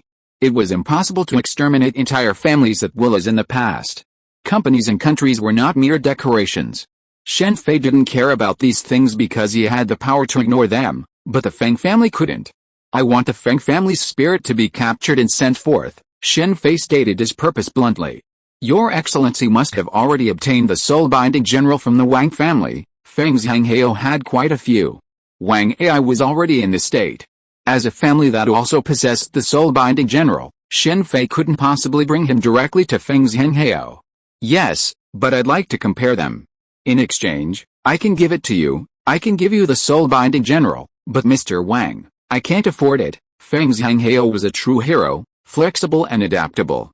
Before Wang Ai, he knelt without hesitation. Before Shen Fei, he didn't even try to test him, but simply handed over the Feng family's soul-binding general. He was worthy of the man who built the S.H.I.E.L.D group from scratch. For Feng Zhanghao, Wang Ai had already been captured, and the soul-binding general was already in his possession. So, whether the Feng family gave up the soul-binding general or not was irrelevant. Not giving it up would only bring the Feng family into conflict with a mysterious and powerful alien. So, it was better to sell it. He didn't even consider negotiating terms to obtain the spirit subjugating method behind the spirit binding and general dispatching operation, otherwise, he wouldn't have given up on Wang Ai. For Feng Zhanghao, obtaining Wang Ai would certainly allow him to avenge his past, but it would also plunge the Feng family into immense trouble. Wang Ai was no ordinary man, he was one of the 10 lords. Even if Wang Ai fell into his hands and only Feng Zhanghao and Shen Fei knew about it, it would be useless. There's no such thing as an impenetrable wall, especially in a world populated by sorcerers. Divination can reveal relevant information if the price is paid. Shen Fei wasn't afraid of divination, firstly because he was powerful enough and secondly because he possessed a powerful treasure that could suppress anything, the time stone.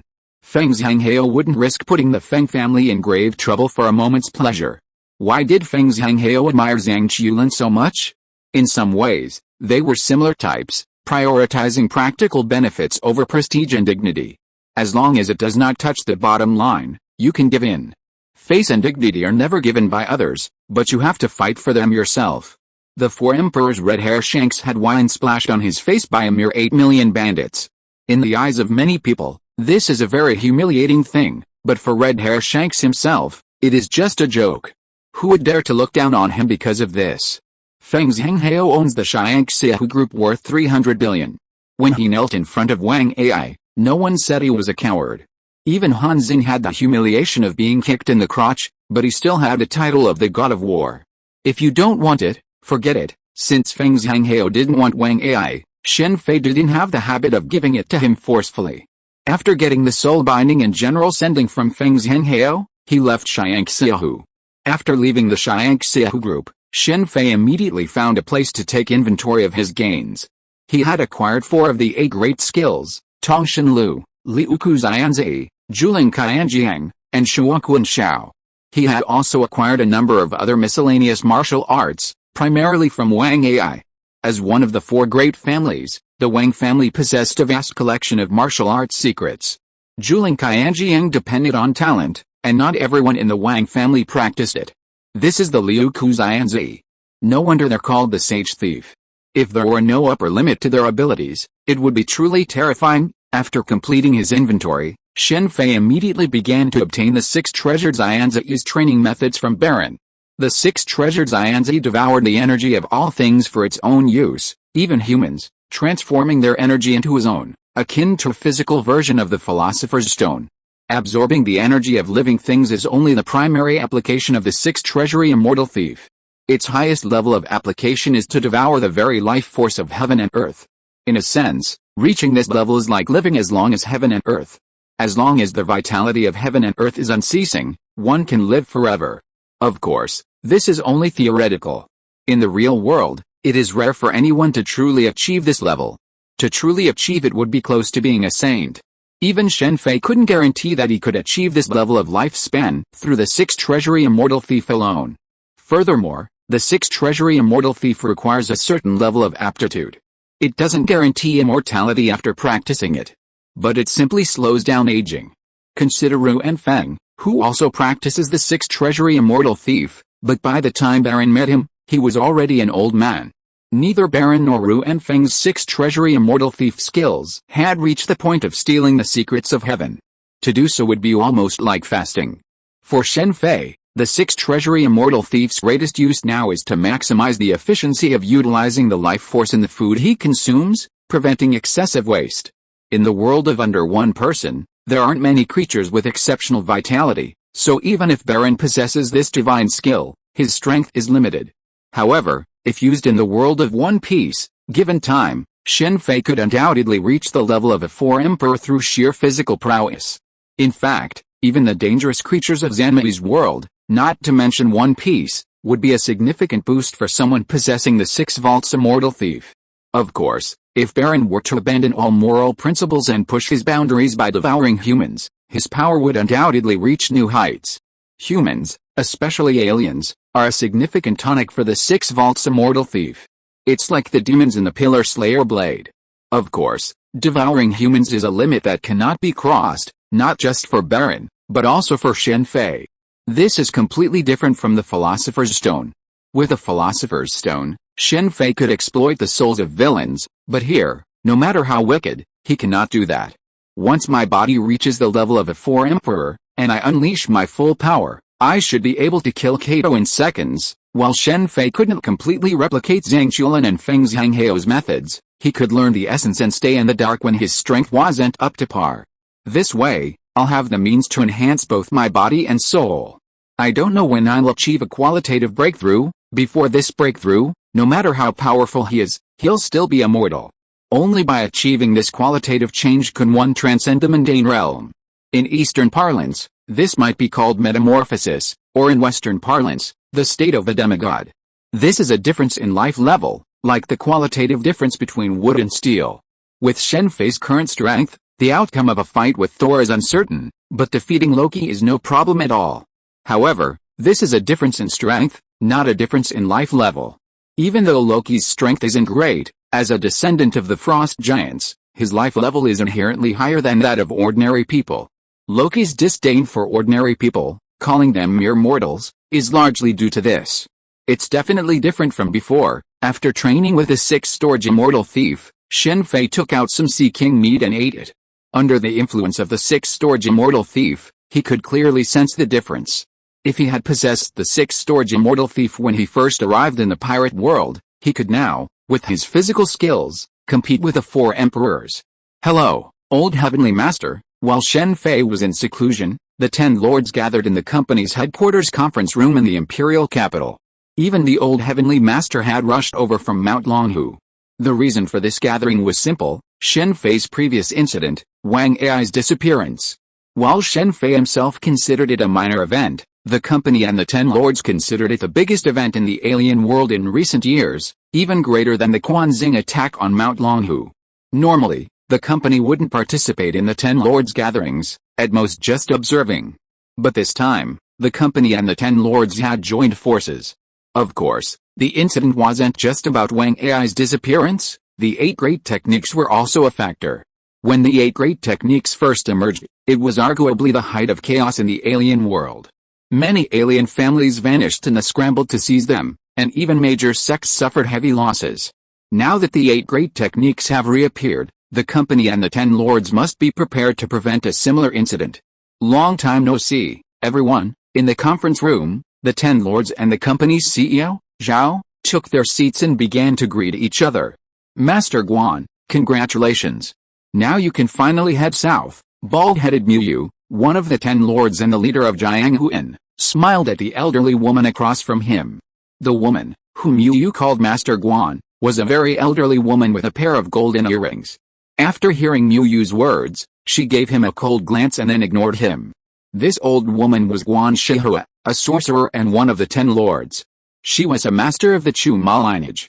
Because the Chu Ma lineage was completely suppressed by the soul-catching generals, they generally refused to leave their territory. It was only with Wang Ai's disappearance that she appeared. Each of the 10 lords of the other world had their own territory, or more accurately, their sphere of influence. Given the scarcity of modern spirits, the Chu Ma lineage was a prime target for the soul-catching generals. Within her own territory, Guan Shihu had no fear of Wang Ai. However, once she arrived in Wang Ai's territory, her spirit was seized by the soul-catching generals. She had no recourse. She couldn't file a lawsuit against them for stealing her spirit. Wang Ai's disappearance was a cause for great joy for the Chu Ma lineage. While the Feng family also possessed soul-catching generals, their style was not as overbearing as the Wang family's, and they lacked the skills to subjugate spirits. Of course, Guan Shihou is unlikely to show such joy. With Wang Ai's disappearance, the Wang family, one of the four families, will inevitably weaken. After all, they were previously too overbearing, offending countless people. When there was no opportunity, they would endure it. But now that the opportunity has come, even if they appear to be refusing to act, they will undoubtedly sabotage them. More importantly, with Wang Ai's disappearance, the Wang family's sphere of influence will inevitably shrink, creating a rare opportunity for others to expand. Of course, due to the changing times and the existence of the company, this expansion will not escalate into a large-scale conflict. At most, it will be a fight between a few extraordinary people. The sphere of influence contested by both sides is essentially the company's business scope. With the company's presence, private spheres of influence are permitted. Even famous mountains like Longhu Mountain have become tourist destinations. In this world of extraordinary people, small companies are not a big deal, but large companies must have extraordinary people or related backers, otherwise, you might die without knowing how. Haven't you seen that Feng Zhanghao's Xiangxiahu group still maintains a number of guest officials? They're not just for observation, they're dedicated to their lives. Mr. Lu, you're incredibly lucky. I heard you were there when Mr. Wang disappeared. Seeing Guan Shihou ignore him, Mu Yu immediately turned his gaze to Lu Si. If I don't have the 8 great skills, they'll naturally look down on me, Lu Si said calmly, staring at Mu Yu. I don't have any 8 great skills, Mu Yu smiled, but didn't say anything further. Lu Si's nickname was Mad Dog, and Mu Yu didn't want to offend him too much. The Lu family's true situation wasn't generally known, but the older generation had some guesses, though they lacked proof. Think carefully before you speak, Naruhu spoke up just as Mu Yu turned his gaze to him. Seeing Naruhu's calm gaze, Mu Yu ultimately didn't dare to say anything. Naruhu, one of the 2 most powerful heroes among the 10 lords, earned his place among the 10 lords not through influence but through sheer strength. 2 words could describe Naruhu: capable fighter. Because of this, he does not have too many scruples in his style of doing things. If Mu Yu really offends him, it is impossible for Ruhu to kill Mu Yu, but it is no problem to beat him up. Chapter 367 Chen Duo, Part 2. Okay, we'll talk about other things later. Now, do you have any information about Gai Nai? After the company's CEO, Zhao, spoke, Mu Yu immediately fell silent. While CEO Zhao's abilities were at the bottom of the inhuman world, he was the company's CEO. During the war, he had done so much for the country. Even Mu Yu wouldn't dare offend him lightly. It had to be said that CEO Zhao's cultivation talent was far too low. Despite the company's vast resources, his own ki, at full strength, was barely enough to move a pen, only slightly stronger than those who hadn't even initiated. No information at all. After Lu Jin and the other 10 leaders shook their heads, CEO Zhao immediately turned to Mu Yu. Jiang Huiziaozun hasn't found any information on him. We suspect he's using a false name, perhaps even a fake appearance. We've also found no clues about the techniques he uses, Mu Yu said immediately after a pause. Mu Yu's Jianghuan is an intelligence agency of the alien world, an organization that primarily profits by selling related intelligence. In the original novel, Lu Si once found Lu Liang's hiding place through Jianghu Inn. Old Taoist priest, may I ask who you fought that day? After Mr. Zhao finished speaking in Konoha, he pondered for a moment and asked the old Taoist priest sitting beside him. I don't know. I only know that the other party is very powerful and use ice-based skills or ice-based abilities, the old Taoist priest said slowly. This is really troublesome. After the old Taoist priest finished speaking, everyone present fell silent involuntarily. All of them were well-known figures in the alien world, and now they were all helpless. In that case, let's leave it at that for now. I hope you will continue the investigation after you return. After waiting for a long time, when no one said anything else, Mr. Zhao stood up and left. The company had invited the 10 lords to confirm Gai Nai's intelligence. As for any changes in the alien world caused by Wang Ai's disappearance, the company generally wouldn't intervene, as long as they didn't cause significant repercussions. Does Zhuang have any information? President Zhao, upon leaving the meeting room, asked his secretary as he approached. We've only found his last known location, The secretary quickly produced a stack of photos and handed them to President Zhao. Based on speculation, he may have gone deep into the mountains. While they've been authorized, we haven't found any useful information yet. However, we'll continue monitoring, President Zhao said immediately after reviewing the photos. Understood. What's the situation? One of the other two directors waiting in his office asked as President Zhao entered. It's not good. We don't know who he is. It's like he just appeared out of nowhere. President Zhao shook his head slightly and walked to his seat. Maybe he's some kind of hermit master, newly minted, one of the directors said. Shaolin, Longhu Mountain, the 10 lords, regardless of whether they were hidden masters or not, we must find them and have a conversation before they cause further trouble. For the company, finding Guy Nai wasn't about eliminating him. Compared to the 10 lords, the company's scope was much larger. After all, it had to deal not only with the domestic supernatural world, but also with the international supernatural world. Just like in the original novel.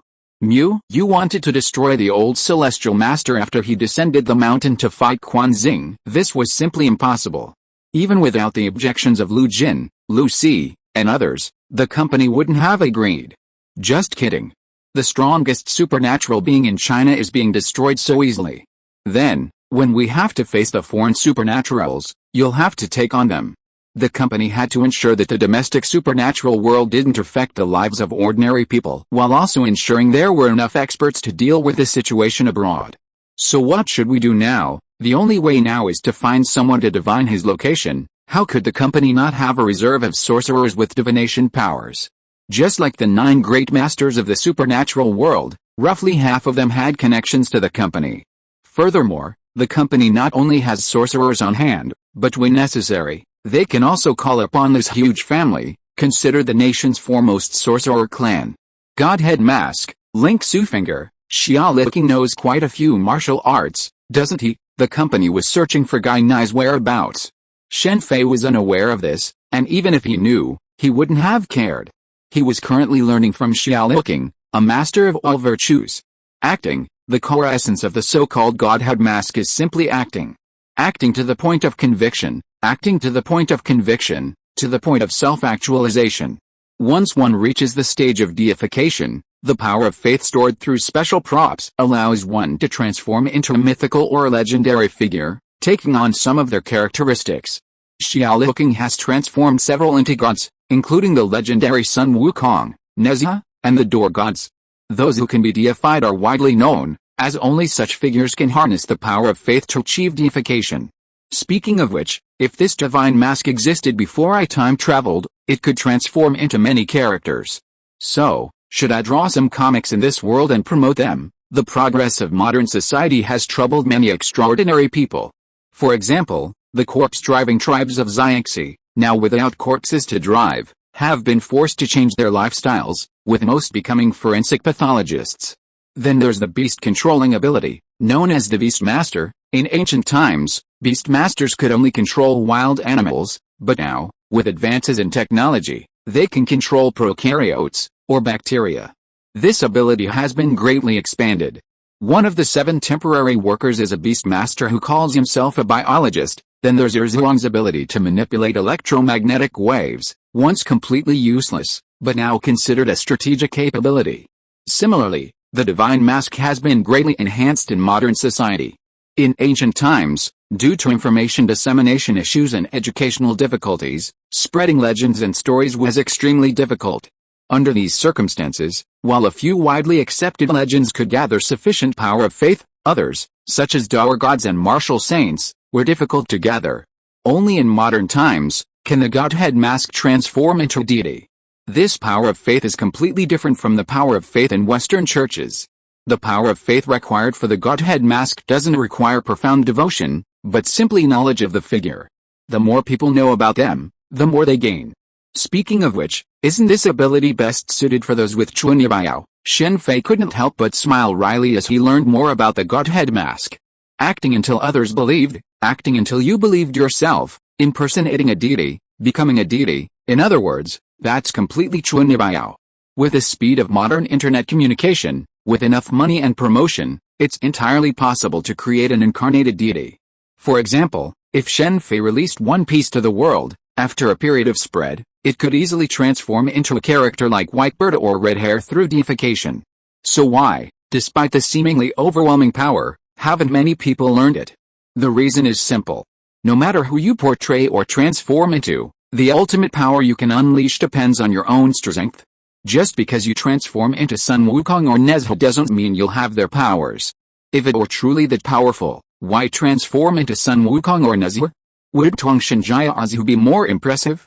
Isn't this Huxin sword formation more impressive? The problem is, you simply don't have the strength to wield it. Take Whitebird, for example. Even if you possess the power of Whitebird's tremor fruit, you'd be a complete wretch. You wouldn't be able to use it to attack an enemy, let alone break a piece of tofu. Just like CEO Zhao, even using his full ki barely moves a ballpoint pen.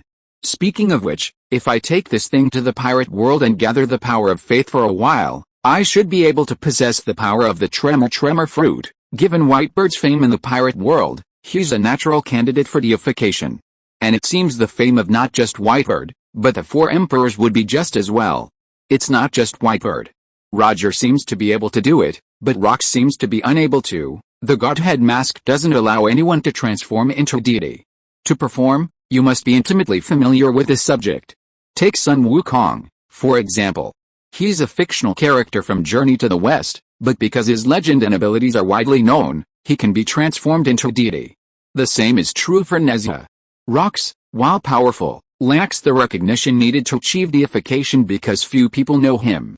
The same would happen if Whitebird's popularity declined.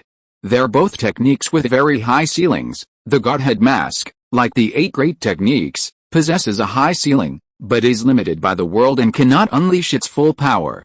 You can leave now. After completing the training of the Godhead mask and the Link's finger, Shen Fei released S.H.I.E.L.D. S.H.I.E.L.D. was one of the few non-evil individuals in Guangxing, somewhat similar to Xiaohe. As for the ordinary people killed by him, Shen Fei was no saint and had no desire to avenge them.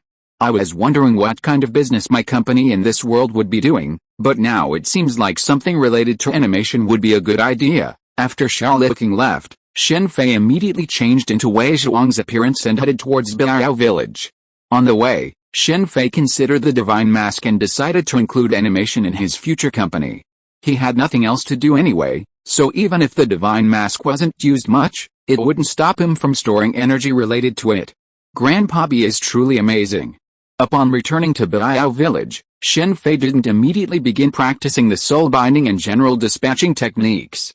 He would have to wait until he had confirmed the double full hand technique with Chu Tong. He had no problem with the soul binding and general dispatching technique, but Shen Fei had other priorities, studying medicine with Bi Yuan, who also possessed a superior aptitude. Bi Yuan, the master of the Ghost Gate Needle technique, was one of the 9 great masters. His medical skills were renowned in the inhuman world. His Ghost Gate Needle could save or kill a person with a single thought, and he was particularly adept at breaking through obstacles with a single point. Against his Ghost Gate Needle, defensive techniques like the Golden Light Curse, the Golden Bell Cover, and the Iron Shirt were practically useless. Of course, this only applied to the standard Golden Light Curse. The old Celestial Master's Golden Light Curse was indestructible. It was rare to find such a prominent figure, one with exceptional aptitude, and one who accepted all, so Shen Fei naturally seized the opportunity to learn from him. Although he claimed to be unremarkable in talent, a mere ordinary person, anyone who believed him was a fool. He was no ordinary person. Each of his disciples was a renowned figure in the inhuman world. Ding Shiman, one of the 2 current Supreme Masters, was his disciple, as was Gongqing, the acting head of Quanxing. Don't assume Gongqing's easy death, the same as in the original novel and now, doesn't mean he's anything special. In fact, to become the acting leader of Quanxing, this Gongqing is truly remarkable. The reason it was so easy was simply because he chose the wrong opponent. Besides Bi Yuan's Ghost Gate Needle, Shen Fei also took the opportunity to learn the Earth Walking technique and Jin Yuang's Stepping Step fighting technique. These 2 individuals with superior aptitude are rare individuals with no prejudices. I have 2 tasks here. Who of you has time to handle them? The Cheyenne Zianhong sect leader summoned several superior aptitude individuals from Biao village. Of course, Fu Rong, Liu Wuke, and Zhao Gizhen were not among them. Only Shen Fei, Zhu Rang, Zhang Kun, Ding Zihan, and others were present. I'll go with the one in the imperial capital, Shen Fei said immediately after noticing that one of them was contacting S.H.I.E.L.D and Wang Yi. As for the second task, it was to capture Quanxing's grandmother Jin Feng alive, but Shen Fei had no interest in this task. Then I'll leave it to you. Bring some people over, no problem. Yao Xingxi's Chu Tong. Should we contact her now, or wait until Ma Xianhong completes the renovation of the self-cultivation furnace? On the way to the imperial capital, Shen Fei read the information about the Yao Xingxi on his phone, his mind racing. If his intervention caused Ma Xianhong to abandon the renovation of the self-cultivation furnace, that would be troublesome. Shen Fei wasn't about to kill Chu Tong. After all, he was extremely curious about her motives, so he could easily take advantage of the situation. Furthermore, if Chu Tong was lost, given Ma Xianhong's personality, she would definitely cause serious trouble. He didn't want to clean up the mess for her. It would be better to leave that to Chu Tong. Only Quanxing's attack on the Longhu Mountain Xianxi mansion was reported. Wang Ai has no information at all. Is it being covered up? The hottest topic on the alien network at that moment was undoubtedly the news that Quanxing's men had attacked the Longhu Mountain Xianxi mansion and suffered heavy losses. Quanxing's acting leader Gong Qing, 3 of the 4 madmen, as well as the corpse demon Tu Zhenfang, Yuan Tao and other Quanxing high-level officials were all caught in one fell swoop. It can be said that Quanxing's strength has been reduced by half. It must be said that Quanxing's strength is still very strong. With the death of so many extraordinary masters, its strength has only been reduced by half. If it were other forces, they would probably be devastated. Look at the Wang family. The disappearance of Wang Ai had a huge impact on the Wang family. After losing these masters, the only high-level officials in Quanxing are Ding Shimen, one of the 2 heroes, and the 6 thieves. In the original novel, the old Taoist priest and Quanxing had a decisive battle, and 3 of the 6 thieves died directly. However, this time Yan Jinsong did not die, and the 6 thieves should not die so easily. Compared with the Quanxing people killed by the old Taoist priest in the original novel, the loss of Quanxing masters is more serious now. It seems that I have to find an opportunity to go to the grassland and kill Ding Shimen. Chapter 368 Chen Duel, Part 2. Speaking of which, there's really little information on Ding Shimen. The information on the 2 heroes, the old celestial master and the tiger-like figure, wasn't particularly secretive. Even their specialized techniques were widely known. But Ding Shimen's case was different, and the most curious thing was his joining Quanxing. He didn't become one of the 2 heroes until after joining Quanxing, but rather after becoming a hero. The reason for his joining Quanxing is widely debated. Wang Yi was expelled from the Wudang sect, and S.H.I.E.L.D later came to the imperial capital. Is he struggling with this? The Fenghao Qimen was a unique skill coveted by even the leaders of the Shuzi sect. It was impossible for S.H.I.E.L.D not to have second thoughts after witnessing its power. Perhaps it was this huge family's good upbringing that prevented him from harboring any desire. Compared to families like Wang Ai and Lu Si, who have always coveted the 8 wonders, the S.H.I.E.L.D clan is far superior. Of course, they have their reasons for this.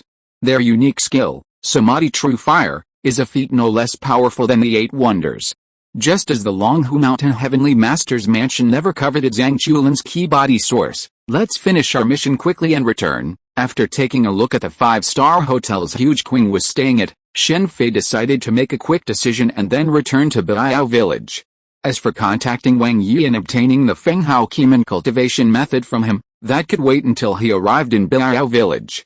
It's undeniable that S.H.I.E.L.D's perspectives have been somewhat distorted recently. In terms of magic, he's been confronted by the Fenghao Qimen, and in terms of divine machine, he's been confronted by the divine machine 100 refinements. Both of the S.H.I.E.L.D clan's heritages have been severely undermined. The Sichuan Tang clan really shouldn't be underestimated, seeing that it was still light and preparing to wait until late at night before taking action. Shen Fei, with nothing else to do, began to research information on the Tang clan.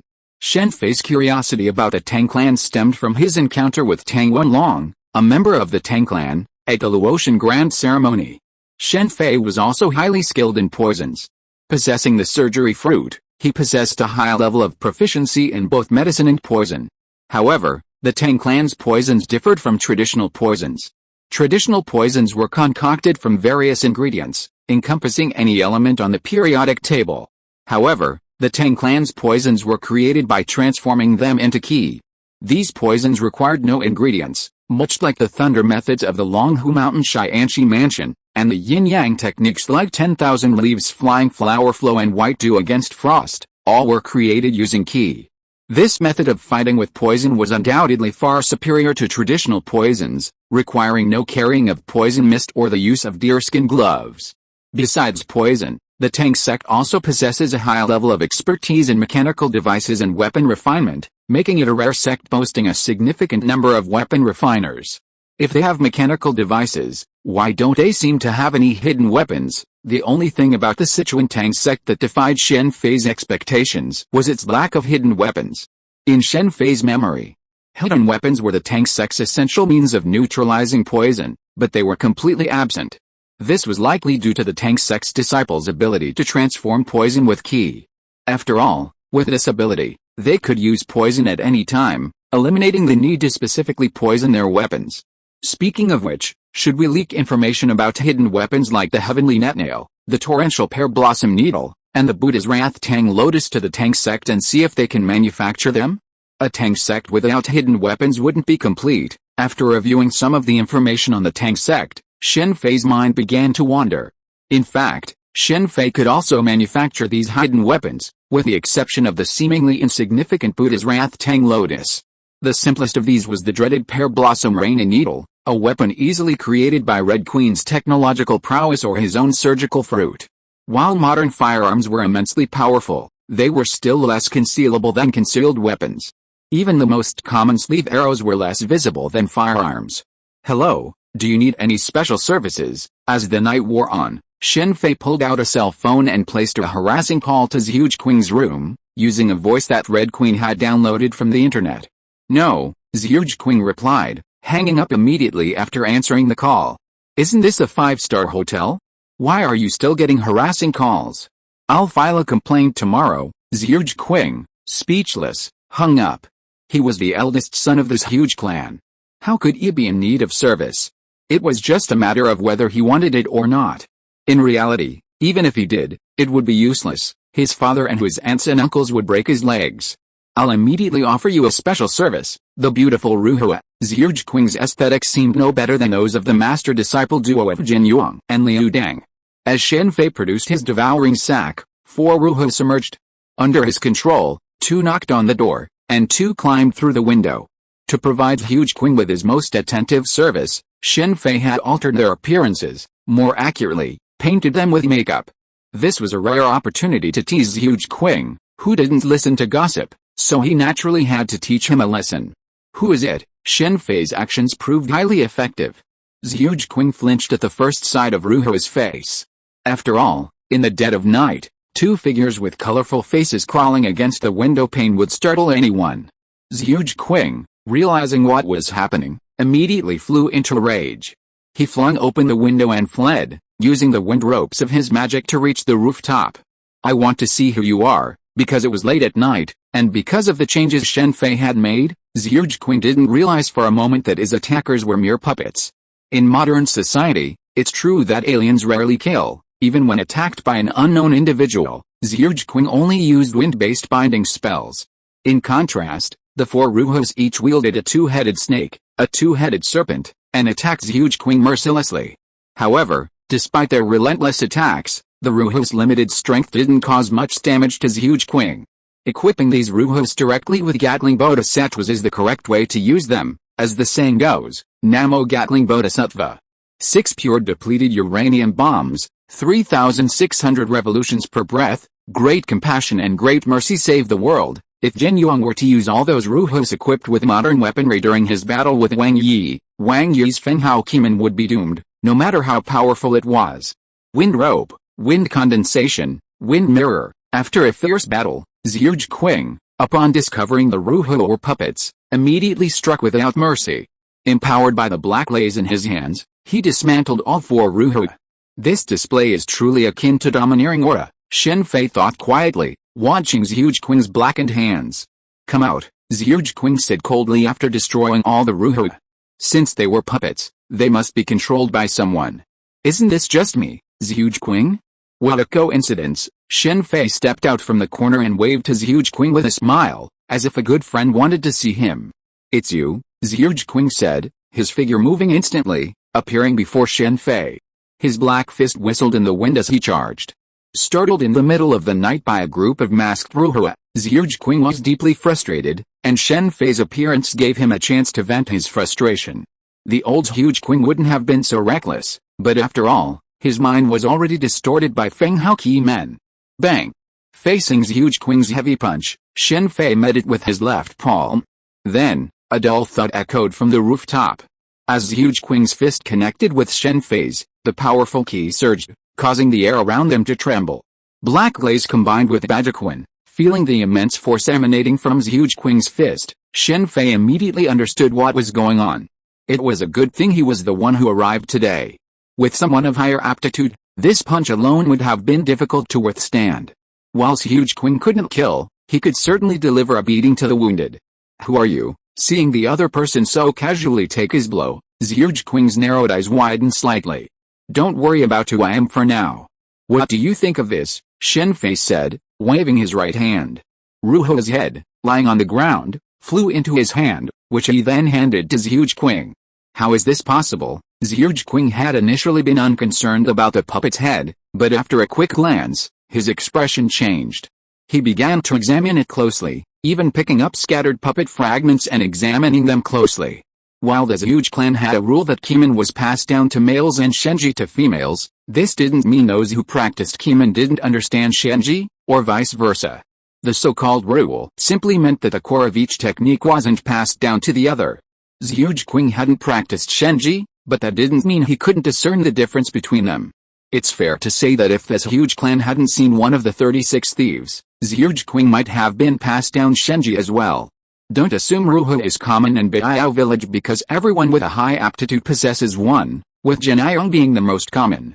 In reality, it's crafted using a self-cultivation furnace. In the outside world, even the S.H.I.E.L.D clan's Shenji would be hard to create. Ruhua's entire body, including its energy source, is the product of wisdom. Seeing S.H.I.E.L.D's devastated expression, Shen Fei shook his head helplessly. This was the second blow that had him questioning his life.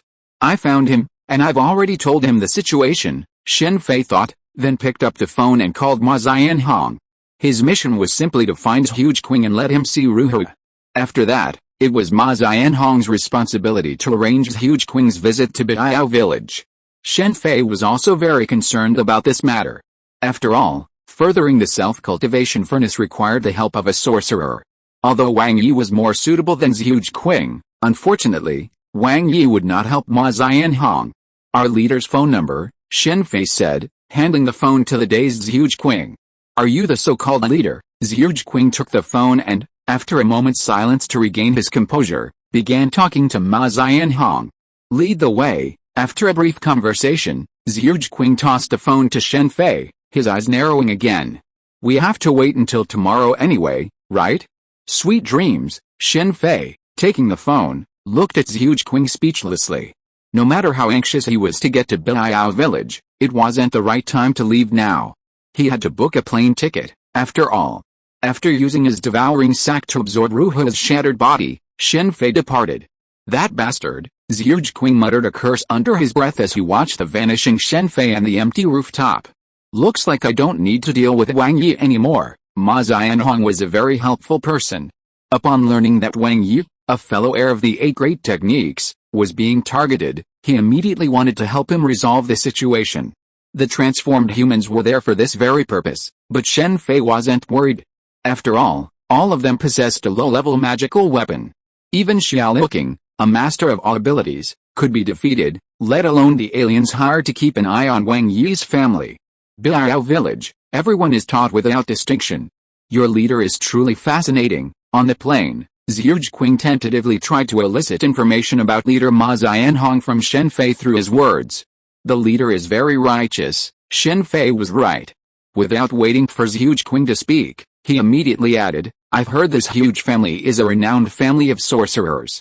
I have some questions about sorcery, and I'm wondering if I could ask you. Meeting a master sorcerer like S.H.I.E.L.D was a rare opportunity, so Shen Fei naturally wouldn't miss it. This was a perfect opportunity to introduce him to the art of sorcery, regardless of whether he would later cultivate Feng Hao Qimen or not. No problem. Upon discussing the sorcerer profession, S.H.I.E.L.D's demeanor suddenly became serious. answering every question Shen Fei asked. Their discussion left the others on the plane completely bewildered. After all, the technical vocabulary was overwhelming. Shen Fei had recently been brushing up on the relevant knowledge, otherwise even he wouldn't have understood. I'll arrange a place for you first. After arriving in Beiao's village, Shen Fei immediately found an empty house for Zhuge, very close to Fu Rong, giving him the best chance of getting the moon. Ma Xianhong had to be incredibly generous to Zhuge. Not only did he give him the Divine Machine 100 refinements, he even prepared a girlfriend for him, a treatment not even Wang Yi, a fellow heir of the 8 great techniques, received. Sure enough, he's a bit of a reserved person, Zhuge said, immediately approaching Fu Rong upon seeing her. Shen Fei shook his head slightly. The next time he had the chance, he would definitely spread the nickname for Zhuge, who didn't listen to gossip. Zhuge's username on the Penguin group was Zhe, a name that spoke volumes about his inner state. Shen Fei knew the name of Zhuge's Penguin group simply because he had added him under the alias Gai Nai. The same thing happened with Lu Linglong, whose username was King Fang Sanrun. At the Luotian Grand Ceremony at the Xianxi Mansion in Longhu Mountain, Shen Fei had added many friends under the name Gai Nai, such as Jia Zhenglian, nicknamed White Horse and Silver Spear, and Feng San, nicknamed Queen. Among them, Wang Yi's name stood out the most, seemingly never to see the light of day. This group was created by Kang Long, who added everyone in the group, including Zhang Lingaiu. Even within the group, Kang Long and the others were deeply interested in who Zhang Lingaiu was after a moment's thought. However, after Gai Nai's identity was abandoned, Shen Fei temporarily stopped using the group, as otherwise, Zhuang would surely have monitored it. Chapter 369 Chen Duo, End. Shen Fei had always forgotten about Dong Zhuang, the temporary worker. Anyone from the company who wasn't a fool wouldn't let that penguin group go. Shen Fei didn't want to give up Kang Long's group for now, but he would join under a different identity. After all, the group consisted mostly of the younger generation of the inhuman world, so they could discuss inhuman matters and company matters. Once he came up with advanced technology, he could easily seek cooperation from some of them, thus reducing unnecessary trouble. For example, Oasis, a virtual reality game, creating an inhuman version of it would be incredibly interesting and might even reduce inhuman-related conflicts and provide many inhumans with opportunities for training. Now that society is peaceful, inhuman conflicts are much less common than in troubled times. This is a good thing for ordinary people, but for inhumans, it's a mixed blessing. The good thing is that they don't have to worry about getting caught up in unexplained battles while traveling in the inhuman world. The bad thing is that many inhumans don't have the opportunity to actually fight. In the original novel, when Zhang Qiulin and his companions visited the Tang sect, many of the disciples encountered similar problems. However, in a virtual game, things were different. They could fight with abandon. Of course, achieving this required a prerequisite. Each sect and faction must contribute their secret manuals so that they could be simulated in the virtual game. Ordinary manuals were easy enough, but esoteric techniques, such as the 8 great skills, were more difficult to achieve. I wonder if simulating the Tang sect stand devouring in the virtual game world would improve the success rate of practicing it. The Sichuan Tang sect possessed a unique skill, a skill only a select few could successfully cultivate. Dan devouring was a feat no less powerful than the 8 great skills. Even Zhang Huai, possessing the key body's origin, was ultimately defeated by Dan devouring. In other words, in the entire alien world, except for the old heavenly master, who could ignore Dan devouring, everyone else, including the 2 heroes, would surely die against Dan devouring. And Zhang Huai's strength was no less than theirs. In the original novel, during the war, a Tang clan elder, relying on his Dan Shi, sacrificed his life to defeat several powerful masters from the island nation. Of course, this is still just a plan. Whether it will succeed depends on the circumstances. Chen Duo was still saved by Ma Xianhong. After settling Zhuge down, Shen Fei went to Ma Xianhong's home to inform him of Zhuge's arrival. To his surprise, he encountered several individuals with superior aptitudes, one of whom was Bi Yuan, the Ghost Gate Needle, and a very young-looking girl, Chen Duo. Shen Fei later learned that, just as in the novel, Ma Xianhong had been out on a mission and unexpectedly encountered Chen Duo, who had fainted, and he rescued her. Bi Yuan, the Ghost Gate Needle, was there to examine Chen Duo's condition and see if he could permanently cure her. Unfortunately, even Bi Yuan was unable to resolve Chen Duo's condition. This is Chen Duo, a temporary employee at the company. Ma Xianhong nodded to Shen Fei and then explained Chen Duo's identity and circumstances. It was clear that Ma Xianhong was not at all defensive. I have to say you're a good person. But sometimes good intentions can lead to bad consequences. Shen Fei was well aware of the situation of Chen Duo, the goo-bodied saint-child. Her subsequent death was truly unjust. Ma Xianhong's good intentions had led to the worst possible outcome. Without Ma Xianhong's intervention, Chen Duo's future would have been completely different. After all, her humanity had begun to awaken. Of course, Ma Xianhong was only one factor in Chen Duo's death. Another contributing factor was naturally Zhang Qulin, who no longer wanted billion. It was Zhang Qulin's selfishness that led to Chen Duo's death. The company is going too far. As Ma Xianhong finished explaining Chen Duo's situation, several high-level individuals in the room immediately shouted in dissatisfaction. What the company did to Chen Duo was, of course, plant a time bomb inside the collar around his neck, one that could be remotely controlled. Doing this to their subordinates has tarnished the company's image even further. While Shen Fei felt it was a bit excessive, he also understood it. After all, Chen Duo was different from other temporary workers.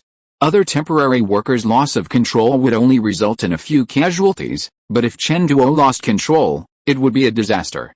Chen Duo, the goo-body saint-child, wasn't a goo-master, but a goo-master himself, a true king of them all.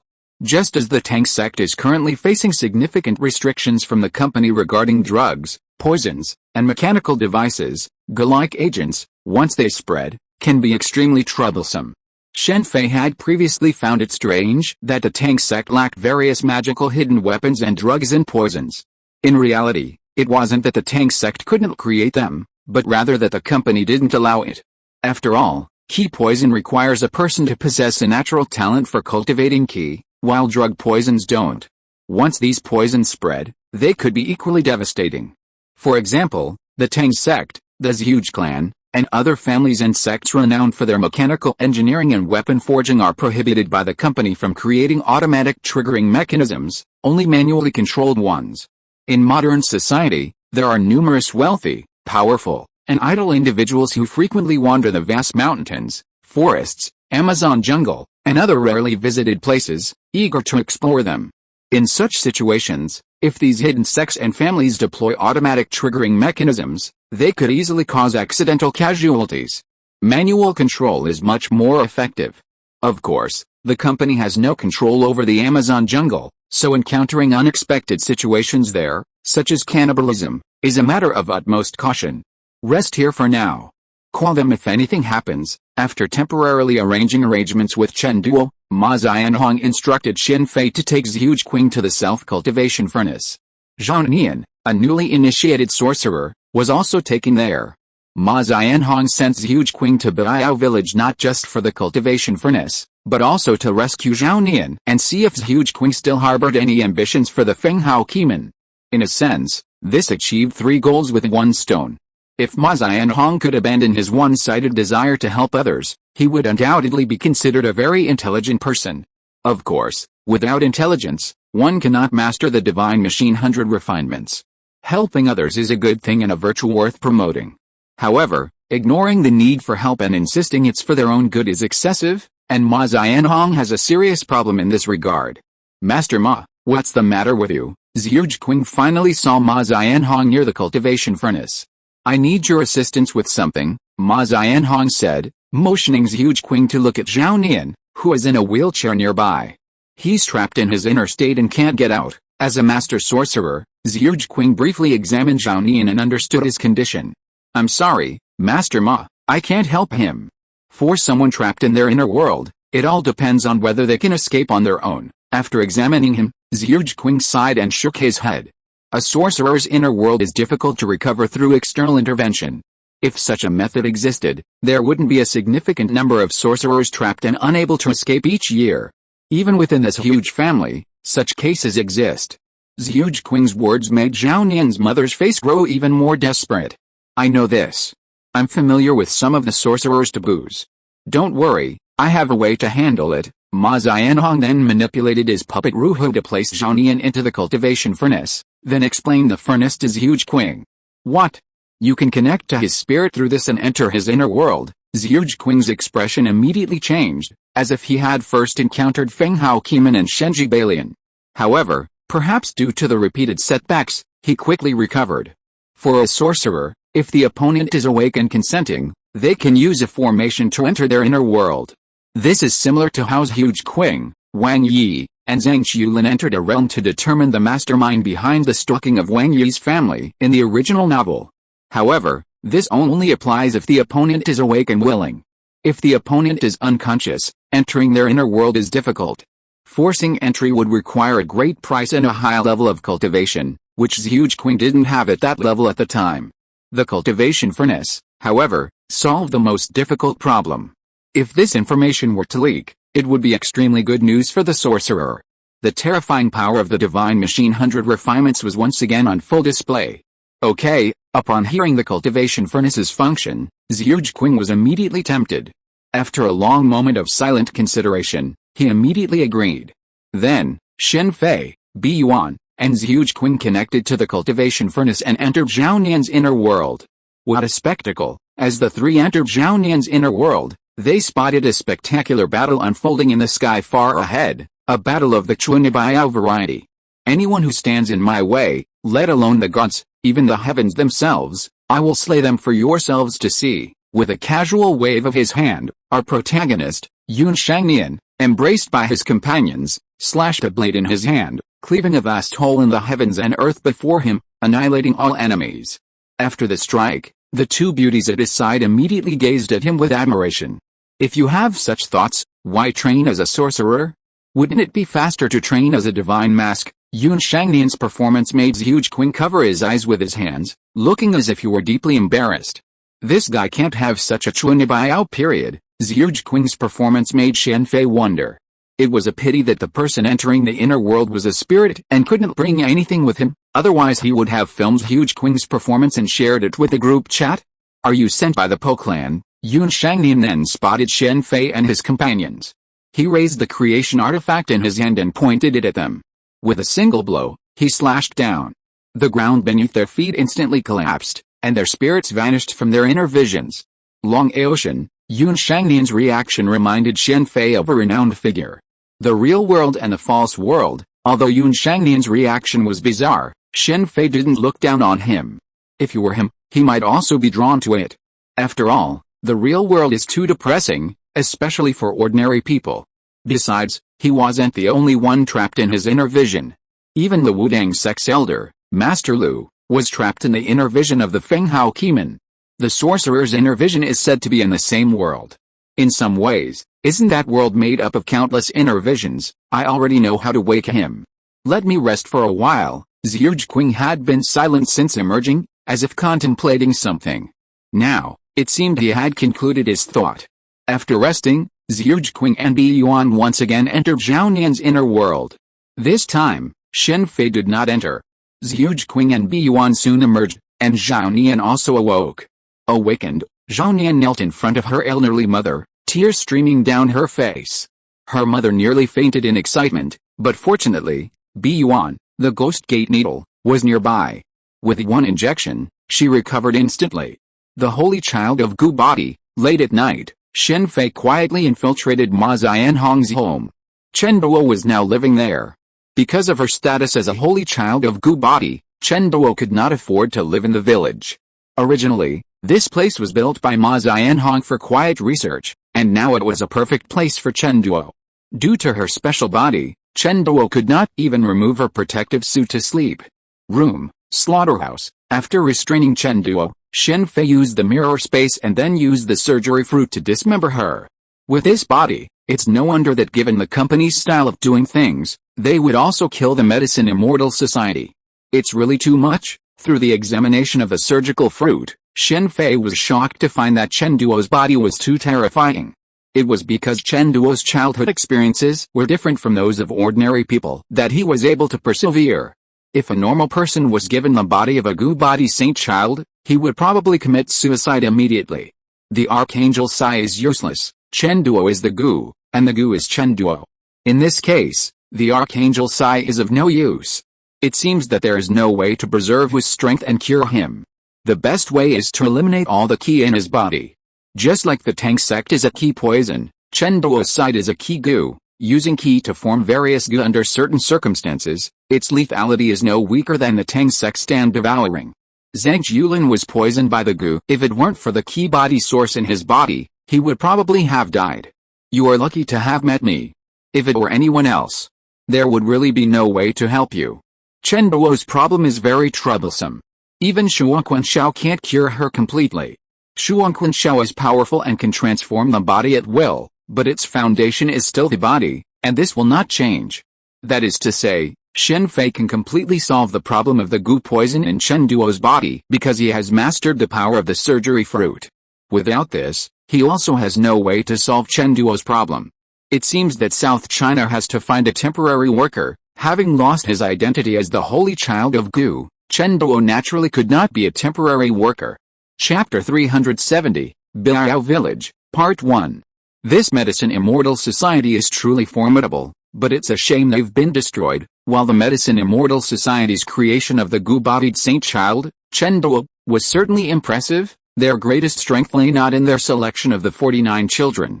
The cultivation of the goo-bodied Saint-Child wasn't something you could just find, it depended on talent, and the 49 children chosen by the medicine immortal society all possessed this talent. Talent is incredibly difficult to discern, suitability can only be determined after trial.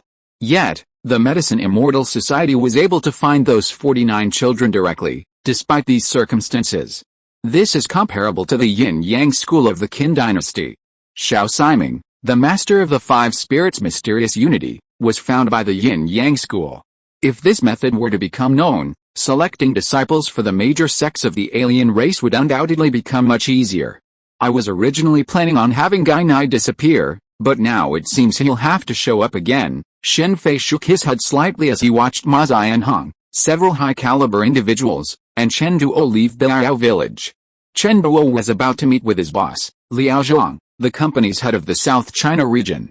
Ma Zianhong's words had stirred a strange feeling in Chen Duo. He chose a path, even one that meant death. As long as it was his own, Chen Duo had no regrets. This seemed like a good thing for Chen Duo, and indeed it was. In some ways, it meant Chen Duo was slowly becoming more normal. However, the problem was that Chen Duo's development was extremely abnormal. The option Ma Zianhong offered was like a baby wanting to run before it could even stand. It was too radical. Chen Duo was still very young and could have slowly recovered under Liao Zhuang's care. In fact, Liao Zhuang truly loved Chen Duo, treating her like his own daughter. Otherwise, he wouldn't have secured a temporary position for her, giving her the opportunity to step out of the lab and see the world. On the national highway at the foot of Biao's village, after receiving contact from Chen Duo, who had been missing for several days, Liao Zhang reported the situation to company executives while anxiously driving his car to the place where Chen Duo had agreed to meet him. Damn it, Liao Zhang cursed under his breath as he saw a figure standing on the road ahead. He then hurriedly steered, nearly swerving off the highway in his haste. If Shen Fei hadn't been holding the car back, the car would have been in danger. For Chen Duo, Ma Zianhong wasn't important. One of the most important people was his childhood playmate, Chen Junayan. Chen Duo, who lived in Ma Zianhong's house, even renamed Ma Zianhong's dog Chen Junayan. There are innate abilities among the superhumans, but not all of them are positive. Like Su San's telekinesis and Feng Xian's spatial teleportation, many involve physical transformation, allowing them to transform into various animals. These abilities are considered unusual, both in the superhuman world and among ordinary people. In fact, the conferred God War in the Under One-Person world was partly due to these innate abilities. Because these abilities transform into monsters, they are not recognized by orthodox superhumans and are considered heretics. According to mythology, these superhumans are considered demons. If Chen Junayan had been able to stay by Chen Duo's side, Chen Duo's current situation would definitely be different. Unfortunately, Chen Junayan later left the bunker and joined another mysterious organization, which might be an alien research base or something like that. There might be aliens under one person, such as the strange jelly creature next to Wang Zhengqiu. Apart from Chen Junayan, the most important person to Chen Duo is Liao Zhang. If Ma Zianhong had not said something that made Chen Duo care, Chen Duo might have just treated him as a passerby. Even so, when the temporary workers fought Ma Zianhong, Chen Duo had no intention of helping Ma Zianhong. If Liao Zhang could say what Chen Duo wanted to hear, there would be something about Ma Xianhong. You are Liao Zhang, the person in charge of South China. Shen Fei immediately spoke up when he saw Liao Zhang getting out of the car in a panic. Knowing that Liao Zhang had passed by here was naturally because Shen Fei had done some research in advance. With Red Queen's abilities, locating Liao Zhang's whereabouts through the city's security cameras wasn't difficult. After all, the heads of the company's 7 regions weren't exactly secretive, the secretive ones were just temporary employees. The regional heads could be found on the list of Natutuang Express. Natutuang Express wasn't just a front, it was a real courier company. Feng Bao delivered more packages than she buried people. After all, burying people wasn't a daily job, while delivering packages was. Even Zhang Jiulin delivered packages in his free time. While delivering packages might be tiring for ordinary people, it was incredibly easy for an extraordinary person. For the company, it was a win-win situation. It could raise funds on its own and provide convenient access to certain locations. After all, while the company had a powerful back-end, it couldn't possibly bring its back-end out for every problem. Your guy Nai, Liao Zhang, emerging from the car, was stunned upon seeing Shen Fei. As the head of one of the company's regions, he was of course aware of Guy Nai's situation. In fact, all 7 region heads knew of him, and the company's top management had instructed them to search for him in their respective areas. A moment later, Liao Zhang glanced at Shen Fei and immediately prepared to return to the car, start the car, and drive away. At any other time, if he had encountered Guy Nai, Liao Zhang would have certainly not let him go, but now Chen Duo's matter was clearly more important. You're going to see Chen Duo, right? Liao Zhang, who had just opened the car door, paused upon hearing this. Shen Fei continued, if you go to see Chen Duo in this state, she'll never come back. What did you do to her? Shen Fei had just finished speaking when Liao Zhang erupted with powerful ki, charging towards Shen Fei. Shen Fei's words made Liao Zhang mistakenly believe that he had taken Chen Duo away. Calm down. Facing the furious Liao Zhang charging at him, Shen Fei gently dissipated the force from Liao Zhang's fist with a flick of his left hand. Then, with a gentle push, Liao Zhang involuntarily retreated several meters before regaining his composure. The heads of the 7 districts were all inhumans. While not as powerful as the temporary workers, they were still quite capable compared to the average inhuman.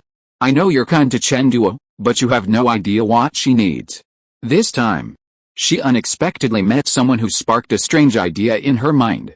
If you don't follow her lead, the end result will be tragic for both of you. Shen Fei recounted Chen Duo's current state of mind, including her knowledge of the bomb in the collar and the company's top management's intentions. In the original novel, Zhang Jiulin, after hearing about Chen Duo's situation in Baiao's village, quickly deduced the secrets hidden within. As Zhang Jiulin had suggested, Liao Zhang could have had a perfect solution, but it ended up being the worst possible outcome. Shen Fei had no idea whether Chen Duo loved Liao Zhang, and he couldn't say anything to Liao Zhang about it, lest he end up making things worse. Chen Duo needs to make her own choice now. That shouldn't be a problem for you, right? Chen Duo claimed to have made her own choice, but in reality, she was only choosing from options presented by others. Zhang Jiulin exploited this, leading Chen Duo to choose death. Chen Duo's mindset was like that of a clumsy child, completely incapable of making her own decisions. She would only choose one option from those presented to her. For example, when Ma Xianhong offered her the choice of leaving or staying, it seemed as if Chen Duo was making her own choice, but in reality, she had no choice at all. I hope you'll think about what to say when you see Chen Duo on the way, Shen Fei said, turning to leave. Wait, why are you telling me all this? Liao Zhang shouted hurriedly. I just don't want to see a tragedy happen right in front of me. Shen Fei didn't give Liao Zhang a chance to speak again before disappearing.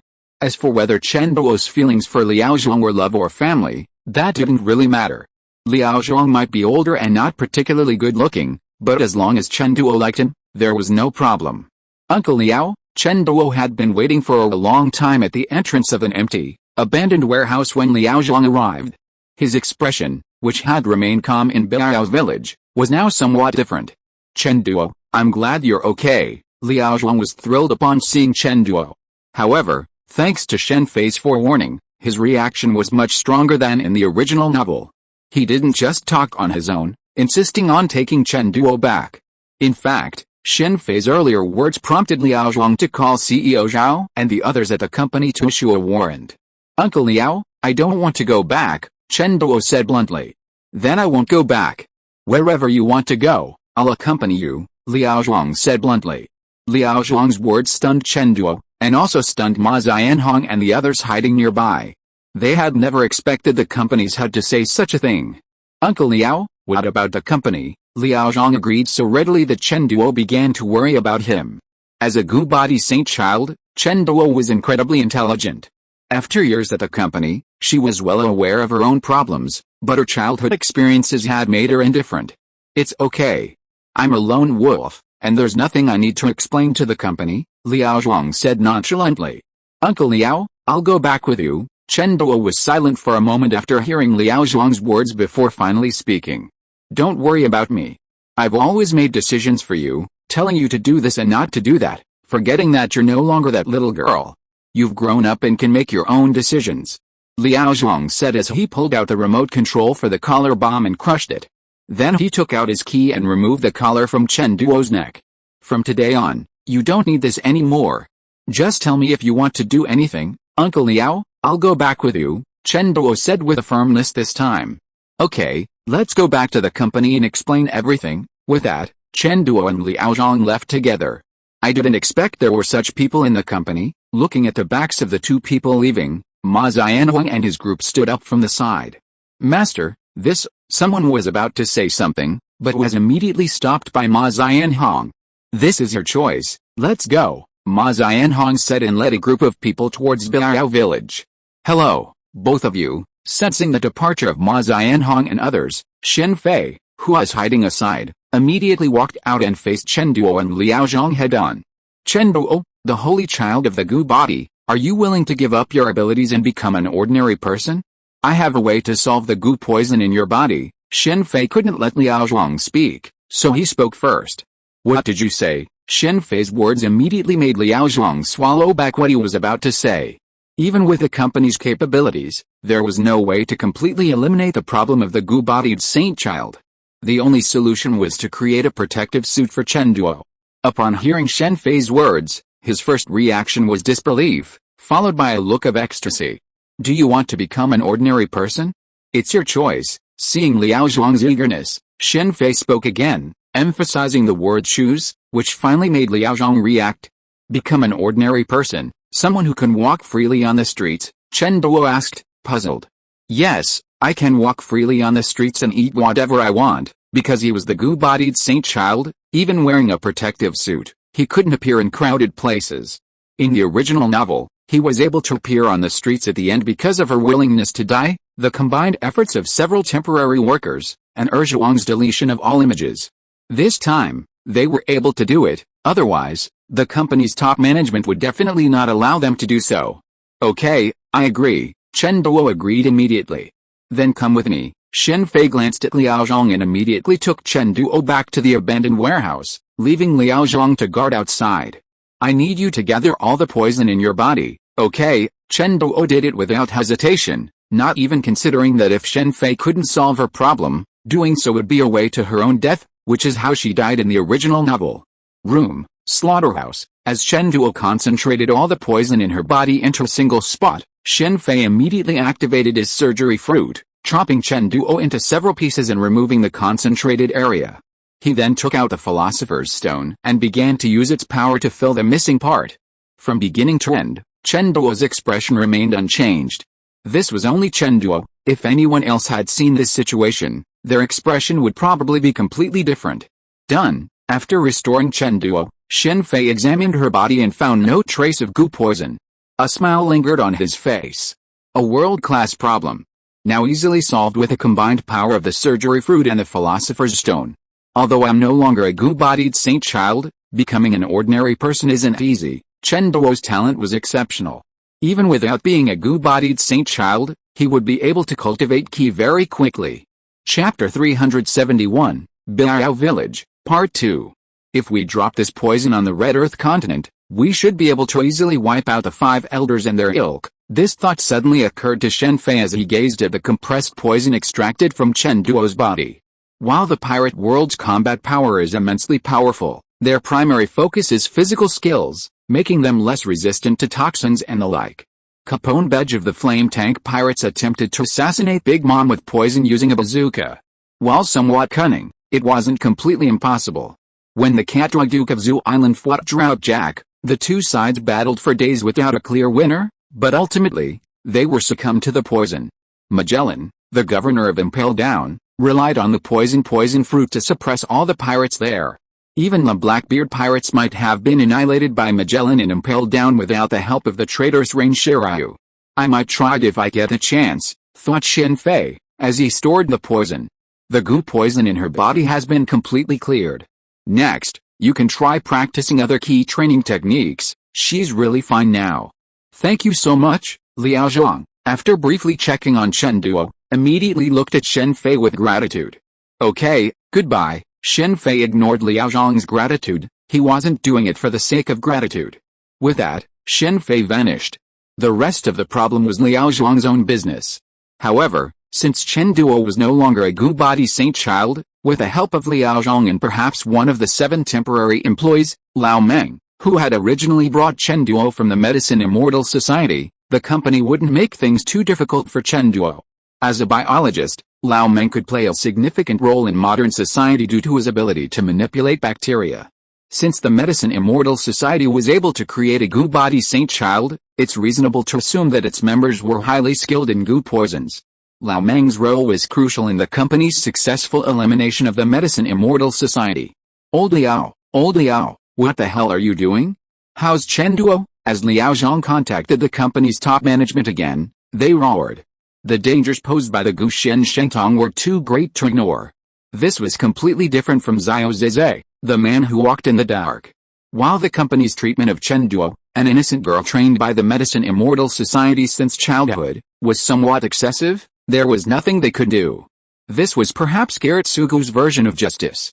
Zhuge Qing, this is what you need. At the location of the cultivation furnace in Biao's village, after speaking with Zhuge Qing, Ma Xianhong immediately produced a devouring capsule and handed it to Zhuge Qing. He then swung a large iron hammer and smashed the furnace. You gave it to me right away. Zhuge Qing looked at Ma Xianhong in disbelief as he took out a book inscribed with a divine machine 100 refinements from the capsule. This was one of the 8 great techniques, something countless people would risk everything to obtain, and now it was in his hands so easily. I've memorized everything inside. This manual is of no use to me. If you want it, keep it. If not, destroy it. But you'll need help next. The cultivation furnace wasn't large, and Ma Xianhong was quite powerful, so he quickly destroyed it. He then had nearly 20 Ruhos help clean up the scene, while Ma Xianhong made a bed on the floor. You're going all out. Zhuge Qing observed Ma Xianhong's actions, speechless. But since he had promised Ma Xianhong, he could only sacrifice his life for him. Here you are. That day, 8 figures entered from outside Biao village. They were all temporary workers, and the extra person was naturally Wang Yi. We're hikers, and we'd like to stay here for a few days. Zhang Chulin and the others explained their purpose to Chu Rang during their reception. Zhang Chulin and his group, each carrying a large backpack and holding hiking poles, truly looked like hikers. Let that leader come out. I'm here. Wang Yi immediately revealed his identity. Wang Yi's presence was naturally due to Zhuge Qing. Ma Xianhong had called Wang Yi and promised to eliminate those who coveted Feng Hao Qimen, one of his 8 great skills. Unfortunately, Zhuge Qing was one of them. The leader is busy right now and can't see you. If you want to see him, wait. Ma Xianhong was currently rebuilding the body cultivation furnace. Chu Rang was aware of this, having also mastered a divine machine 100 refinements.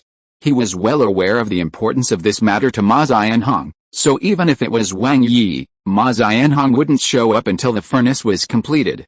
I never thought this guy was a man. Of all the temporary workers, Shen Fei wasn't most curious about Zhang Chulin or Feng Bao, though he knew a lot about them. He was curious about Wang Zhengqiu. Initially, he'd assumed it was a woman. A man so beautiful could be a real shock to some women. Wang Zhengqiu wasn't just beautiful, she was also incredibly intelligent. In some ways, she was on par with Zhang Chulin in terms of intelligence, and she nearly uncovered Zhang Chulin's secrets several times. Shen Fei paid little attention to the temporary workers and Wang Yi, except for a brief moment when they first arrived. He focused all his attention on Ma Xianhong's rebuilding of the self-cultivation furnace. While Ma Xianhong kept the furnace's core hidden, he paid no attention to anything else. With Ma Xianhong's guidance, Shen Fei could easily build a new furnace at any time. After about 3 days, Ma Xianhong finally completed the new furnace. Incorporating S.H.I.E.L.D's sorcerer abilities, the new furnace was even more powerful than the previous one. Master Ma, this thing shouldn't have been revealed. S.H.I.E.L.D, who had participated in the furnace's construction, sighed softly upon its completion. S.H.I.E.L.D's sentiment stemmed from the insane power of the cultivation furnace, which had already impacted the balance of the alien world. S.H.I.E.L.D was well aware of the demographic red line within the alien world. If someone like Wang Ai or Lucy had known of the cultivation furnace's abilities, they would have undoubtedly seized it for themselves. However, S.H.I.E.L.D was different. He had no intention of seizing the furnace for himself. I didn't expect you to have such thoughts, S.H.I.E.L.D said, causing Ma Xianhong to shake his head in disappointment. Forget it. This is your business, not mine. I've fulfilled my promise. S.H.I.E.L.D yawned and headed towards Biao village. S.H.I.E.L.D had been incredibly busy for the past 3 days, with little time for rest. Even as an alien, he was already feeling a bit tired. I'll leave this to you. I should go meet them. After S.H.I.E.L.D left, Ma Xianhong prepared to meet Zhang Chulin, Wang Yi, and the others. Ma Xianhong was merely stubborn, not foolish. Zhang Chulin and the other hikers' claims were merely a way to fool the transformed and untransformed people in Biao village. The higher-level cultivators all knew that they were insiders. Master, is it okay for me to use this to craft some magical instruments? Shen Fei nodded and stated his request. Of course, Ma Xianhong never doubted anyone he trusted. Let's make a few space rings first. After Ma Xianhong left, Shen Fei got to work. At his suggestion, Ma Xianhong had improved the devouring sack, which now came in 3 shapes, the previous spherical shape, and improved ring and bracelet shapes. Perhaps because they had less time for refinement, the internal space of the space rings and bracelets was significantly smaller than that of the devouring sack, but even so, it was more than sufficient. Speaking of which, Ma Xianhong is still too poor. During his time in Biao's village, Shen Fei had also understood why something as bizarre as the cultivation furnace existed. Among the higher-level cultivators, only Chu Rang had the most magical instruments, due to lack of materials. Refining is a very expensive profession, comparable to alchemy. While steel and alloys are readily available in modern society, Ma Xianhong is penniless. To obtain the necessary materials for refining, even a ton of steel might yield only a small amount of qualified material. Without Chu Tong's support, even Ma Xianhong would have struggled to gather enough materials for the self-cultivation furnace in a short period of time. I heard the Tang sect has a very unique magical instrument called Guanidun, which has a GPS-like effect. This refiner is truly a scientist in the alien world. Given the incredible power of the divine machine 100 refinements, Shen Fei spent considerable time researching refiners and various magical instruments. Information on magical instruments is extremely scarce on the alien world's internet, and understandably so. Any magical instrument can greatly enhance an alien's strength. If sold at auction, it could easily create a multimillionaire. However, few people actually sell magical instruments. Shen Fei's extensive knowledge of magical instruments, including the Tang sect's internal instruments, was thanks to the instrumentalist Yuan Tao. While his skill level was far inferior to Ma Xianhong's, he possessed considerable experience. In his early pursuit of becoming an instrumentalist, Yuan Tao coveted information on the sect's instruments. The Tang sect's Guanidun, while lacking in combat power, was highly practical. Yuan Tao had repeatedly sought to obtain the Guanidun's refining methods, but the Tang sect's immense strength rendered his efforts impossible. The Guanidun not only enabled GPS positioning, but, if combined with other mechanisms and magical instruments, could display information on both sides, much like a mini-map in a game. The Tang sect's difficulty in invading was due to this Guanidun system. Strangers entering the Tang sect's territory would be easily detected. A magical instrument that uses Qi to communicate. For extraordinary people, if it spreads, they can avoid paying phone bills. There are many types of ring-type magical instruments, including space rings, communication rings, defensive rings, and bracelets. A defensive ring is like the jade ring from before. Few people wear rings in modern society, so rings and bracelets are less important. In fact, they can be fashioned into watches and other shapes. It's a pity we don't have much time. Otherwise, I could have crafted the high-level magical weapons Ma Xianhong wears, completely armored to the teeth. Looking at the rings on his hands and the bracelets on his wrists, Shen Fei shook his head slightly. The 3 treasures pearl, the black battle armor, and the 6 harmonies pearl are all extremely powerful magical weapons. Not only do they take a long time to craft, but the materials required are also extremely precious. Boss Zhao, we've almost completed the investigation. Could you please give us some clear instructions on how to proceed? A hands-free phone was placed in front of Zhang Qiulin and other temporary workers. Don't want to be so cunning, huh? You're a slippery jerk indeed. Since you want a direct order, I'll give it to you. I allow you to kill as much as you can if necessary. Is that answer satisfactory to you? The voice on the other end of the line then switched to that of another director. Boss, you're too polite. I'm just worried I won't understand the leadership's intentions. Since you've spoken up, there's no problem. For the company, the most challenging issue regarding Biao village lies with the ordinary people and the converted. In modern society, if a company member caused significant casualties, even the company couldn't withstand the public outcry. During the Jiashan rebellion, it would have been simple, simply silence everyone. But that's not the case now. There's no such thing as a wall without air, especially in a world populated by sorcerers. Therefore, the company's top management initially allowed the temporary workers to act according to circumstances. This way, even if there were significant casualties, the responsibility would be placed on the temporary workers. If handled well, it would be the responsibility of the top management, and the 7 temporary workers would simply take the blame. Unfortunately, Zhang Qiulin and the other temporary workers played dumb, claiming they couldn't act without clear instructions. Although deeply frustrated, the company's top management could only offer reassurances. Okay, the higher-ups have approved it. We can proceed now. I said no, Billion. You're not really planning a massacre, are you? While the temporary workers handle less publicized tasks, they had never engaged in mass killings before. How could that be? I just want a guarantee. There aren't any bad people in Biao village. It would be best if we could avoid killing people, Zhang Qiulin explained, recounting his plan. Then we'll act late at night. Don't worry about the others. We must capture Ma Xianhong. Fire, fire. A sudden, noisy noise in the middle of the night startled many Biao villagers. Zhang Qiulin's plan was simple, to force the villagers out of the mountains by setting them on fire. The life sentence for setting the mountains on fire seemed insignificant compared to the lives lost. What's going on? Upon seeing the burning Biao village, the upper Genki and some other transformed ones immediately rushed to put out the fire. However, this was in the mountains, with a water source far away. Even those with no water connection could only watch helplessly as the flames blazed. This fire was no ordinary fire. Wang Zhangqi was spitting flames everywhere. Those outsiders are setting the fire. Soon, some transformed ones noticed Wang Zhangqi's actions and rushed towards him. Little did they know, behind him, Feng Bao was using her special skills to knock out each of the transformed ones and take them away. Under Susi's guidance, Feng Bao had become a skilled striker. If the other temporary workers hadn't made such a noise when they attacked, attracting the attention of the upper Genki, they probably wouldn't have noticed so many fewer people around them. If you're listening to this novel on a channel other than Fanfic World, it means they downloaded and uploaded it without effort. We cordially invite you to visit our channel, Mundo Fanfic Novelis. There you'll find the original version of this story and you can explore many other novels of various genres. We're waiting for you to immerse yourself in a world of incredible novels. Chapter 372, Biao Village, Part 2. Where's the leader?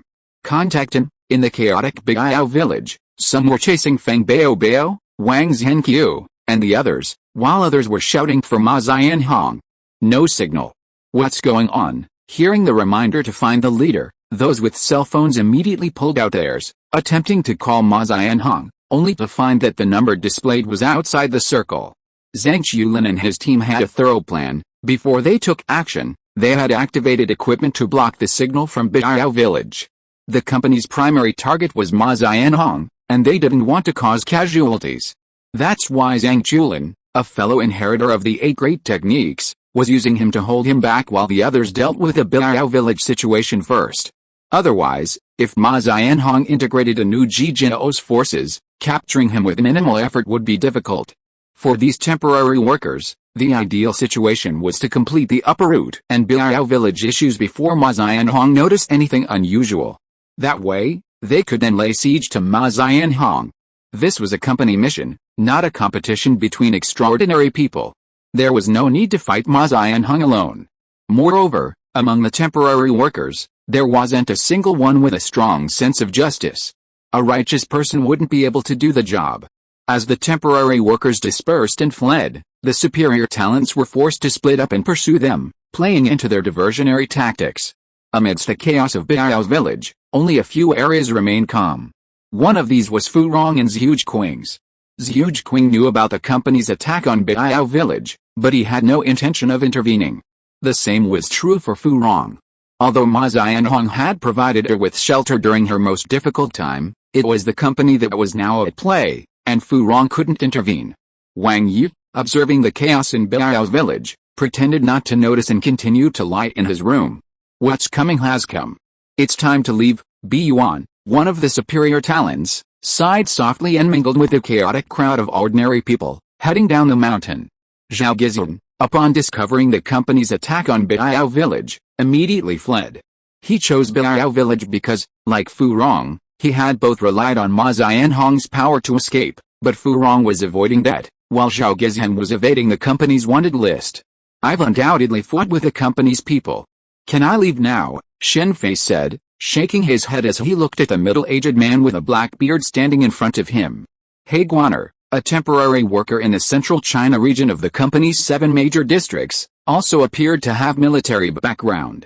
The tubular magical weapon he wielded was a weapon unique to the military. In this world of extraordinary people, the most powerful extraordinary organization isn't Quanxing or the Longhu Mountain Xianxi Mansion, but the military. Many sects and aristocratic families have a close ties to the military, such as Wang Yi's Zhonghe Group and Jiajia Village in the west. As the nation's largest backer, the military naturally has weaponsmiths, and their number is the highest in the entire alien world. While ordinary people might struggle to afford them, the military has it easy. The combat effectiveness of this world's military is immense, especially that of the special forces. After all, they are all aliens. Modern firearms have vastly different power in the hands of ordinary people than in the hands of aliens. Oh, He Guaner glanced at Shen Fei and immediately left. Not having to fight was a good thing for him. The temporary workers had no plans to deal with those with superior aptitudes who didn't want to fight, such as Fu Rong. As for what to do with these superior aptitudes, that wasn't a matter for the temporary workers. That was a matter for the company's top brass. Even if they tried to escape, as long as they didn't dare to use the temporary workers against Ma Xianhong, they wouldn't care. Naturally, the company, which had already surrounded Biao's village, would handle any aliens who escaped.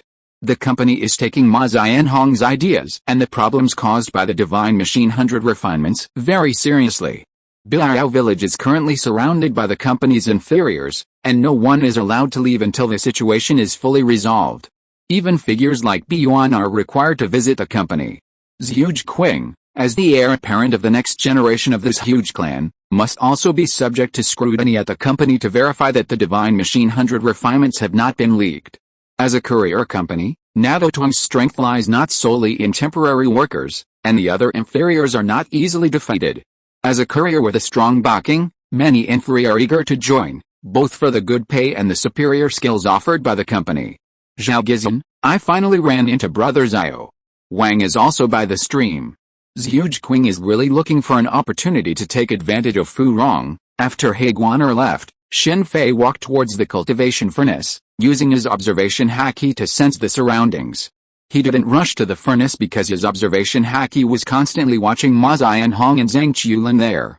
I was wondering why Ma Xianhong couldn't see the fire in Biao village. Turns out it was Zhang Qiulin's doing.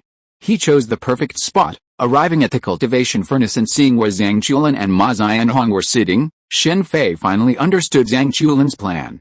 Although the cultivation furnace was some distance from Biao's village, the massive flames were incredibly conspicuous in the dead of night. However, Ma Xianhong's position prevented him from seeing them, not to mention that Zhang Qiulin and the others had blocked the signal. Let me help you, Shen Fei thought. With a flick of his right foot, he kicked a ping-pong ball-sized rock, which collided with another rock about 2 meters high. While the noise wasn't loud, both Zhang Jiulan and Ma Xianhong were exceptionally skilled, their hearing and vision sharp. The sudden commotion immediately alarmed them both. As Ma Xianhong stood and looked in the direction of the sound, Zhang Jiulan's expression was slightly gloomy. "Zhang Jiulan, you bastard." Ma Xianhong didn't bother to check the direction of the sound.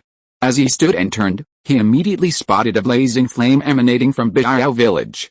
Chen Duo was no longer in Biao Village due to Shen Fei's intervention. Ma Xianhong then realized what was happening and glared at Zhang Jiulan with anger. As both were heirs of the 8 great techniques, Ma Xianhong had always been confident in Zhang Jiulan, yet now Zhang Jiulan was plotting against him. "I'm sorry, Master Ma, I'm just a company employee." Now that the truth had been revealed, Zhang Jiulan said nothing more. Given a choice, Zhang Jiulan wouldn't have chosen to be the heir to the 8 great techniques. Unlike Ma Xianhong, who had such lofty ambitions, Zhang Jiulan desired a stable life, and even better still, a beautiful girlfriend. Ma Xianhong's idea that all the heirs of the 8 great techniques should unite was just wishful thinking on his part. Neither Wang Yu nor Zhang Jiulan had any such intentions. "Hello, Zhang Jiulan, you're doing well," Ma Xianhong said, before rushing towards Biao Village with an angry expression. He pulled out his phone, but seeing no signal, he angrily threw it away. "Master Ma, you truly believe in me, but now I can only apologize." Shortly after Ma Xianhong left, Zhang Jiulan walked over to a nearby tool storage area, pulled out a sledgehammer, and prepared to destroy the self-cultivation furnace. For Zhang Jiulan, whether Ma Xianhong chose to stay and deal with him or rush back to rescue the others was entirely within his calculations. If he chose to stay, Zhang Jiulan could delay him for a while, allowing other temporary workers to resolve the village's problems. If he rushed back, Zhang Jiulan could seize the opportunity to destroy the self-cultivation furnace. Although Ma Xianhong was easily trusting, he was extremely cautious with outsiders to the company, even with so-called in-house people. "I said, you just claimed to be someone's uncle, and in the blink of an eye, you destroyed their hard work. You really are a jerk." Just as Zhang Jiulan was about to take action, Shen Fei suddenly stepped out from the site and appeared in front of Zhang Jiulan in an instant, forcing him to step back several steps and put some distance between him and Shen Fei. When it comes to building relationships, Zhang Jiulan is undoubtedly the best in the world. "It's you." Zhang Jiulan's expression immediately changed upon seeing who was coming. The billion Zhang Jiulan was masking a man of both wisdom and courage. The sudden appearance of someone as gifted as Shen Fei, who hadn't been seen before, combined with the voice just now, made Zhang Jiulan understand something. "Master Ma, who are all these people around you?" Zhang Jiulan mentally complained about Ma Xianhong. "It seems you're hiding around Master Ma for some other purpose." After a moment's silence, Zhang Jiulan immediately spoke. "I don't deny that. I'm here for this very reason. So I can't stand by and watch you destroy it. You can leave now." Shen Fei pointed to the self-cultivation furnace nearby and stated his purpose bluntly. "I'm sorry, my mission is to destroy it." Zhang Jiulan looked at Shen Fei, his expression becoming serious. "So you're ready to fight me? The end of the art, the source of the key body. I'm curious about these 8 great techniques." "Come on," Shen Fei said, hooking his finger at Zhang Jiulan. "You are such a joke. I don't have any source of key." This has been confirmed on Longhu Mountain. Hearing Shen Fei mention the source of key, Zhang Jiulan's pupils shrank slightly, and then suddenly turned into a grinning face. It was a perfect switch, without a trace of disharmony. "There is no source of key. What about Lao Nonggong? Who are you?" As soon as the 3 words Lao Nonggong came out, the smile on Zhang Jiulan's face immediately converged, and at the same time, a trace of lightning began to appear on his body. "Yang Wu Lei. Don't be so nervous. I have no interest in the source of key. Instead of worrying about me here, you might as well worry about your partner, Feng Bao. That Wang Zhangqiu is very curious about her. Without you around, do you think he will know something from her you know about Sister Bao?" Zhang Jiulan looked a little nervous when he heard Shen Fei say the 3 words Wang Zhangqiu, but he did not go back immediately. Instead, he asked Shen Fei about Feng Bao. "Don't worry, just like I have no interest in the origin of your key body, I have no interest in Feng Bao's affairs. Instead of worrying about me, you might as well worry about other people who are interested in her." Thunder member. After a moment's silence, a powerful lightning suddenly burst out from Zhang Jiulan's body, and then he rushed towards Shen Fei at a speed faster than the speed of lightning, with a shining lightning in his right hand. Zhang Yuelin seldom takes risks, but if necessary, he will risk his life. His secret is so clearly known by an outsider. For the safety of himself and Feng Bao, Zhang Yuelin decided to try his best to see if he can kill Shen Fei. The speed enhanced by Yang Wulei can greatly increase Zhang Yuelin's speed in a short period of time. In the original book, his battle with Tang Wenlong of the Tang sect was based on this, and he took the initiative and won in the end. Snap! Zhang Yuelin rushed to Shen Fei, but before he could slap the palm thunder in his hand on Shen Fei, he immediately felt a pain in his throat, and then found that he was actually grabbed by the neck and lifted up. Attacking me, are you really surprised that the source of Ki body is the most powerful skill in the world? Looking at Zhang Yuelin, whose neck was pinched by his left hand, Shen Fei showed a sneer on his face. Bang! Shen Fei swung his left hand and threw Zhang Yuelin directly to a place 10 meters away, and then said, "For the sake of the old Taoist priest of Longhu Mountain, let's forget it this time. Remember, there will be no next time. Get out." Cough cough cough. Zhang Yuelin, who fell to the ground, immediately used his right hand to relieve the air in his neck. After coughing several times, his breathing was really back to normal.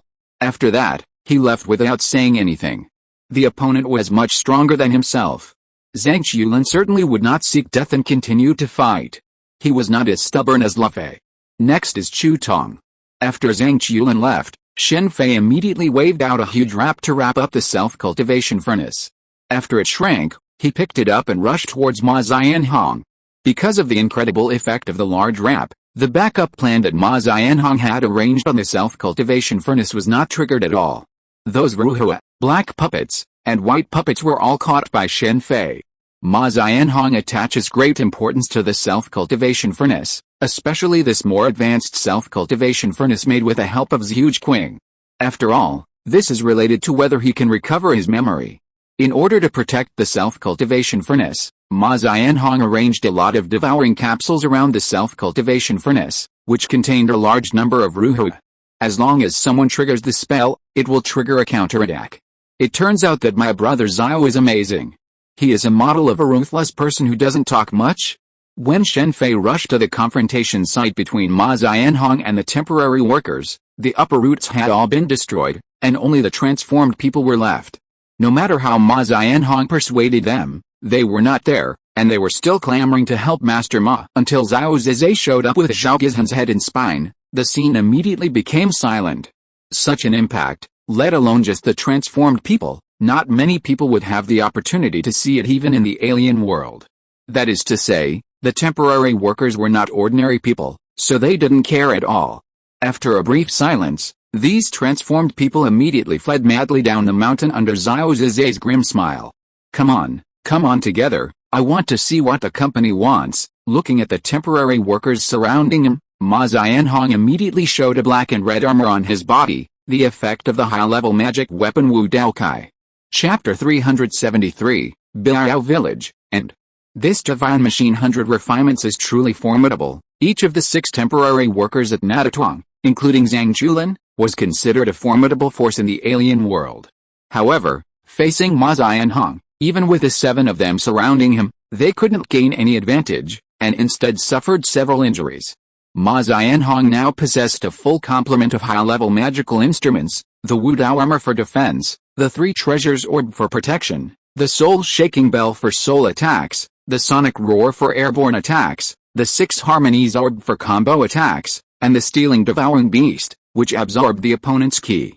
Although Ma Xianhong was a weapon refiner, his own ki was considerable.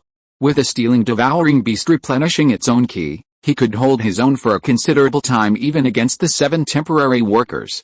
This meant that Ma Xianhong had no combat experience. If he had the skills of any of the temporary workers present, relying on his magical instruments, he could easily defeat all 7 of them alone and defeat them all. Be careful. He can transform our belongings into objects in an instant, Haiguaner warned the other temporary workers immediately after shredding his shirt. Transmutation is a skill only possessed by weapon refiners, and while most refiners would need considerable time to complete, Ma Xianhong could do it directly during combat, a skill comparable to cheat. This was the power of the divine machine 100 refinements. Any inanimate object could be transformed, even clothing.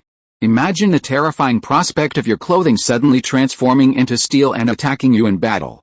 During the battle, Feng Baobao's long-standing weapon, the Akamoto 0.01 kitchen knife, was also transformed by Ma Xianhong, ultimately destroying it. You're truly blinded by rage. In this situation, you should have run away immediately. Shen Fei shook his head slightly as he watched Ma Xianhong single-handedly defeat all the temporary workers. On the surface, Ma Xianhong currently held the upper hand, but the temporary workers were all highly experienced fighters. Realizing they were temporarily unable to defeat Ma Xianhong, they resorted to stalling tactics. While Ma Xianhong possessed the stealing beast, which could replenish his ki by absorbing it, this was limited. Especially now that the temporary workers knew the stealing beast's power, they were even more cautious, preventing it from absorbing too much ki.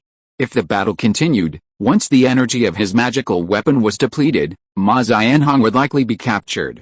Huh? This guy actually escaped. Seeing Ma Xianhong's side locked in a protracted battle, Shen Fei suddenly sensed a transformed person breaking through the company's blockade outside.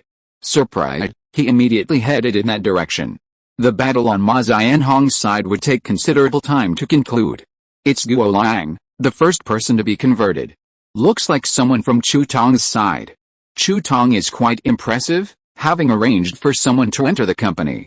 I wonder if she's using her double hands to control them, or if she's collaborating with the company's top brass. Is this the person Chu Tong sent to rescue Ma Xianhong? He's quite an important figure. Secretly following the fleeing Guo Liang, Shen Fei spotted 3 extraordinary people on a hilltop. One of them was the renowned Cheyenne, the former head of the Chai School and the master of Ruhu, one of the 2 supreme masters.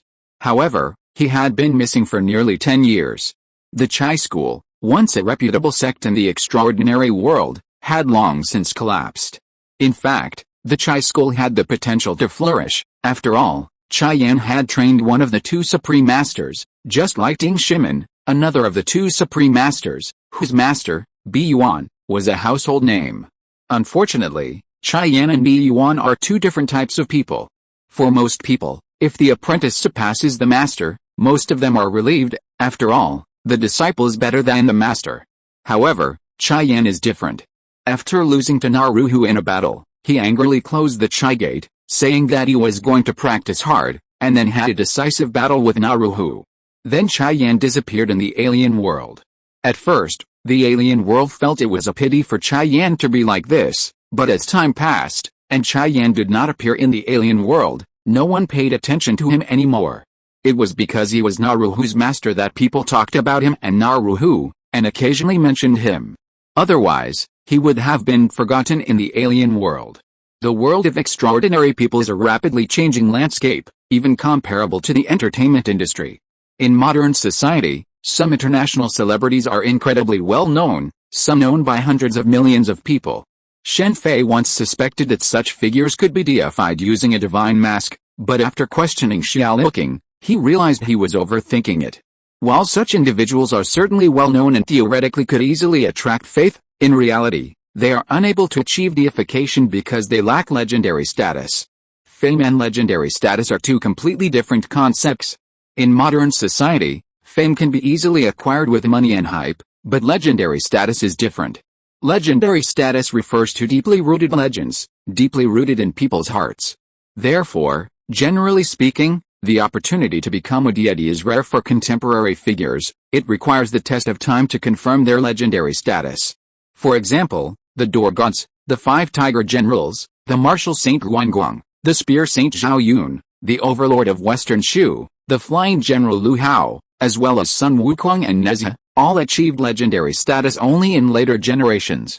For a profession like celebrity, where the pace of change is so rapid, there's simply no chance of achieving legendary status. Who are the other 2? Shen Fei recognized Cheyenne because he was Ruhu's master. He didn't recognize the 2 standing with Cheyenne, but there was no need to panic. In this digital age, it's easy to search online. As long as there's relevant information online, Shen Fei can obtain it through Red Queen.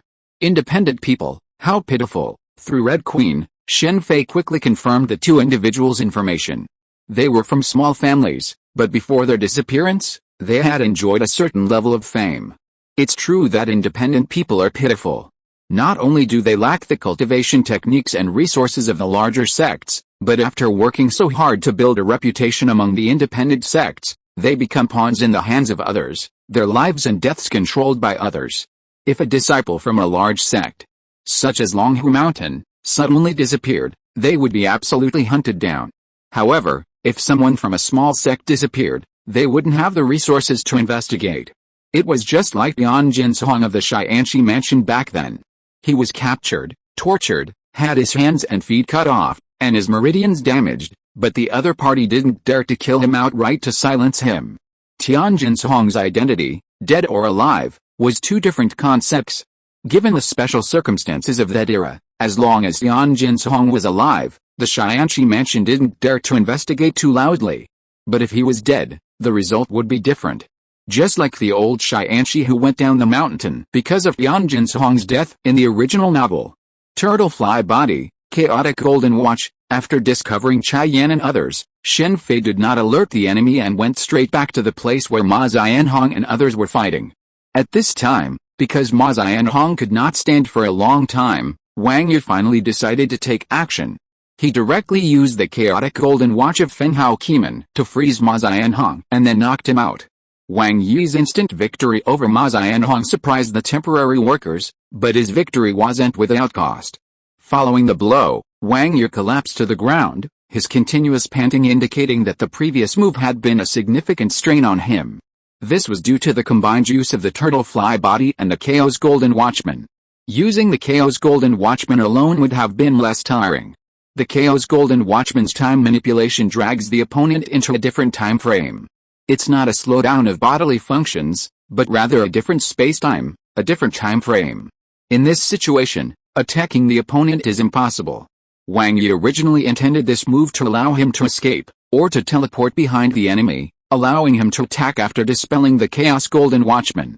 However, this move proved ineffective against Ma Xianhong, who is equipped with advanced magical weapons for defense. This necessitated the use of the turtle fly body, a forbidden technique that drags the opponent into the same time frame, at the cost of his life. When it comes to burning lives, no one is more adept than a sorcerer, especially one skilled in divination, who rarely dies a natural death. It's finally over. Tell the people down there to come pick them up. Seeing Ma Xianhong fall, the temporary workers, after disabling the signal controller, immediately called the company members outside to finish up. Not only Ma Xianhong, but also the previously defeated superiors needed to be taken away.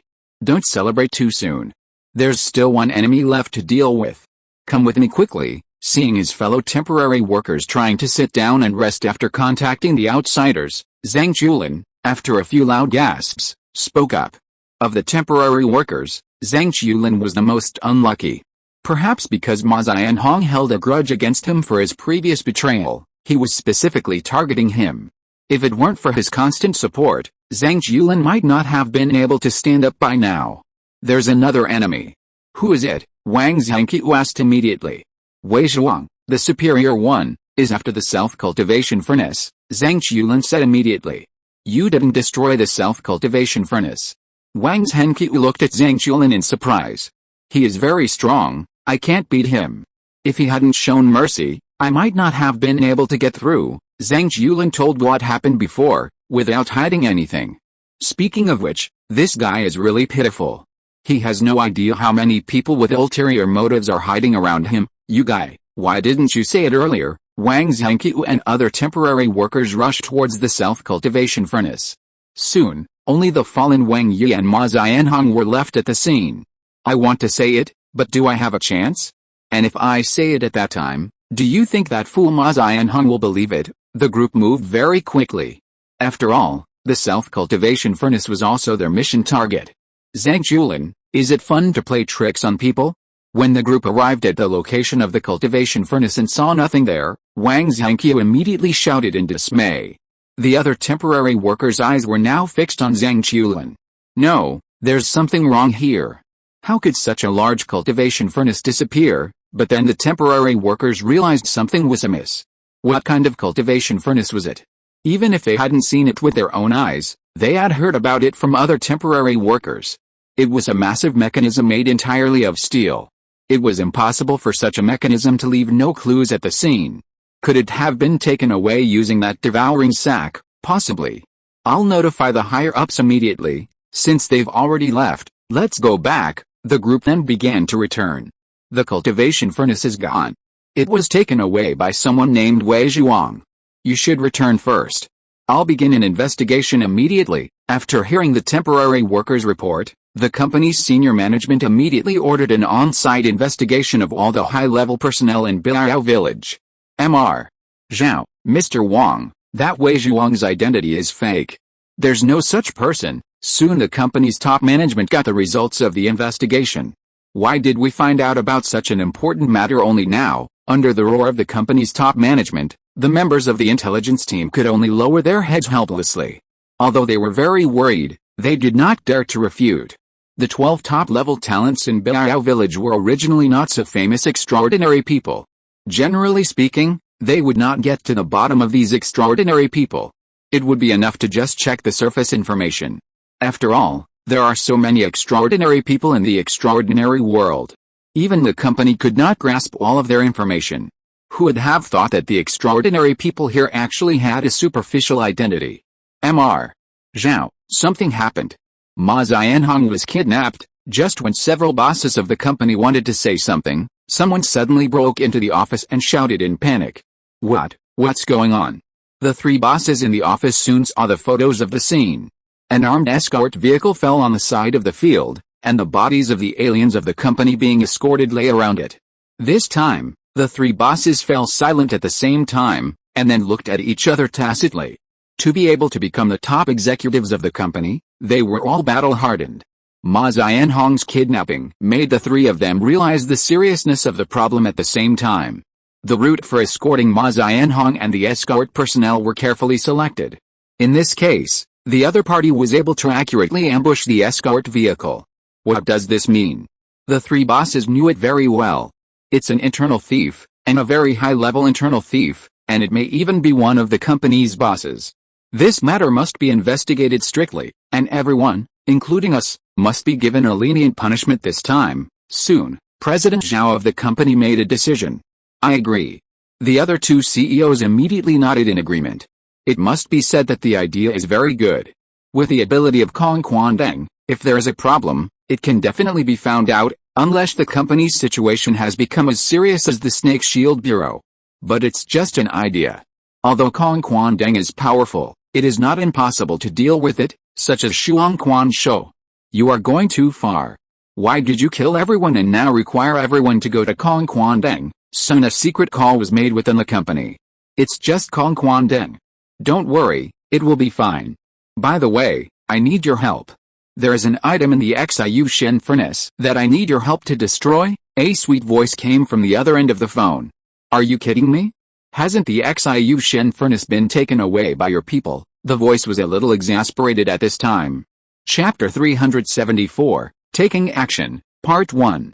What a brutal blow. Poor Guo Liang was silenced just like that. Shen Fei, following behind him, sighed softly as he watched Cheyenne mercilessly slaughter the company's employees. Speaking of which, why didn't all the temporary workers escort such an important criminal? If Zhang Chulin and the other temporary workers had been escorting Ma Xianhong and attempting to abduct him, Chu Tong would have needed to mobilize all her men. In the imperial capital, within a building that looked like it had been newly built, Cheyenne and his men, after abducting Ma Xianhong, had led their men to the headquarters of the Yaoxing Society. The Yaoxing Society not only covered news on the lives of extraordinary people but also accepted requests for assistance from them. The vast majority of Chu Tong's subordinates, including Xiao Xiao, had come to the Yaoxing Society for help and fallen into its trap. Sister, the person has been brought back. A young woman in a black suit, seemingly unremarkable, walked into the office of Chu Tong, the president of the Yaoxing Society, and reported in a low voice. Got it. Chu Tong, with her short pink hair, nodded slightly after hearing the report, then signaled her men to leave. Wei Zhuang, what does this guy know? Chu Tong muttered softly, sitting on the office sofa, a glass of wine in one hand. It was easy to tell which members of the company had been arrested and which hadn't been. Actually, I don't know much. Suddenly, an unfamiliar voice echoed in the office. The sudden sound made Chu Tong freeze instantly. After a moment, she recovered and slowly turned her head to look in the direction of the voice. A familiar face was leaning against the wall by the office door. "You're the one who took the self-cultivation furnace," Chu Tong said expressionlessly, looking at Wei Zhuang by the door. "Not bad," Shen Fei said, carefully examining the Yaoxing Society's president from head to toe. As expected of Ma Zianhong's sister, the jewelry she wore was all high-level magical instruments. "If you're waiting for your toys to appear, I advise you not to wait. I've already walked around here before I arrived." Shen Fei smiled as he watched Chu Tong's fingers gently stroke the ring. Shen Fei wasn't lying to Chu Tong, it was the truth. Before he arrived, he had gone to the basement and knocked out all the aliens controlled by Chu Tong, whose eyes were glazed. Not only them, but Chu Tong, who was standing in front of him, was the only one awake in the Yaoxing Society. Seeing Chu Tong's expression change, Shen Fei continued, "My purpose here is simple, the 8 miraculous skills dual hand. Who are you?" Chu Tong's face immediately changed at the mention of the 8 miraculous skills dual hand. The wine glass in her hand, along with the wine inside, instantly evaporated. Then, a powerful key emanated from her body. With this key, her magical instruments activated, forming a powerful armor around her body, similar to Ma Zianhong's Wu Dao Kai. "Is your strength good?" Chu Tong's key was the strongest he had ever seen, not counting those of the older generation. Feng Bao Bao's key didn't count, as strictly speaking, Feng Bao Bao was also from the older generation. As he finished speaking, Shen Fei waved his left hand, and 5 chains appeared out of thin air around Chu Tong's body, binding her before she could react. Suddenly bound, Chu Tong immediately erupted with powerful ki, trying to shatter the chains wrapped around her. Unfortunately, these chains were no ordinary chains, but rather chains with additional Zhou forces, making it impossible for Chu Tong to break free. "Don't struggle anymore. It's impossible for you to break free with your strength." Chu Tong wasn't Lu Jin, so Shen Fei naturally wouldn't be polite to her. Not to mention, he was also somewhat curious about what Chu Tong was hiding. With that, Shen Fei walked over to Chu Tong and placed his right hand directly on his shoulder. With a single exertion, he shattered his magical armor. Then, a portable syringe appeared in his left hand, and he stabbed his right arm. The syringe contained, of course, Veritaserum, not the kind used by the Marvel agents of S.H.I.E.L.D, but the potion from Harry Potter's world. As the potion took effect, Chu Tong's consciousness began to blur, and Shen Fei began to question him, starting with, of course, the double Quan hand, one of the 8 great techniques. That guy Lu Ai doesn't lie much, but he's certainly ruthless. The information he gained from Chu Tong allowed Shen Fei to immediately ascertain the details of the double Quan hand, as well as Chu Tong's experience in practicing and using it. To some extent, the Shu Inquin hand can achieve a similar effect to the 6th treasury immortal thief, eternal youth. After all, the Shu Inquin hand can regulate the body. Scientifically speaking, it's similar to nanomedicine, as was the case with Zio's broken arm. With a Shu Inquin hand, any injury can be healed, provided one survives. Of course, this healing is limited to the physical body. While the Shu Inquin hand can also manipulate the soul, it's limited to manipulation, not healing. This guy wasn't even clear about Feng Bao Bao's identity. It wasn't until the Luotian Grand Ceremony that modern technology confirmed her identity. So, perhaps only Wu Zhensheng knows Feng Bao Bao's details. Speaking of Feng Bao Bao's exposure, it all stemmed from Quan Xing's theft of Zhang Qiulin's grandfather's body. At the time, Chu Tong only had suspicions about Feng Bao Bao, and only confirmed her identity at the Luotian Grand Ceremony. Many within Quan Xing are Chu Tong's subordinates, given his mastery of the double hands. After confirming Feng Bao Bao's situation, Chu Tong tasked Ma Zianhong with capturing Mei Jingfen, leading to the discovery of a photo of Feng Bao Bao from the past. The photo of Feng Bao Bao was also found within Wu Zhensheng's treasure. Everything suggests a hidden connection between Feng Bao Bao and the legendary Wu Zhensheng. The most enigmatic figure in the world of the extraordinary is undoubtedly Wu Zhensheng, not only for his strength but also for his personal charisma. After all, he was the one who rallied the 36 thieves into sworn brotherhood and earned their recognition as their leader. Sadly, the 36 thieves were either captured or found dead. While a few remain, no one knows what happened to Wu Zhensheng or whether he's still alive. The 36 thieves were quickly eliminated, thanks to the combined efforts of various factions, aristocratic families, and other powerful forces.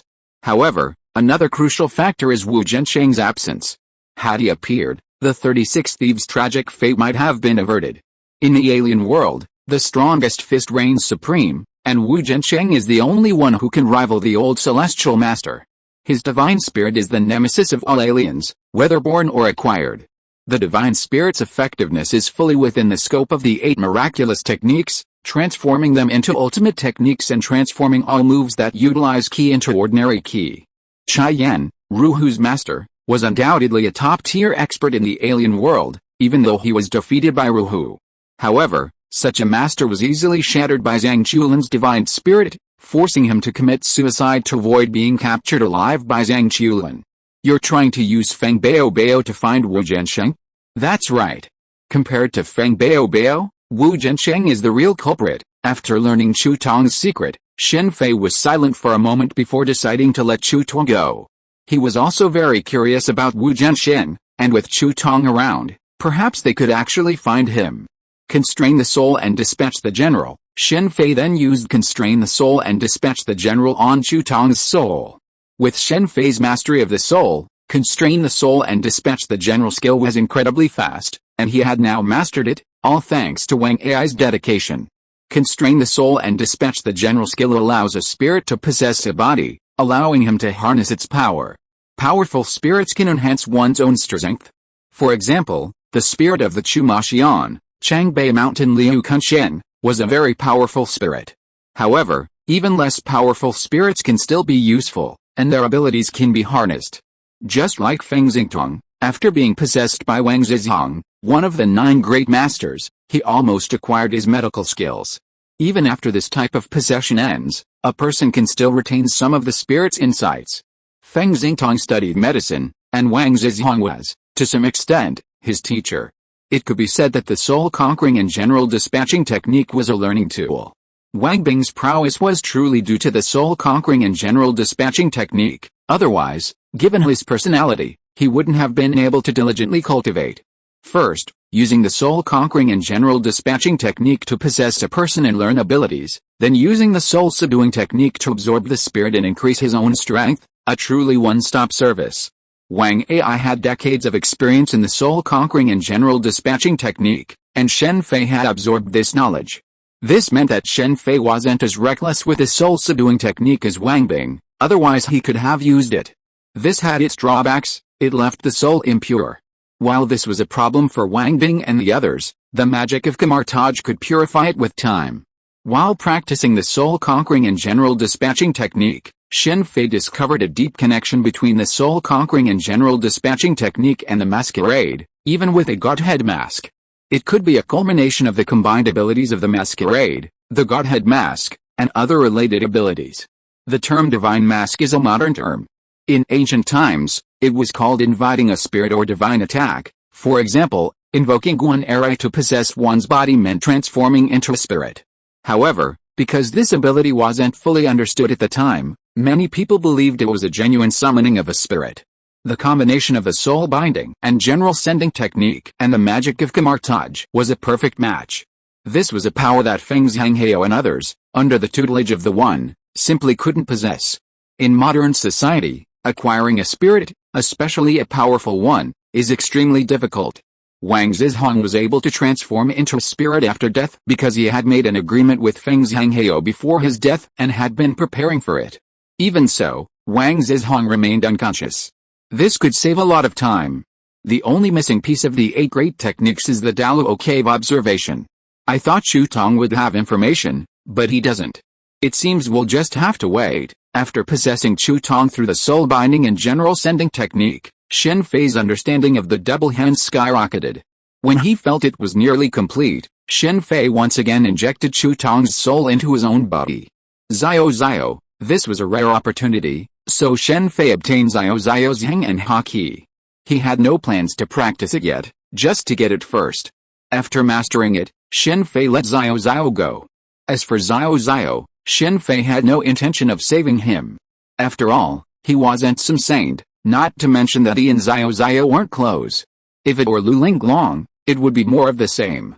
Furthermore, even if he saved Zio now, unless he killed Chu Tong directly, she would definitely kill Zio to silence him. Compared to Zio, Chu Tong was clearly more important. Not only was Wu Zhensheng involved, but Ma Xianhong was also involved. Given Ma Xianhong's personality, without Chu Tong's support, he would sooner or later get into big trouble. Even if he could learn from Chu Tong and use the Shuangquan technique to make Ma Xianhong treat him as a close friend, it would be useless. As the saying goes, it's easy to change a country, but it's hard to change one's nature. Just look at Ma Xianhong's actions after Chu Tong's altered appearance. Ma Xianhong's value is immense. If what Ma Xianhong had previously destroyed was version 1.0 of the cultivation furnace, and what he received was version 2.0, he might even create version 3.0. Version 2.0 boasts far more advanced functionality than version 1.0, capable not only of transforming ordinary humans but also of enhancing the powers of mutants. Chu Tong's ambition in asking Ma Xianhong to create the perfect cultivation furnace was immense. The combination of the dual hands and the cultivation furnace could create a powerful and obedient group of mutants. After releasing Chu Tong, Shen Fei departed, not tampering with her memories. With the dual hands in his possession, even tampering with her memories would have had little effect. Of course, to ensure he could find Chu Tong later, Shen Fei also left a mark on her heart using the power of the Operation Fruit. The mark was so subtle that it would be impossible to detect unless Chu Tong significantly improved her power. The advantage of hands in disguise is immense. If they so desired, even a gender change, like the Ghost King Musen, or even a child wouldn't be a problem. 24 solar terms. Tongshan Valley really has a very rural feel. From Chu Tong, Shen Fei learned of their next plan, to lure Zhang Chulin and Feng Bao to Wu Zhensheng's treasure trove. They had also arranged for a pair of inbound foreign explorers and other aliens to enter, and would meet Zhang Chulin at the appropriate time. To Chu Tong, Zhang Chulin meant nothing. She valued Feng Bao. Otherwise she wouldn't have sent troops to kill Zhang Chulin. The same was true for Ma Xianhong. He wasn't important either. What mattered was Chu Tong, standing behind him. Even Wang Yi, using Feng Hao key men, could not prevent this. After leaving Chu Tong's place, Shen Fei had been in seclusion, diligently cultivating the 8 great skills. However, after hearing about the uses of the 24 solar terms Tongshan Valley, he became curious about it. The 24 solar terms Tongshan Valley was a passageway that allowed both ordinary people and aliens to pass through. Chapter 375, Taking Action, Part 2. What a magical place. The creations of heaven and earth are truly wondrous. And this Wu Zhensheng is truly remarkable. Shen Fei, after traversing the canyon outside the 24 solar terms Tongshan Valley, couldn't help but sigh with emotion. The long canyon leading into Tongshan Valley possesses the power to transform ordinary people into extraordinary beings. Later, Wu Zhensheng transformed the path through this path with magic. The strange patterns on the canyon walls are all traces of magic, demonstrating that Wu Zhensheng is a true genius mastering both magic and martial arts. Unfortunately, becoming an extraordinary being isn't so simple. While the path to Tongshan Valley can indeed transform ordinary people into extraordinary beings, it also comes at a price. Without guidance, that price could be their lives. Every year, countless people become disabled in the world of ordinary people, many of whom suffer from this very reason, like Zhao Nian, the man from Biao village who was trapped in his inner world and unable to exit. After a chance encounter, they believe themselves to be the chosen one, relying on their own wisdom to become extraordinary beings. However, most of them ultimately end up crippled. Even ordinary people can suffer permanent damage from excessive exercise, let alone the cultivation of a superhuman, especially one without a legacy. This is the saying poor in literature, rich in martial arts. In the original novel, ordinary people, after traversing the canyon path, believe themselves to possess superhuman powers and be the chosen ones, especially the doctor. Little did they know that such people were merely at the bottom of the superhuman world. These patterns bear a resemblance to the Divine 100 refinements. Could it be that the Divine 100 refinements are somehow related to this path? The Divine 100 refinements can transform ordinary people into superhumans, similar in some ways to this path, except without the significant side effects. I wonder if this path can be replicated. After completing the path, Shen Fei began using his equipment to record everything along the way. While becoming a superhuman through this path carries a high price, that's without guidance. With guidance and the provision of relevant resources, the side effects can be minimized. This path wasn't created by Wu Zhensheng, he simply refined it based on a natural creation. Golden monkeys practicing Qi, Shen Fei spotted some practicing Qi around Tongshan Valley. They must have gained the ability after passing through that path. I remember a professor who was very curious about these golden monkeys, believing them to be an undiscovered species. It's kind of ridiculous to think about it. Qi training isn't exclusive to humans, other creatures can practice Qi as well. This is especially true for those with the ability to control beasts. Any beast they can control can also practice Qi. Strictly speaking, even the spirits of the Chu Maxian clan were originally capable of practicing Qi. Zhang Julin, it's your turn now. After completing his record of the area around Tongshan Valley, Shen Fei turned and disappeared from the valley, accompanied by a scattering of falling green leaves. Back in Tongshan Valley, since Chu Tong had already made all the arrangements, Shen Fei naturally wouldn't disrupt them. As for whether Shen Fei's elimination of Baron would lead to the loss of a teammate, potentially leading to the annihilation of Zhang Julin and the others, Shen Fei wasn't the least bit concerned. Zhang Julin, possessing the Qi body source, could explode. If his life were threatened, even facing the 10 lords, it wouldn't be certain who would lose. Chai Yan's strength was undoubtedly comparable to the 10 lords, yet he still fell at their hands. Time to go to Jiajia village. Shen Fei, using apparition to appear on the outskirts of the city, after some consideration, decided to go to Jiajia village to learn their object control techniques. While not many people in the alien world possessed object control, there were actually quite a few. Virtually every weapon refiner was skilled in it, and Ma Xianhong himself was a master. However, there were differences between different object control techniques, just as there were many schools of Bajiquan and Taijiquan, so too did object control techniques. The Jia family's object control technique possesses an advantage over other techniques, multitasking. In a one-on-one fight with aliens, the Jia family might not hold much of an advantage, but in a group fight, their advantage becomes apparent. Somewhat similar to the Lu family, but not as overbearing, Jiajia village isn't the only family with the surname Jia. There are other surnames, but the Jia family dominates. Once upon a time, the Jia family, like the Lu family, were all surnamed Jia, essentially only accepting sons-in-law from their families. However, since the advent of the modern era, things have changed for Jiajia village. Martial arts school. Jiajia village has its own school, a direct-to-high school. Its members are essentially all Jiajia village disciples, and from the moment they enroll, they begin to develop a foundation. Of course, this isn't the foundation of object control, which requires talent. This foundation is another Jiajia village martial art, the running flow palm. In the world of under one person, there are numerous martial arts schools. On the surface, these schools simply focus on physical fitness, training standard Sanda combat techniques, but in reality, nearly every one of them is backed by aliens. The state, sects, and aristocratic families have divided up all the martial arts schools, as they are essentially used to select disciples capable of cultivating Qi. Qi cultivation isn't something everyone can achieve. Take, for example, Liu Dang, the ordinary boxing champion. Even after a month of instruction from the master blacksmith, he still couldn't sense Qi. If it weren't for Ma Xianhong, he might never have had another chance to encounter the alien world. Martial arts schools, a series of selections, are the primary means for sects to recruit new members. This is far more convenient than the old practice of simply accepting a candidate and then determining their Qi cultivation potential based on their time. After all, how many disciples can a sect accept at once? After all, this world doesn't have the kind of aptitude tests you see in the world of immortal cultivation. Take Wang Yi, for example.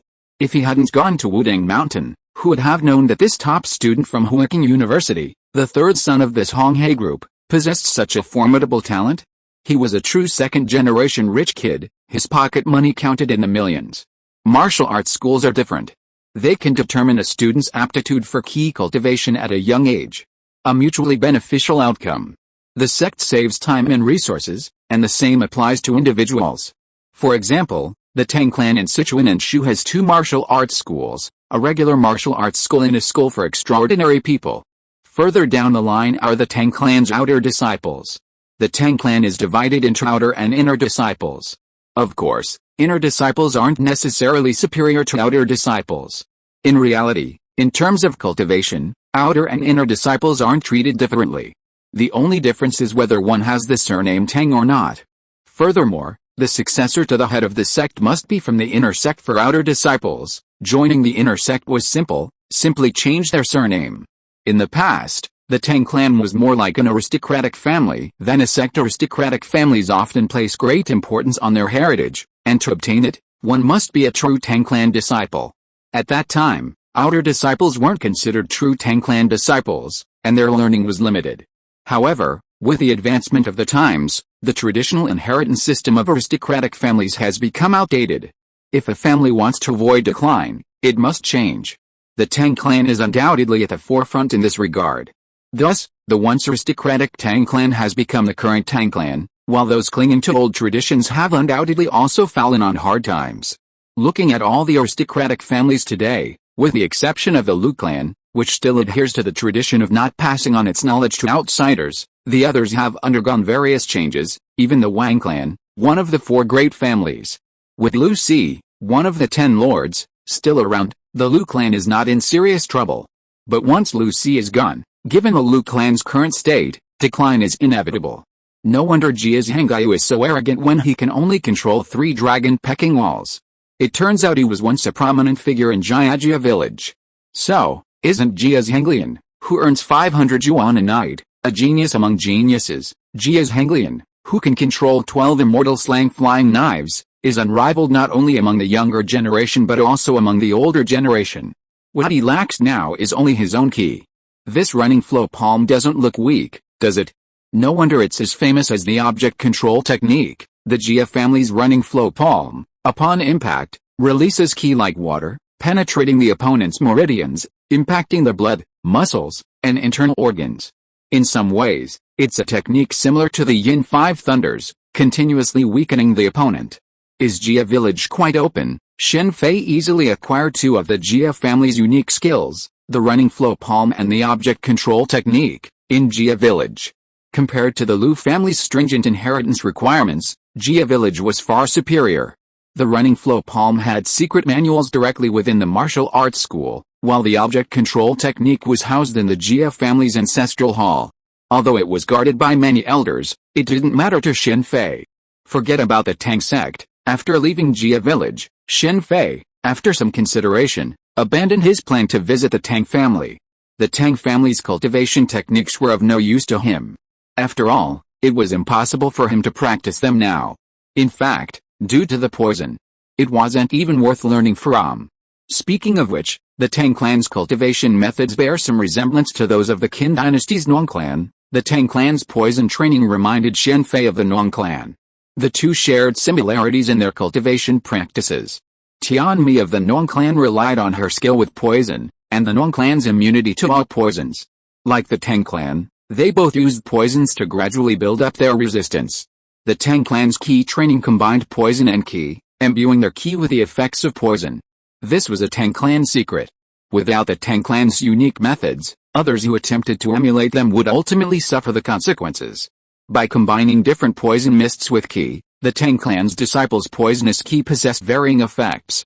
For example, using poisonous substances like snake venom in conjunction with ki training would create ki that would have the effects of snake venom.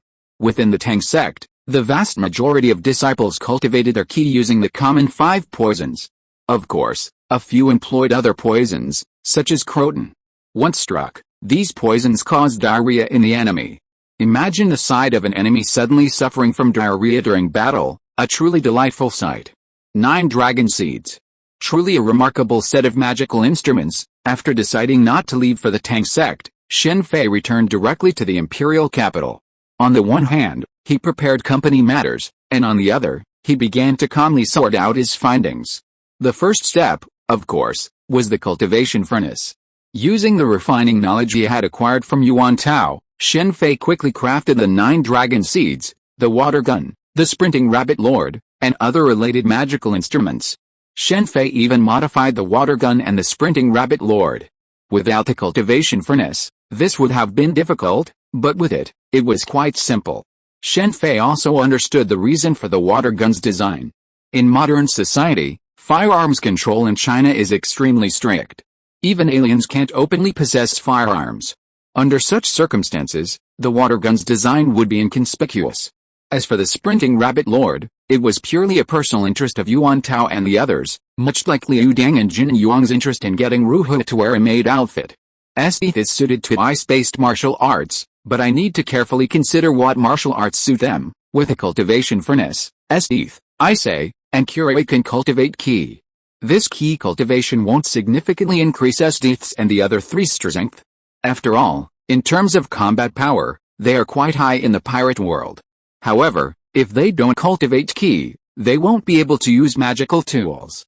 For this reason, the three of them must learn to cultivate Ki. As for the side effects of the cultivation furnace, while they might be side effects for others, they're not a big deal for Shen Fei. At most, he can just use a large amount of resources to nourish them, such as Zhenren pills and Juxin pills, and that's it. So-called bottlenecks and shackles pale into insignificance when a massive investment of resources is made. The Zhongyi 5 Thunder Talisman and the Tongshan Talisman are truly extraordinary. Normally, a genuine 5 Thunder Talisman would take around 7 days to draw successfully, but with a Tongshan Talisman, one can be completed almost instantly. Looking at the newly drawn 5 Thunder Talisman before him, Shen Fei nodded gently. After studying the self-cultivation furnace, Shen Fei had focused his primary attention on the Tongshan Talisman. He planned to slowly cultivate the Divine Machine 100 refinements later. The advantage of the Tongshan Talisman is that it allows for the production of large quantities of talismans in advance, allowing them to be simply discarded when the time comes. Of course, this also involves a considerable investment, as the materials used to craft them are quite expensive. Now that I'm using snow after the first clearing, I don't need such a long lead time. With the Tongshan Talisman's blessing, snow after the first clearing, a sword energy that once required human coordination, was significantly shortened. If Xiaozi had seen this, his eyes would probably have popped out. The 6 Treasury Immortal Thieves training is still the easiest, all you have to do is eat. Zhang Yulin started setting a trap for Ma Xianhong. Just as Shen Fei was concentrating on his training, a message appeared on his phone on the alien network, claiming that a company was abusing those captured from Biao village. The picture of his huge Qing looked as if he had been subjected to all sorts of torture. Zhang Yulin treats Ma Xianhong like an idiot. Looking at the picture of his huge Qing, Shen Fei shook his head slightly. Others might have been tortured, but who is huge Qing? Did he really think this huge family was just a decoration? Chu Tong must be furious to have such a lousy teammate. Looking at the numerous comments below the message, Shen Fei suddenly laughed, as many of the comments included familiar usernames. Zhang Yulin, take your time, Shen Fei said, pulling out another phone. After turning it on, he sent a question mark to the group chat and typed a line of text in his own chat. Gao Zhuang, if you see what I said, remember to contact me. I know the problem you are facing now, and I can make you fully recovered. After typing this line of words, Shen Fei did not send it out, but just let this line of words stay quietly on the chat bar. End of this chapter. Thank you very much for reaching the end. Don't forget to like. Looking for more exclusive content and immediate access? Subscribe to our Patreon. Remember, every like, subscription, or donation encourages us to continue. Thanks to everyone, see you in the next video.